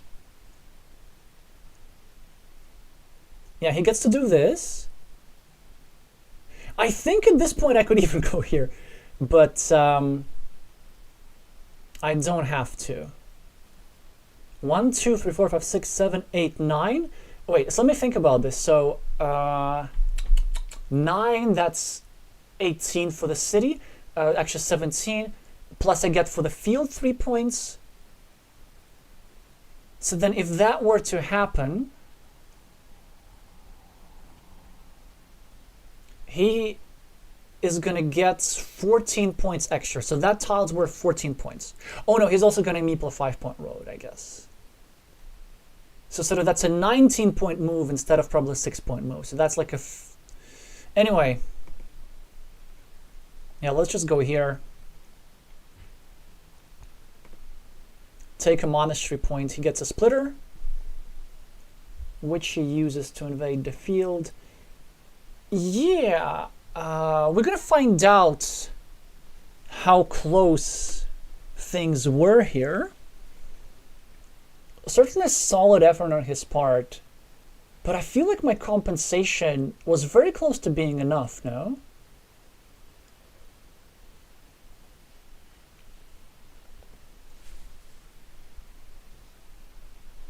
So he would have scored 13 extra, actually 14 extra, if that city were completed. 14 extra because I would not have scored my extra monastery points.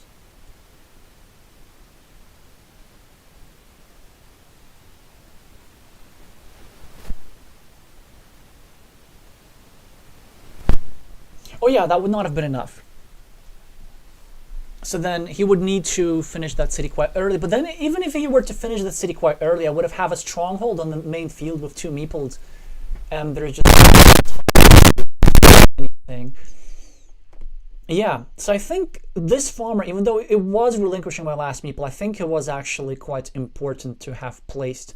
And even though I lost some value, in some cases quite a bit of value, I think that was right. Anyway, very happy that it managed to end the way it did. Obviously some fortunate draws with the daggers. So now time to choose Otto's punishment. So he has to play a handicap game against a random opponent who may or may not be rated, I'm not sure how much, maybe like 400 or something. So what is the handicaps? Yes, Glavier, these handicaps apply to whoever loses. Wait, Craft Giraffe is saying no spoilers, please. What does that mean? Oh, my chat is with a delay, so that was when the game was going on still. Okay. Yes. Yes, let's do that first. And then this gives you more time for last-minute suggestions. Also, have a look through the chat. Vote on other people's suggestions as well. Yeah, okay, we go here. Yes, and we need to do this for actually quite a lot.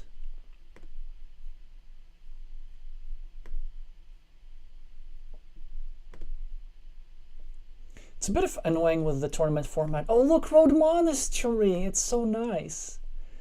It's so nice.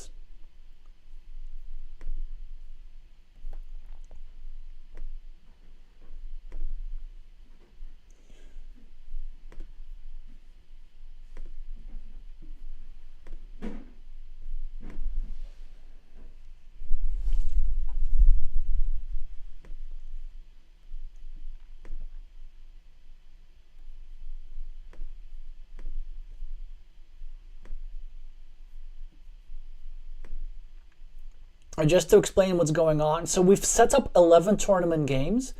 This is to make sure that the alternation of the starting player is always correct, because Board Game Arena makes the starting player random, right? So you maybe noticed, if you've been watching for quite a while, that we had to abandon game 3. Yay! So happy about that one. Probably was, honestly, my most fun match out of all the streamers matches that I had, because this is the first one that ended up 3-2 for either side. Before that, I either won heavily or lost heavily against Bernardo Silveira and against Craft Giraffe. Actually lost 3-0. That was fun for him.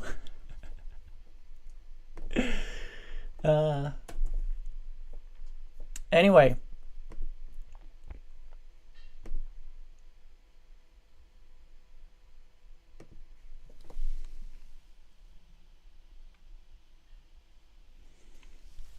Oh, that's a fun one. Okay, everyone he draws a cow or a horse, he has to start a new city meeple if possible. Yeah, it is actually kind of hard because you're supposed to start like 4 new cities. That's interesting. Okay, so for Glovier, quick points are prohibited. This one I really like, but just vote on each other's suggestion. I think we have already quite a lot. Quick points are prohibited. Let me just write to Otto. I'm now currently going through all the handicaps. Feel free to join, I guess. No, that'll be weird because he's also streaming. And anyway.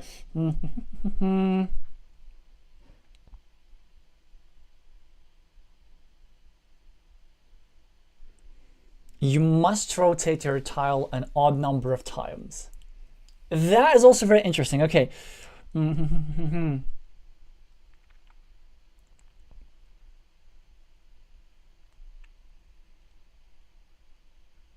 Michael Murphy saying land grab. Cannot place a farmer in a field that is already scoring, so we'll need to take wait, let me think about this. I don't think I understood that one. If you could elaborate. Or you mean like you only can drop 0-point farmers? Ah, that's actually interesting. So farmers have to be 0 points at the time of dropping. But that's actually it's kind of easy. No monasteries. It's so brutal. Ooh, not allowed to place meeples on consecutive turns. Man, I wish we can try all of them. Yeah. Yeah, they're so good. You're gonna love it. Okay. You're only allowed to finish a feature when you're behind on the scoreboard. That is so fun. Oh, wow. Oh my god. Let's go forward. Nico is saying not to be allowed to put a meeple during the first X number of turns.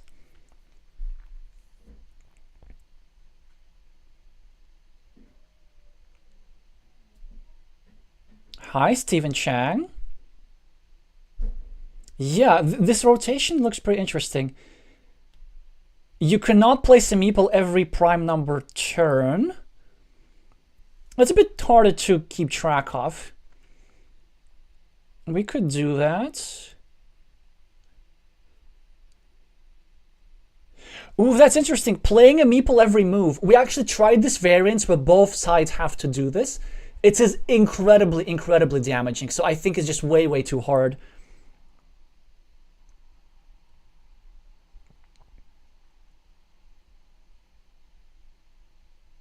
On your third turn of the game, you have to meeple the feature that gives the fewest possible points.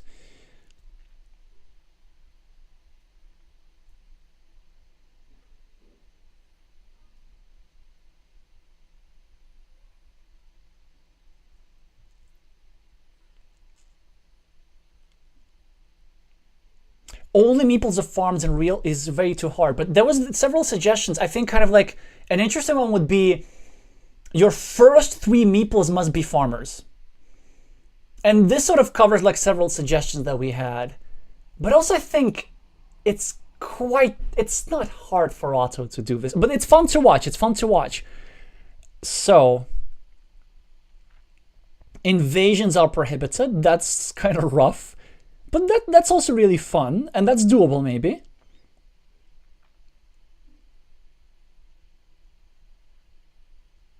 Yeah, no quick points is also quite fun. We've played this variation actually a lot in practice with Elias Mochan. So I've played with Elias Mochan and with Nick Basti from the UK. A lot of practice games with these sort of variants, and it really, really develops a particular aspect of your game.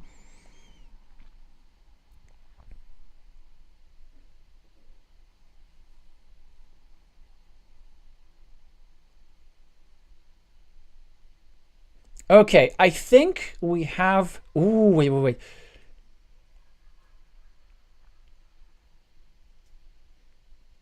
First 7 tiles. Oh, that's fun. First 7 tiles need to be new features with meeples if possible. I mean, or do you mean a normal game, Nicola? This is kind of how we often play, actually. Just meeple everything. No roads allowed unless it is connected to a city that is finished. So you mean like don't meeple any roads? That would be also interesting. Anyway, so I think I'm ready to pick one. Ooh, need to help the enemy finish his monasteries. So there's so much fun. Like I think I need to like, honestly, I'm starting a separate stream. Like next week, no, next week I can't because next week is how you do this, the Copa America, that the entire weekend. But I'm gonna try to find a weekend where we can do a stream with just like only of these crazy variants where I only play handicapped games. Yeah, like these suggestions, they're just awesome, man. Anyway.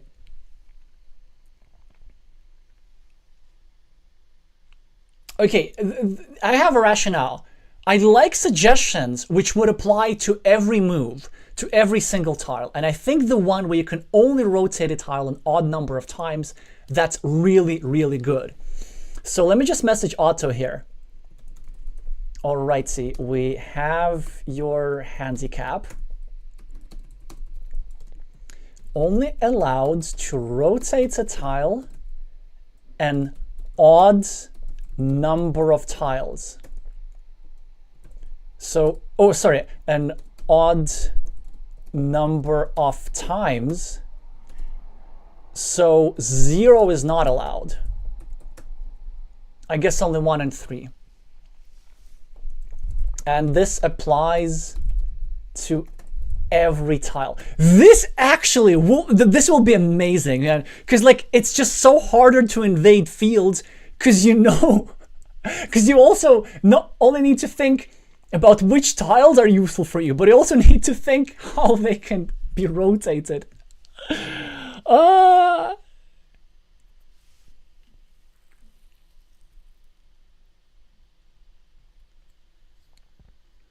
Okay, I'm confused about the new feature thing. You don't always start...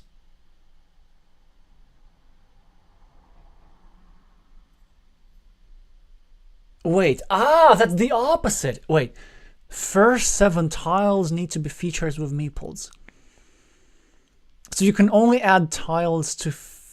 I don't think I get this still. Anyway, we've chosen one. I think it's a really good one.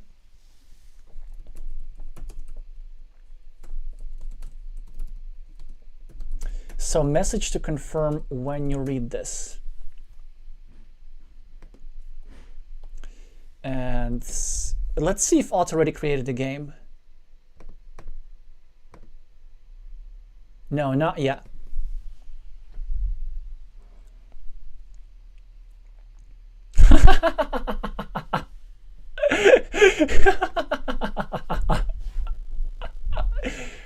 Oh yeah, and the plan, of course, I'm gonna watch him play. I'm gonna commentate as well. So, and he's gonna commentate on his stream whilst he's playing.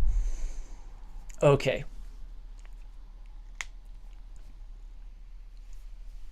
So the delay could be annoying for you. You just maybe don't watch this game on Board Game Arena, just watch it here.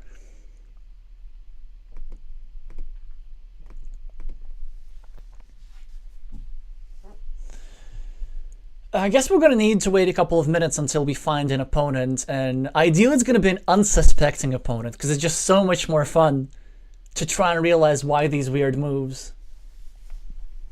Yeah, and also, so in case you're watching this, like, don't try and hunt Otto right now, because if you know the handicap, that also gives you quite a lot of an advantage as well, which is interesting in its own right.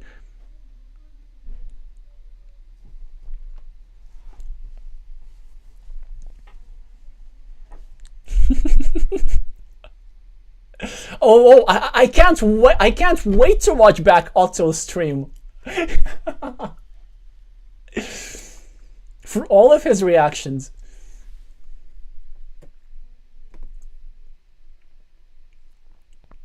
Okay, playing now. Game has been created.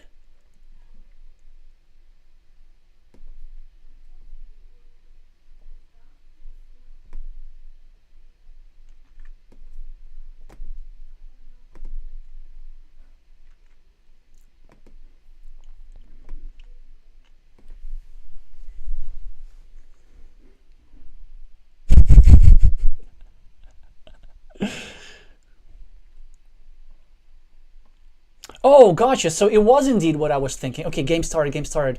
Yeah. So, against a player who is completely unfamiliar to me, which is great, with the screen name Ola2001. And, yeah, exactly. So, well, look at this. How fortunate. He's allowed to point the curve up. Because that's one rotation. Although I wonder why he didn't choose slow time control. It's going to be too hard for him. Okay, he's like, look how lucky he's getting. He's actually allowed to make normal moves because he can rotate this tile like that and start a new city.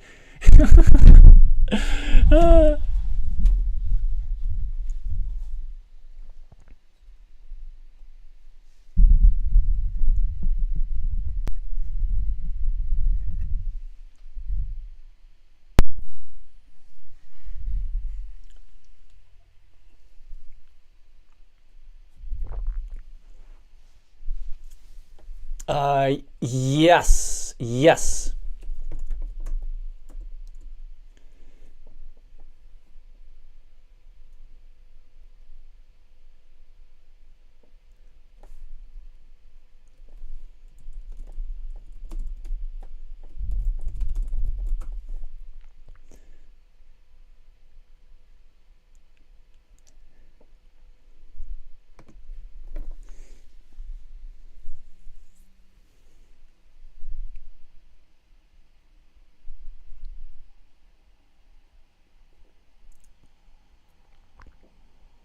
Okay, now I'm catching up with the chat. Yes, we did notice the start. But I wonder why, like, Otto is thinking about it. It's like, it's still, I guess it's the second best move. So normally, maybe this move is good. Because it kind of attacks this meeple, controls this meeple, and so on. But this move here, that he's allowed to do, like this, this is fine, no? There'll be one rotation or 3 rotations, I guess. Yeah, there we go. We have a rotation, okay. So, still good. Otto can, like, do this.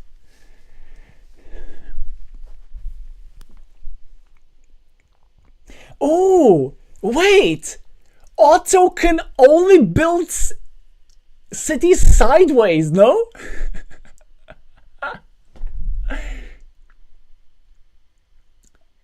Well, like with city caps. Because they go like this. Okay, this should be good. This should be good. Yeah, so our opponent drops an early farmer. Otto has to rotate this one. It's not clear exactly what's best here, because he also needs to plan. So standard move is maybe doing something like this. But then you can't continue the city normally. So if you go like this, the only way how you can continue the city is to actually get a Dorito. Because a Dorito you're allowed to rotate. He goes for this anyway. And I think he wants to do the Dorito and so on.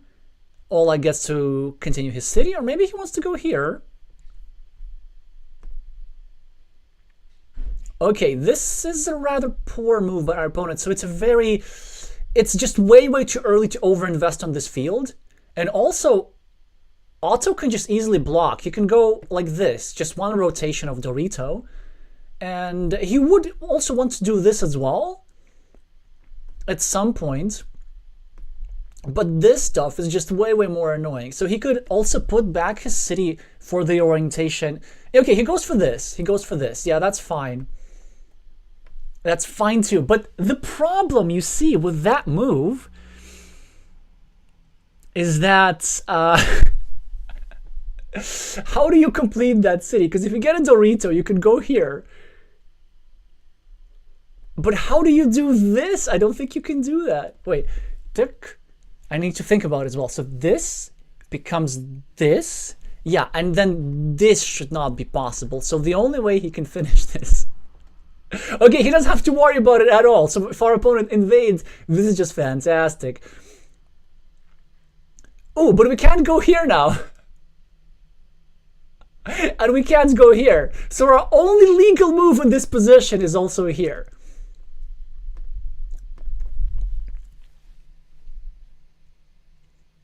Which also should lead us to a situation where maybe our opponents can rotate a tile in only one possible way. Okay. Okay, red gets 4 points. We're still ahead on the scoreboard. Otto with a straight line, which he can't use like normally anywhere. He can't go here. He's not allowed to go here, here. The only two legal moves are here and here. And by the way, we need a clarification. One addition. So like, if you ever reach a position where he'll understand this. Actually, we don't need to specify this even.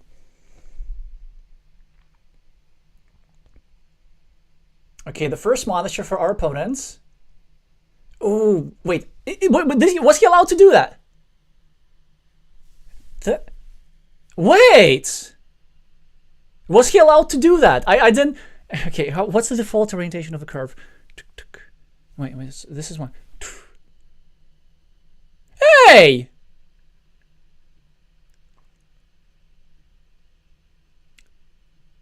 I can't keep track. I don't think he was allowed to do that. But anyway, it's just very difficult. Okay, he does invade the city, which is nice. Curve for Ola. Just going to use to go here. Now Nallerheim has to rotate it downwards, which he can.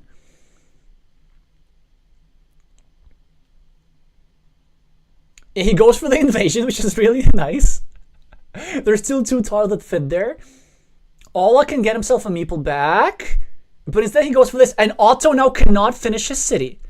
He cannot finish his city. He cannot go here. But he can go here like this.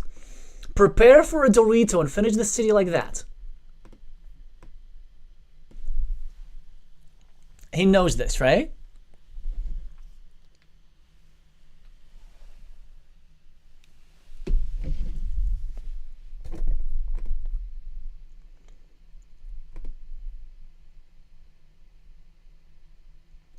Yeah, Craft Giraffe is saying, what if he can't rotate a number of times? Then he can do whatever he wants. Yes, exactly. Napalm is saying, I wonder what's going through our opponent's mind. Yeah, there we go, there we go. Now our opponent must be confused. Okay, they get a meeple back. They get the lead on the scoreboard. Does Otto get a Dorito tile, which I'm not even sure he's allowed to use? A monastery? Well, the cool part about the monastery is that those you get to use however you like. Because obviously those you don't need to worry about rotating.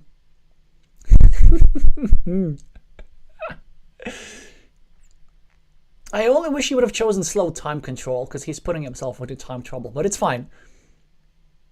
Well, let's see. He actually must rotate it, so it must be a sideways monastery.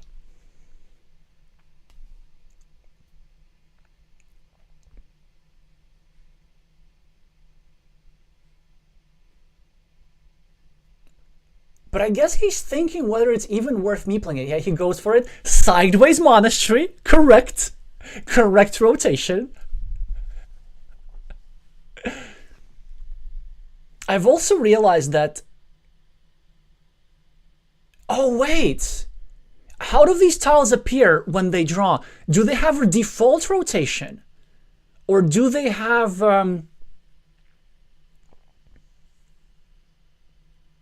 Or do they have random rotation every time? Ah, that's actually also not obvious to me. Do let me know. Okay, so he gets himself a meeple back with obviously all 4 symmetrical rotations. Scoring tile for opponent, 4 points for red. Green is still ahead here.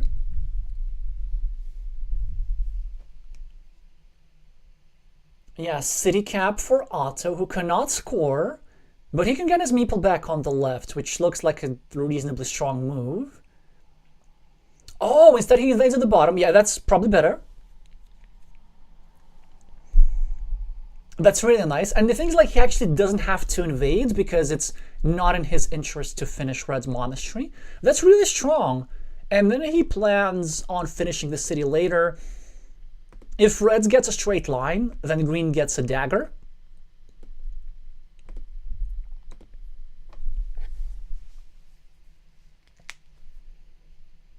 Yeah. What does Red do here? I mean, Red should probably really at some point invade the city at the top. Which he does, which honestly should be fine for Otto, who now cannot finish his city. Well, actually, he can't finish his city regardless, but he can take 3 points on the left, and he can also face the city cap in such a way that allows him easy scoring options. Alright, see, so we have a cow tile, which we have to rotate sideways, but this is our best move in any case, because we can connect the 2 cities at the bottom, which I think is in our interest, or maybe not. Maybe instead, Green is looking to do something like this, exactly, to keep his opponent longer without meeples. Crossroad tiles for Ola, probably looking to block the road of Green next to his monastery. Instead, he goes for the city block, which also makes sense. Straight line for Otto. He can use it either to build up his monastery, but this would also subject himself to a block. Or he can use it here, which I think is by far the best move, trying to set up some blocking opportunities against this square and this square. More straight lines for Otto, who can maybe now restrict his opponent's field, or maybe go for this idea. He can try and restrict this square, hoping to get one of the tiles that he needs.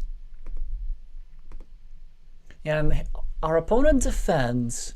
There's still 3 tiles that fit into that square, and Green keeps drawing straight lines, which have only 1 legal orientation. So they have to be flat like that.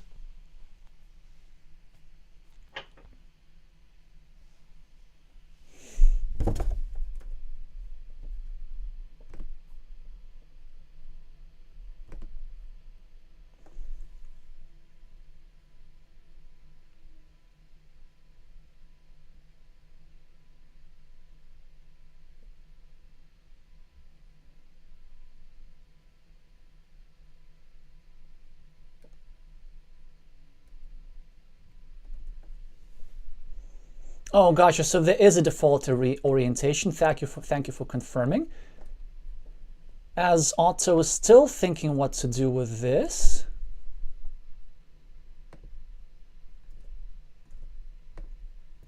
Okay, there we go.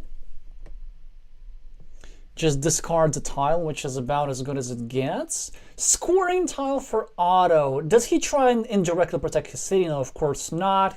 He just gets himself the points. And really, the position is actually fantastic. Okay, a curve.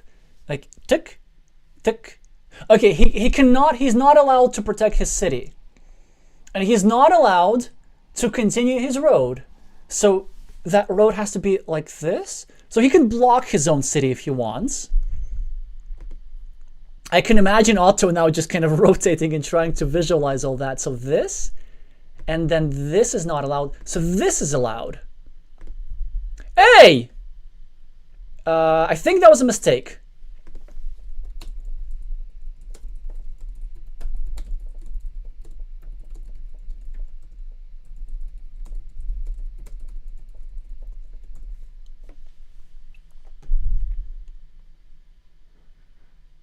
Wait, or did I get it wrong? Tuk, tuk, tuk. That was 2 rotations, yeah.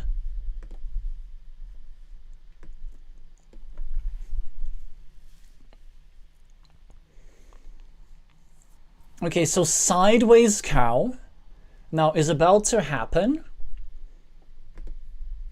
Maybe moving here makes sense. Try to restrict that square. Also limit our opponent's field a little bit.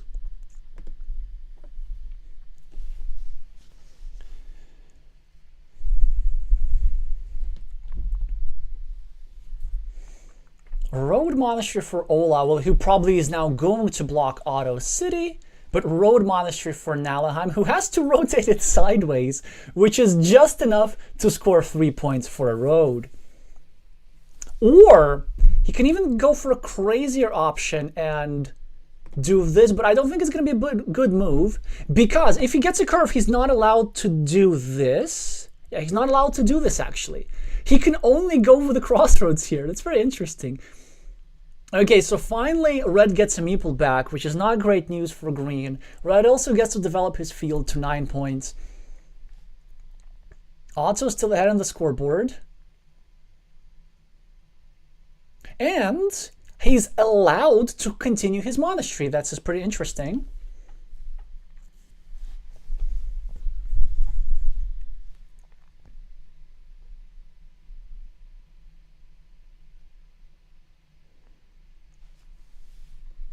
I think going here or here would be the move. He's just trying to figure out which rotations are permissible to him. I think this is good. This is good. Because he can... yeah, well, giving back this road did not help.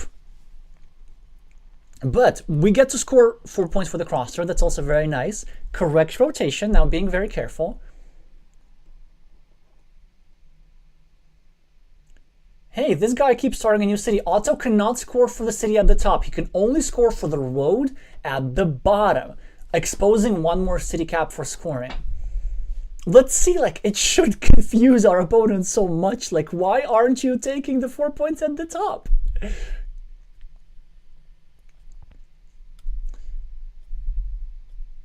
I kind of hope that Otto does a rematch.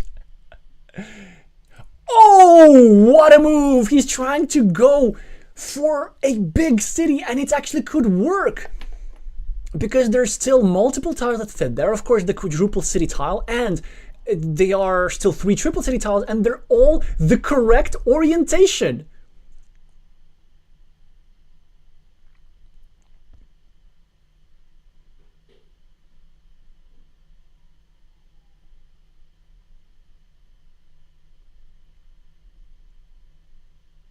Right? Because they're sideways cows. This, by the way, also, like, this sequence of invasion, it was just absolutely brilliant. Going, hey, Otto, what are you doing? That wasn't allowed. Wait, am I correct? I don't think that was allowed. Oh, Otto, come on, man. I think these were 2 rotations. Ah. Also, our opponent doesn't block regardless. Like, From red, of course, they really had to block. And it's a bit unfortunate because Otto's making these mistakes because he would have won, I think, even if he were to do it properly. So maybe, let's try and make him do it properly next time. Let's do one more game. Let's see if he agrees. So we agreed only to one. Do let me know if you want to see one more game like this. Yeah, okay, Otto gets blocked. But hey, here's the splitter. He's still 8 points ahead on the scoreboard, that is. And he can now score quick points. He cannot continue or complete his monastery anymore, not because of rotations, but because simply that no tiles fit there.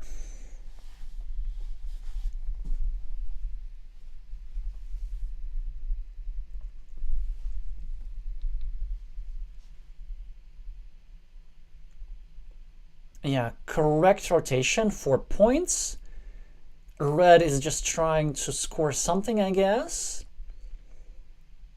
I presume a loop road at the bottom, perhaps. Yeah, he just goes for this. Otto with a sideways cow.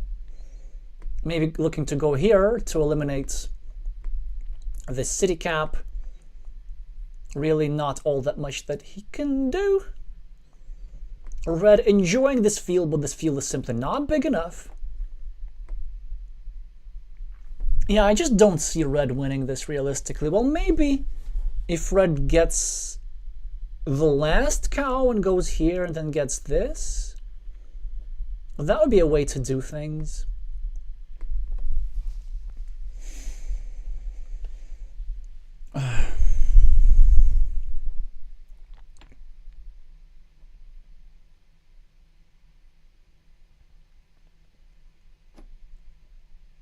Minus 10 points for each mistake is an interesting suggestion. Or maybe you're allowed to sacrifice 10 points if you make the wrong rotation. That would be pretty interesting. Maybe if there's like a big field for 30 points, you're allowed to invade. But also this just makes rules a bit more complicated. Anyway, so Otto's going to win this quite convincingly. Even though it looks like a very hard challenge. Look, he even gets sideways stuff. He can even score for city caps. Sideways city caps, man.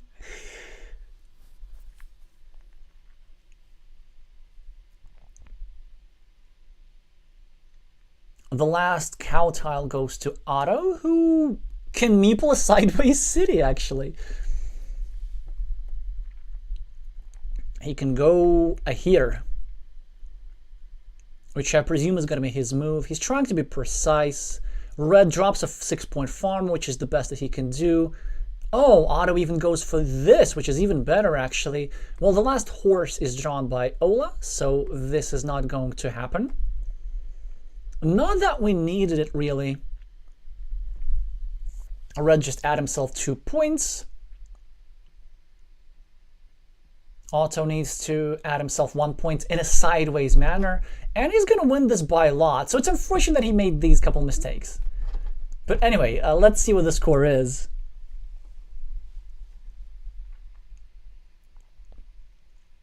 And also look at this, it's a decently rated opponent, but I think they sort of did themselves in by dropping too many early farmers, and then just Otto got away with a lot of stuff.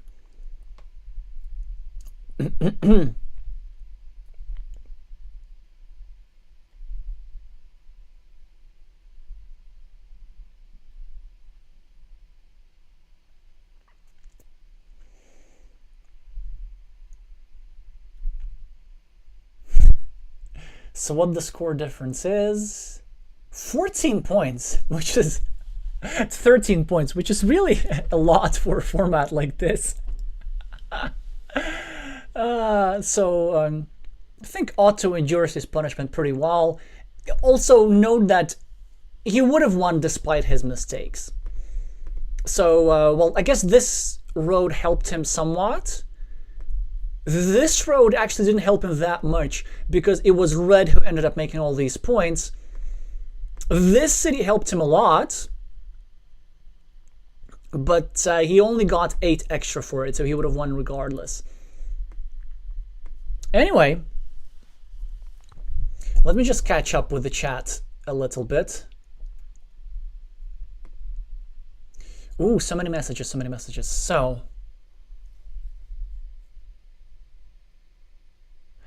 Double O is saying, what's the punishment for the violation? Well, we didn't ask them. One more game with the same rules? Maybe. 2 extra games. No.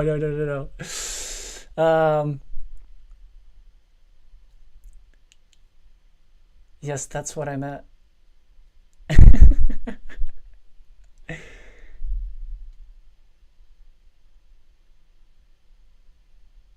Yeah, don't forget the -30. Okay. I'm gonna write this. He's not gonna like this. He's not gonna like this.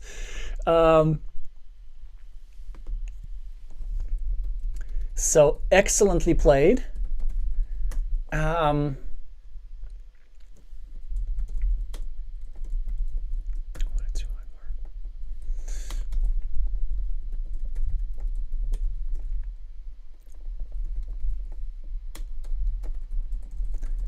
To see with all rules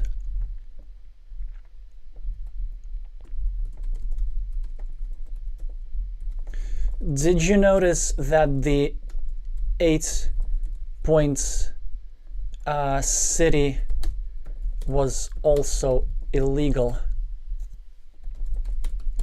Not that it changed the outcome of the game.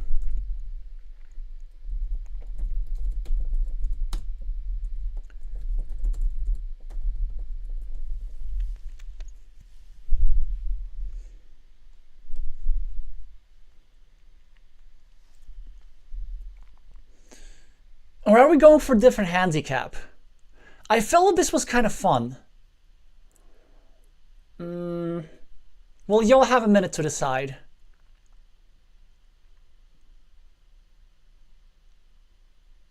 What was the second favorite? No, I think let's stay with this. Let's stay with this.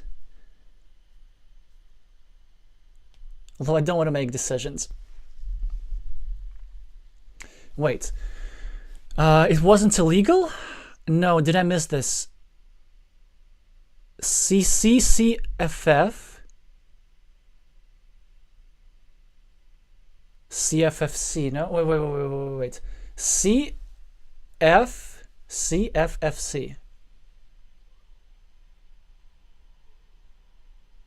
Oh, wait, you sure? Okay, there we go. Yeah, I also gonna check, but wait, am I not wrong? That 8 point city did feel illegal. Yeah, I think it was. Wait, it's so hard to work out. Yes, actually, I think it's look. Oh, wait. Yeah, because if you look at these Doritos and these Doritos, so these are the only 2 rotations that allowed. So this cannot be allowed. You either pointing with the city side up or with the city side down. You can't go with the city side sideways.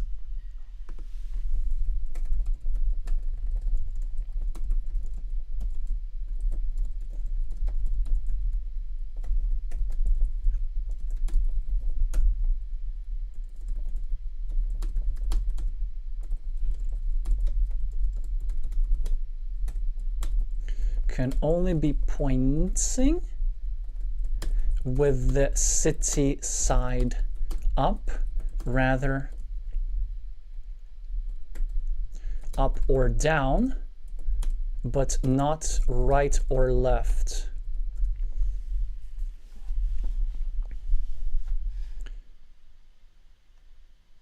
Or do different Doritos have different orientations? Wait, do the different orientations matter depending on which art you're using? Oh, okay, all good, yeah.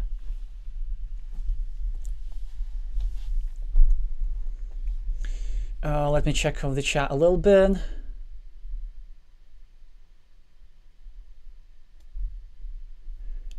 Yeah, okay, let's do this. Do we tell him about the -30? I'm gonna tell him.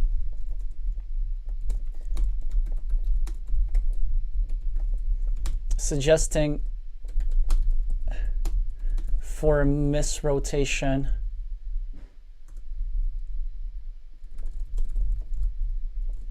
But I think it's more interesting just to not misrotate.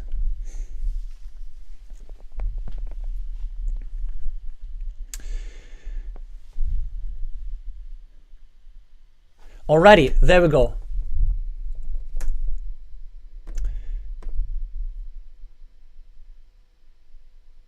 So next game is up. Who's our opponent? Bokinome, also not familiar to us. Okay. And Otto gets the starting player tile again. So same rules, he's only allowed to rotate tiles an odd number of times. Presumably looking to start a city rather than a road. It's not clear which one's correct.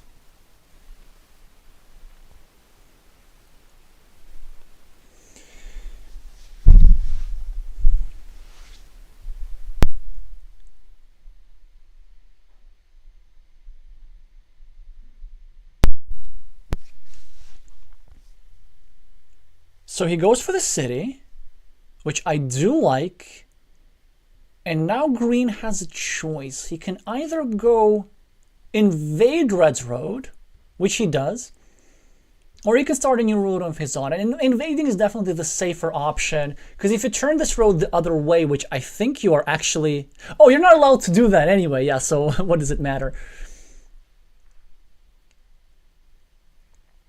So straight line, which must be sideways, is used to not even bother connecting the roads, but instead create an attacking platform against red's city, which is trying to take over. Otto decides to now unify the roads. Both players get 6 points on the scoreboard. Oh look, our opponent is also playing the game. They're using the triple city sideways. Green is trying to attack. Red is looking to start a new city somewhere. Or if they're feeling really adventurous, they could try and go here. No, that's bad. Okay, so finally Otto gets to invade that city. He's allowed to use that city sideways. You know what I realized? Look at this. If our opponent takes a Dorito tile and puts it over there, that would be a complete block, because Otto, he's not allowed to use daggers like this. He's not allowed to use them vertically. Okay, he goes for the road, which also makes a lot of sense, possibly even more sense, but there is a bit of a problem. If you want to go for the standard road completion thing like this, then you're not allowed to do that. Well, here's the thing. You're actually allowed to do that with a starting tile or with a crossroads, which is exactly what he gets. But you're not allowed to place a straight line like this. So I think now Otto has to do this, right? So he scores points, and then... But then he's not allowed to use curves, right? So he will need to wait either for a sideways dagger, for that sort of dagger, or another crossroad, which is still fine.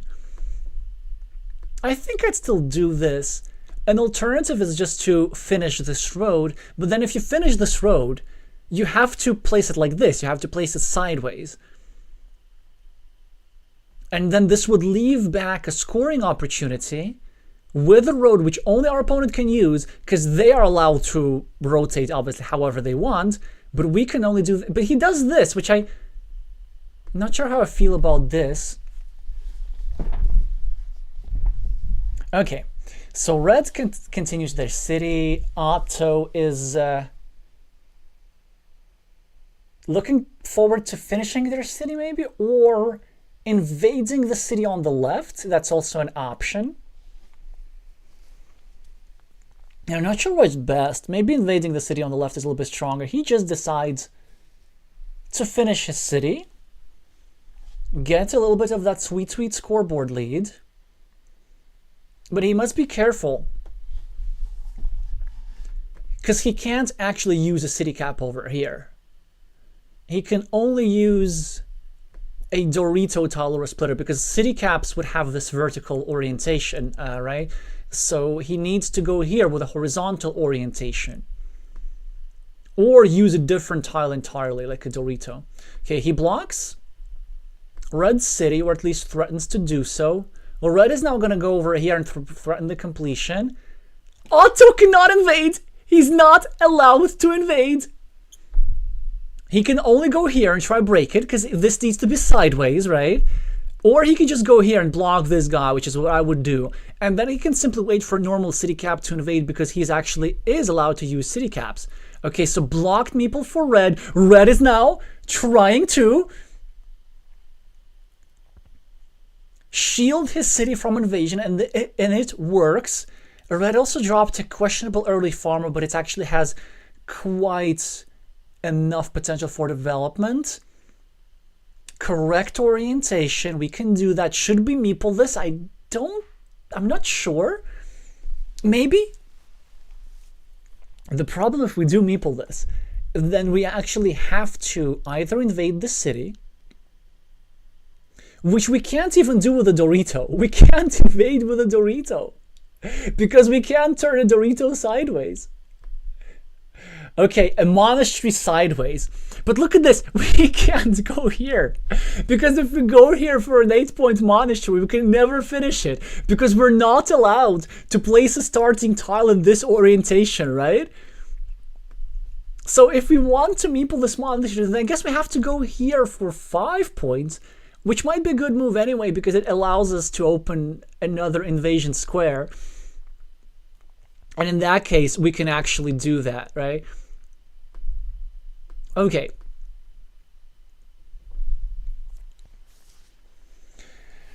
So, an legal invasion by Otto. Off the city, but a fantastic monastery spot goes for Boki. Otto can invade the city one more time, which honestly I think he should. That looks like a strong move here. Just going sideways, and he's allowed to use these both Doritos with that orientation, if I'm not mistaken. He's allowed to point Dorito with the city side downwards. That what I remember.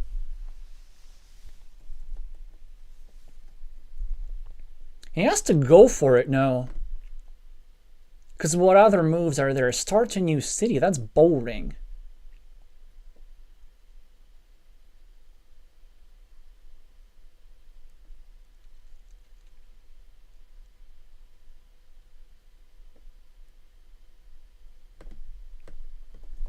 There we go, invasion happens.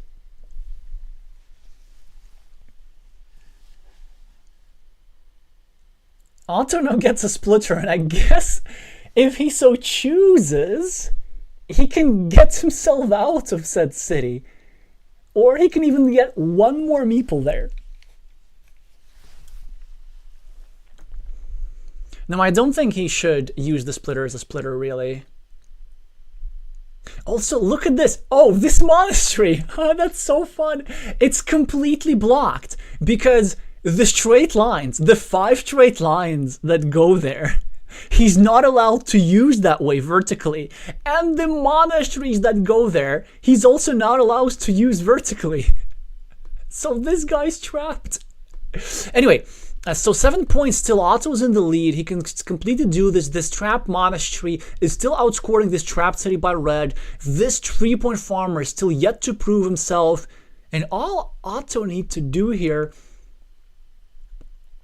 is maybe just go here. So there's still 2 triple city tiles left. Because you know what? At the moment, he can still finish a city legally. Dorito here, city cap here, and all this stuff is allowed. Instead, he just wants to get himself a meeple back, which is iffy.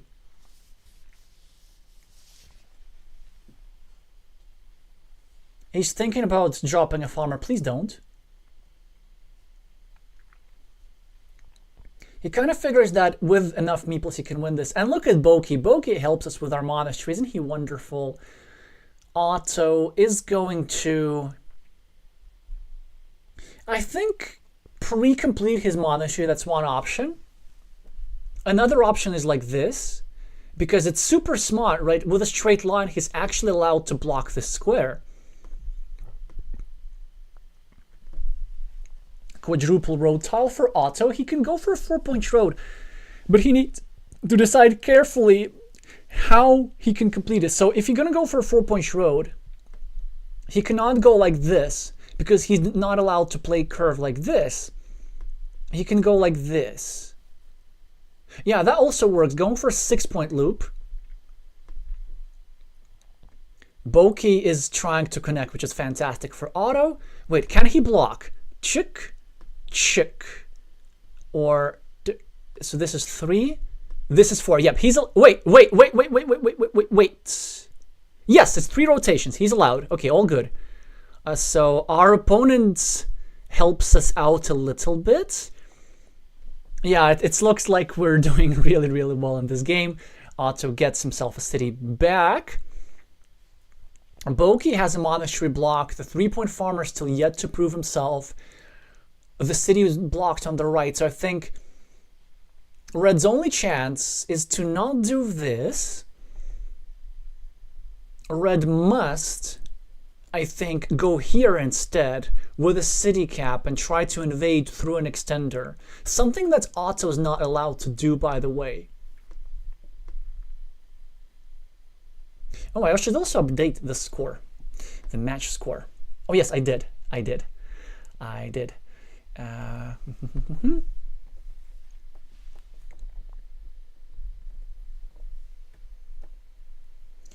So Otto's thinking where to place this. I'm pretty sure he's allowed to complete. Wait, is he? 1,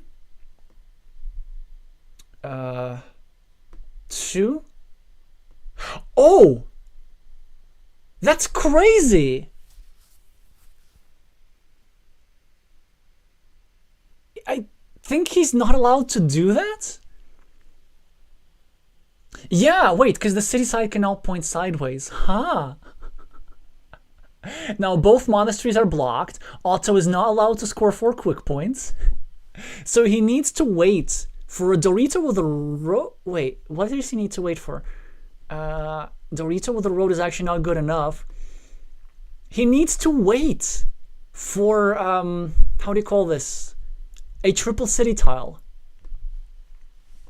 Anyway, Otto's starting a sideways city. He's 12 points ahead, but Red is ahead overall because Green's meeple has not yet connected.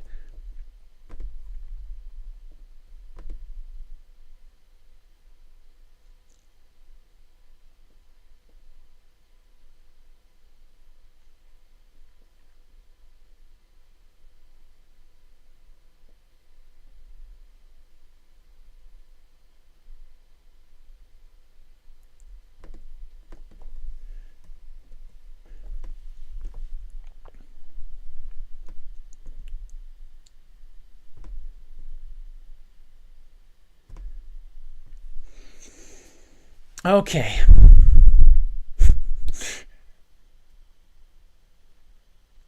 So Red is still hanging in there.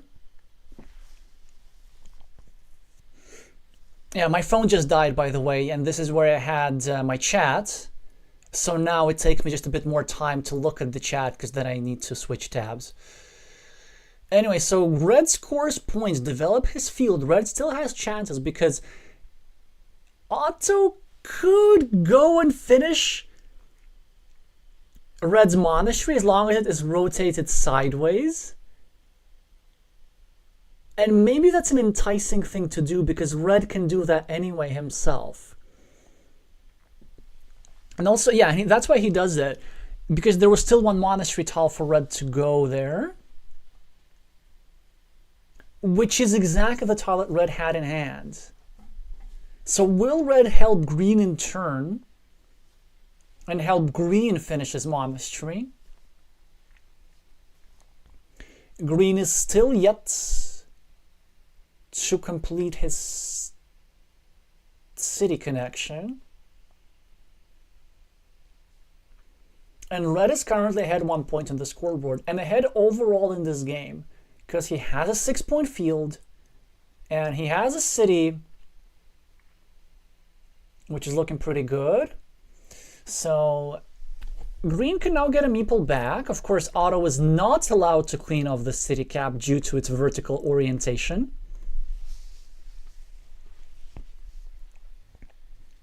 So that's why that's what he does. 3 points ahead on the scoreboard.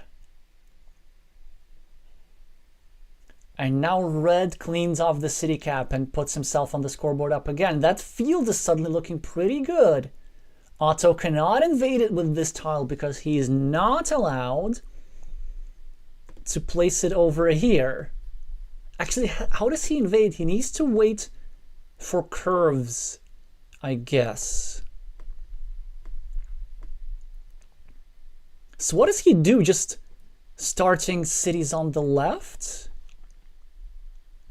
Maybe going here for a counter field, that looks like a good idea. He goes for the farmer after all. He's trying to invade. Of course, he's trying to make a different route. He immediately relinquishes 4 points, which red happily takes. Otto really cannot use this tile productively. The best that he can do is either go here and go for a Hail Mary invasion on the field, which is super easily blockable because the vertical straight lines he's not allowed to orientate vertically, or he could go here and just discard this tile. He could invade this little ruin, but this wouldn't be a good move. He could go here as well. Instead he goes there, which actually does not help his farmer invasion at all. Maybe he didn't. But wait, actually, now I'm wondering, is he even allowed to place the curve there? I don't think he is. Wait, curve. Okay, so this, oh no, this orientation is good. 1, 2, 3, 4, 5, 6. Yeah, there's still curves remaining. Why? I don't think this was the best move necessarily. And also, the problem with this idea. So, okay, 0 rotations, 1 rotation. 2 rotations, 3. I'm losing it. 0 rotations, 2 rotations, 3 rotations. So Otto is not allowed to do anything useful. He's not allowed to finish his monastery. He's not allowed to go over here. Oh boy. Just sets himself up a ruin. Otto now finally gets a scoring tile to catch up on the scoreboard a little bit. He really needs that triple city to invade. He's trying to create himself an opportunity to score some more. Straight line for Boki.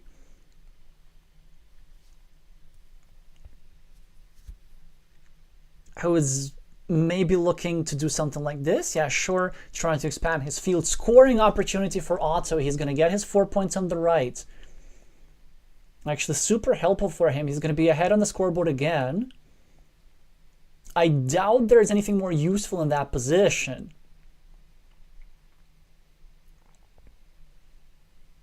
He still has a monastery extra and a meeple extra. So the first of the 2 triple city tiles goes to red. He also blocks Otto's invasion, but the last tile goes to green, and green will be able to complete one of his monasteries and complete the city invasion. And with that, I was going to say gain an advantage in his game, but actually he hasn't even equalized yet because, well, the monasteries are sort of equal for both parties. But red has the better field and red has the ruin. Otto, however, has meeples. A lot of meeples. The city is now not possible to invade because all the triple city tiles and all the 3 extenders have gone out. So red cannot go over here and do something like this. Are there Doritos though? No, there are no Doritos, but if there were, this idea would have been pretty interesting.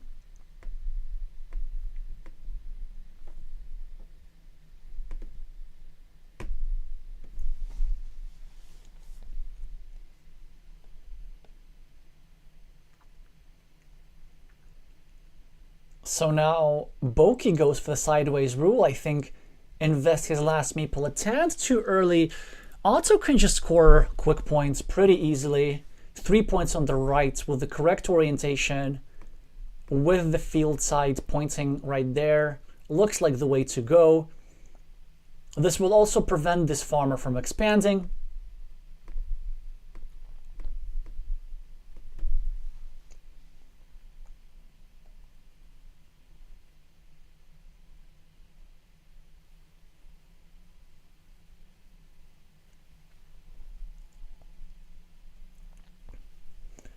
Quick points for Otto, which are surprisingly legal.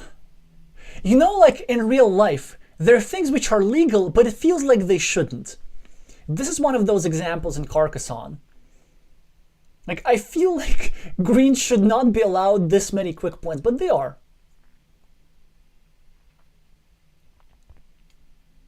Boki is going to get themselves 1 extra city point. Otto, of course, is not allowed to go over here. His highest scoring move would be to go here and score 5 points for the city, but he can't. Instead, he goes for the 3-point farm. Now, if somebody who's not a spectator today is watching this, this should be very, very confusing. But a really strong win, regardless of the... Actually, it's going to be pretty close. Because we're equal on field. It's really close. It's... Wait. It's 3 points, right? Otto barely won this. It's a 3 points win. Yeah, just because that red farmer was so significant at the end of the day. Beautiful, beautiful stuff. Okay, so I think now all moves were legal, if I'm not mistaken. And does this splitter work?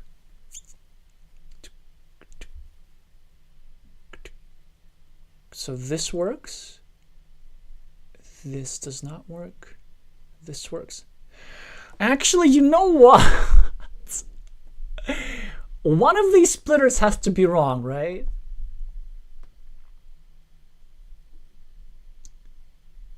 So this is correct.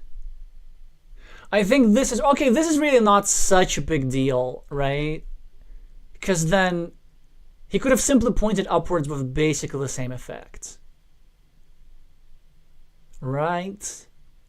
Yeah, I think so. Anyway, let's not get too nitpicky about this. It was a good game. It was a good game. Alrighty. Well done, Otto. I think he endured his punishment very, very well.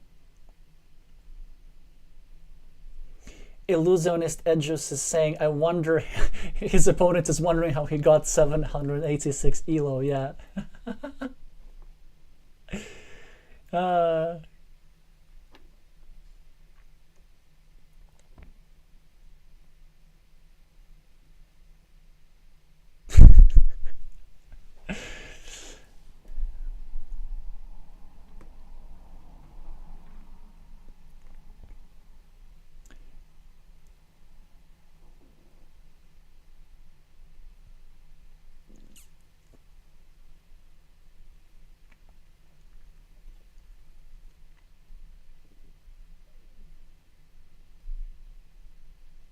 Yeah, there are indeed some shortcuts how to fit in this rotation. Shall we tell him? Do you want to tell Otto? Because I felt like it was a good game. I don't know. It was close enough. Yep, one mistake with a divider.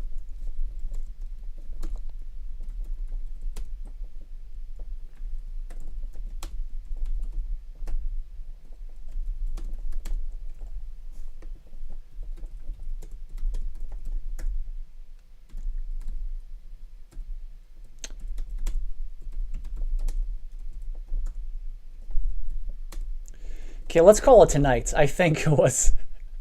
I'm also kind of getting tired as well. I think it was a good game to finish on. It's also like instructive because nothing in life is perfect.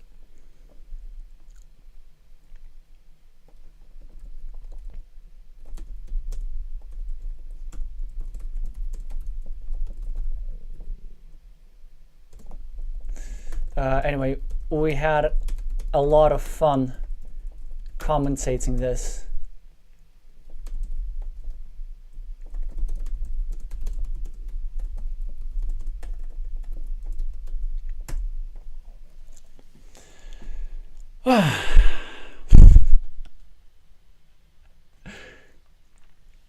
So what can I say? First of all, thank you all for watching this super, super long stream. I think it has been almost 4 hours. It was very fun to play. Made some questionable moves, but that's okay. Yes, I'm also really looking forward to rewatching the entire stream, so I gotta find those 4 hours to spare. What can I say to y'all? First of all, make sure to subscribe to Otto's channels as well. He has had a period of inactivity for a few months, but he has solved his technical issues, so now he's also streaming often friendly matches that are happening between different countries, and he's going to stream the World Team Carcassonne Online Championships. Because there's so many matches, I obviously won't be able to cover everything all by myself. So make sure to subscribe to him as well. Make sure to subscribe to me unless you haven't. But yeah, that's more important. Subscribe to me and then you can subscribe to Otto as well. Do make sure to be there for the next stream. It's going to be biggie. Next weekend we're having ourselves Copa America, so the championship of the Western Hemisphere. It's going to be 4 hours of streaming on Sunday, like 9 hours of streaming probably on Saturday or something like this, or 7 hours. It's going to be a really, really long weekend. And I'm going to have myself a super, super special guest like you wouldn't believe. So you're not going to expect them. That's for sure. So make sure to tune in. Yeah, maple the like button if you like this video. Also helps with the algorithm.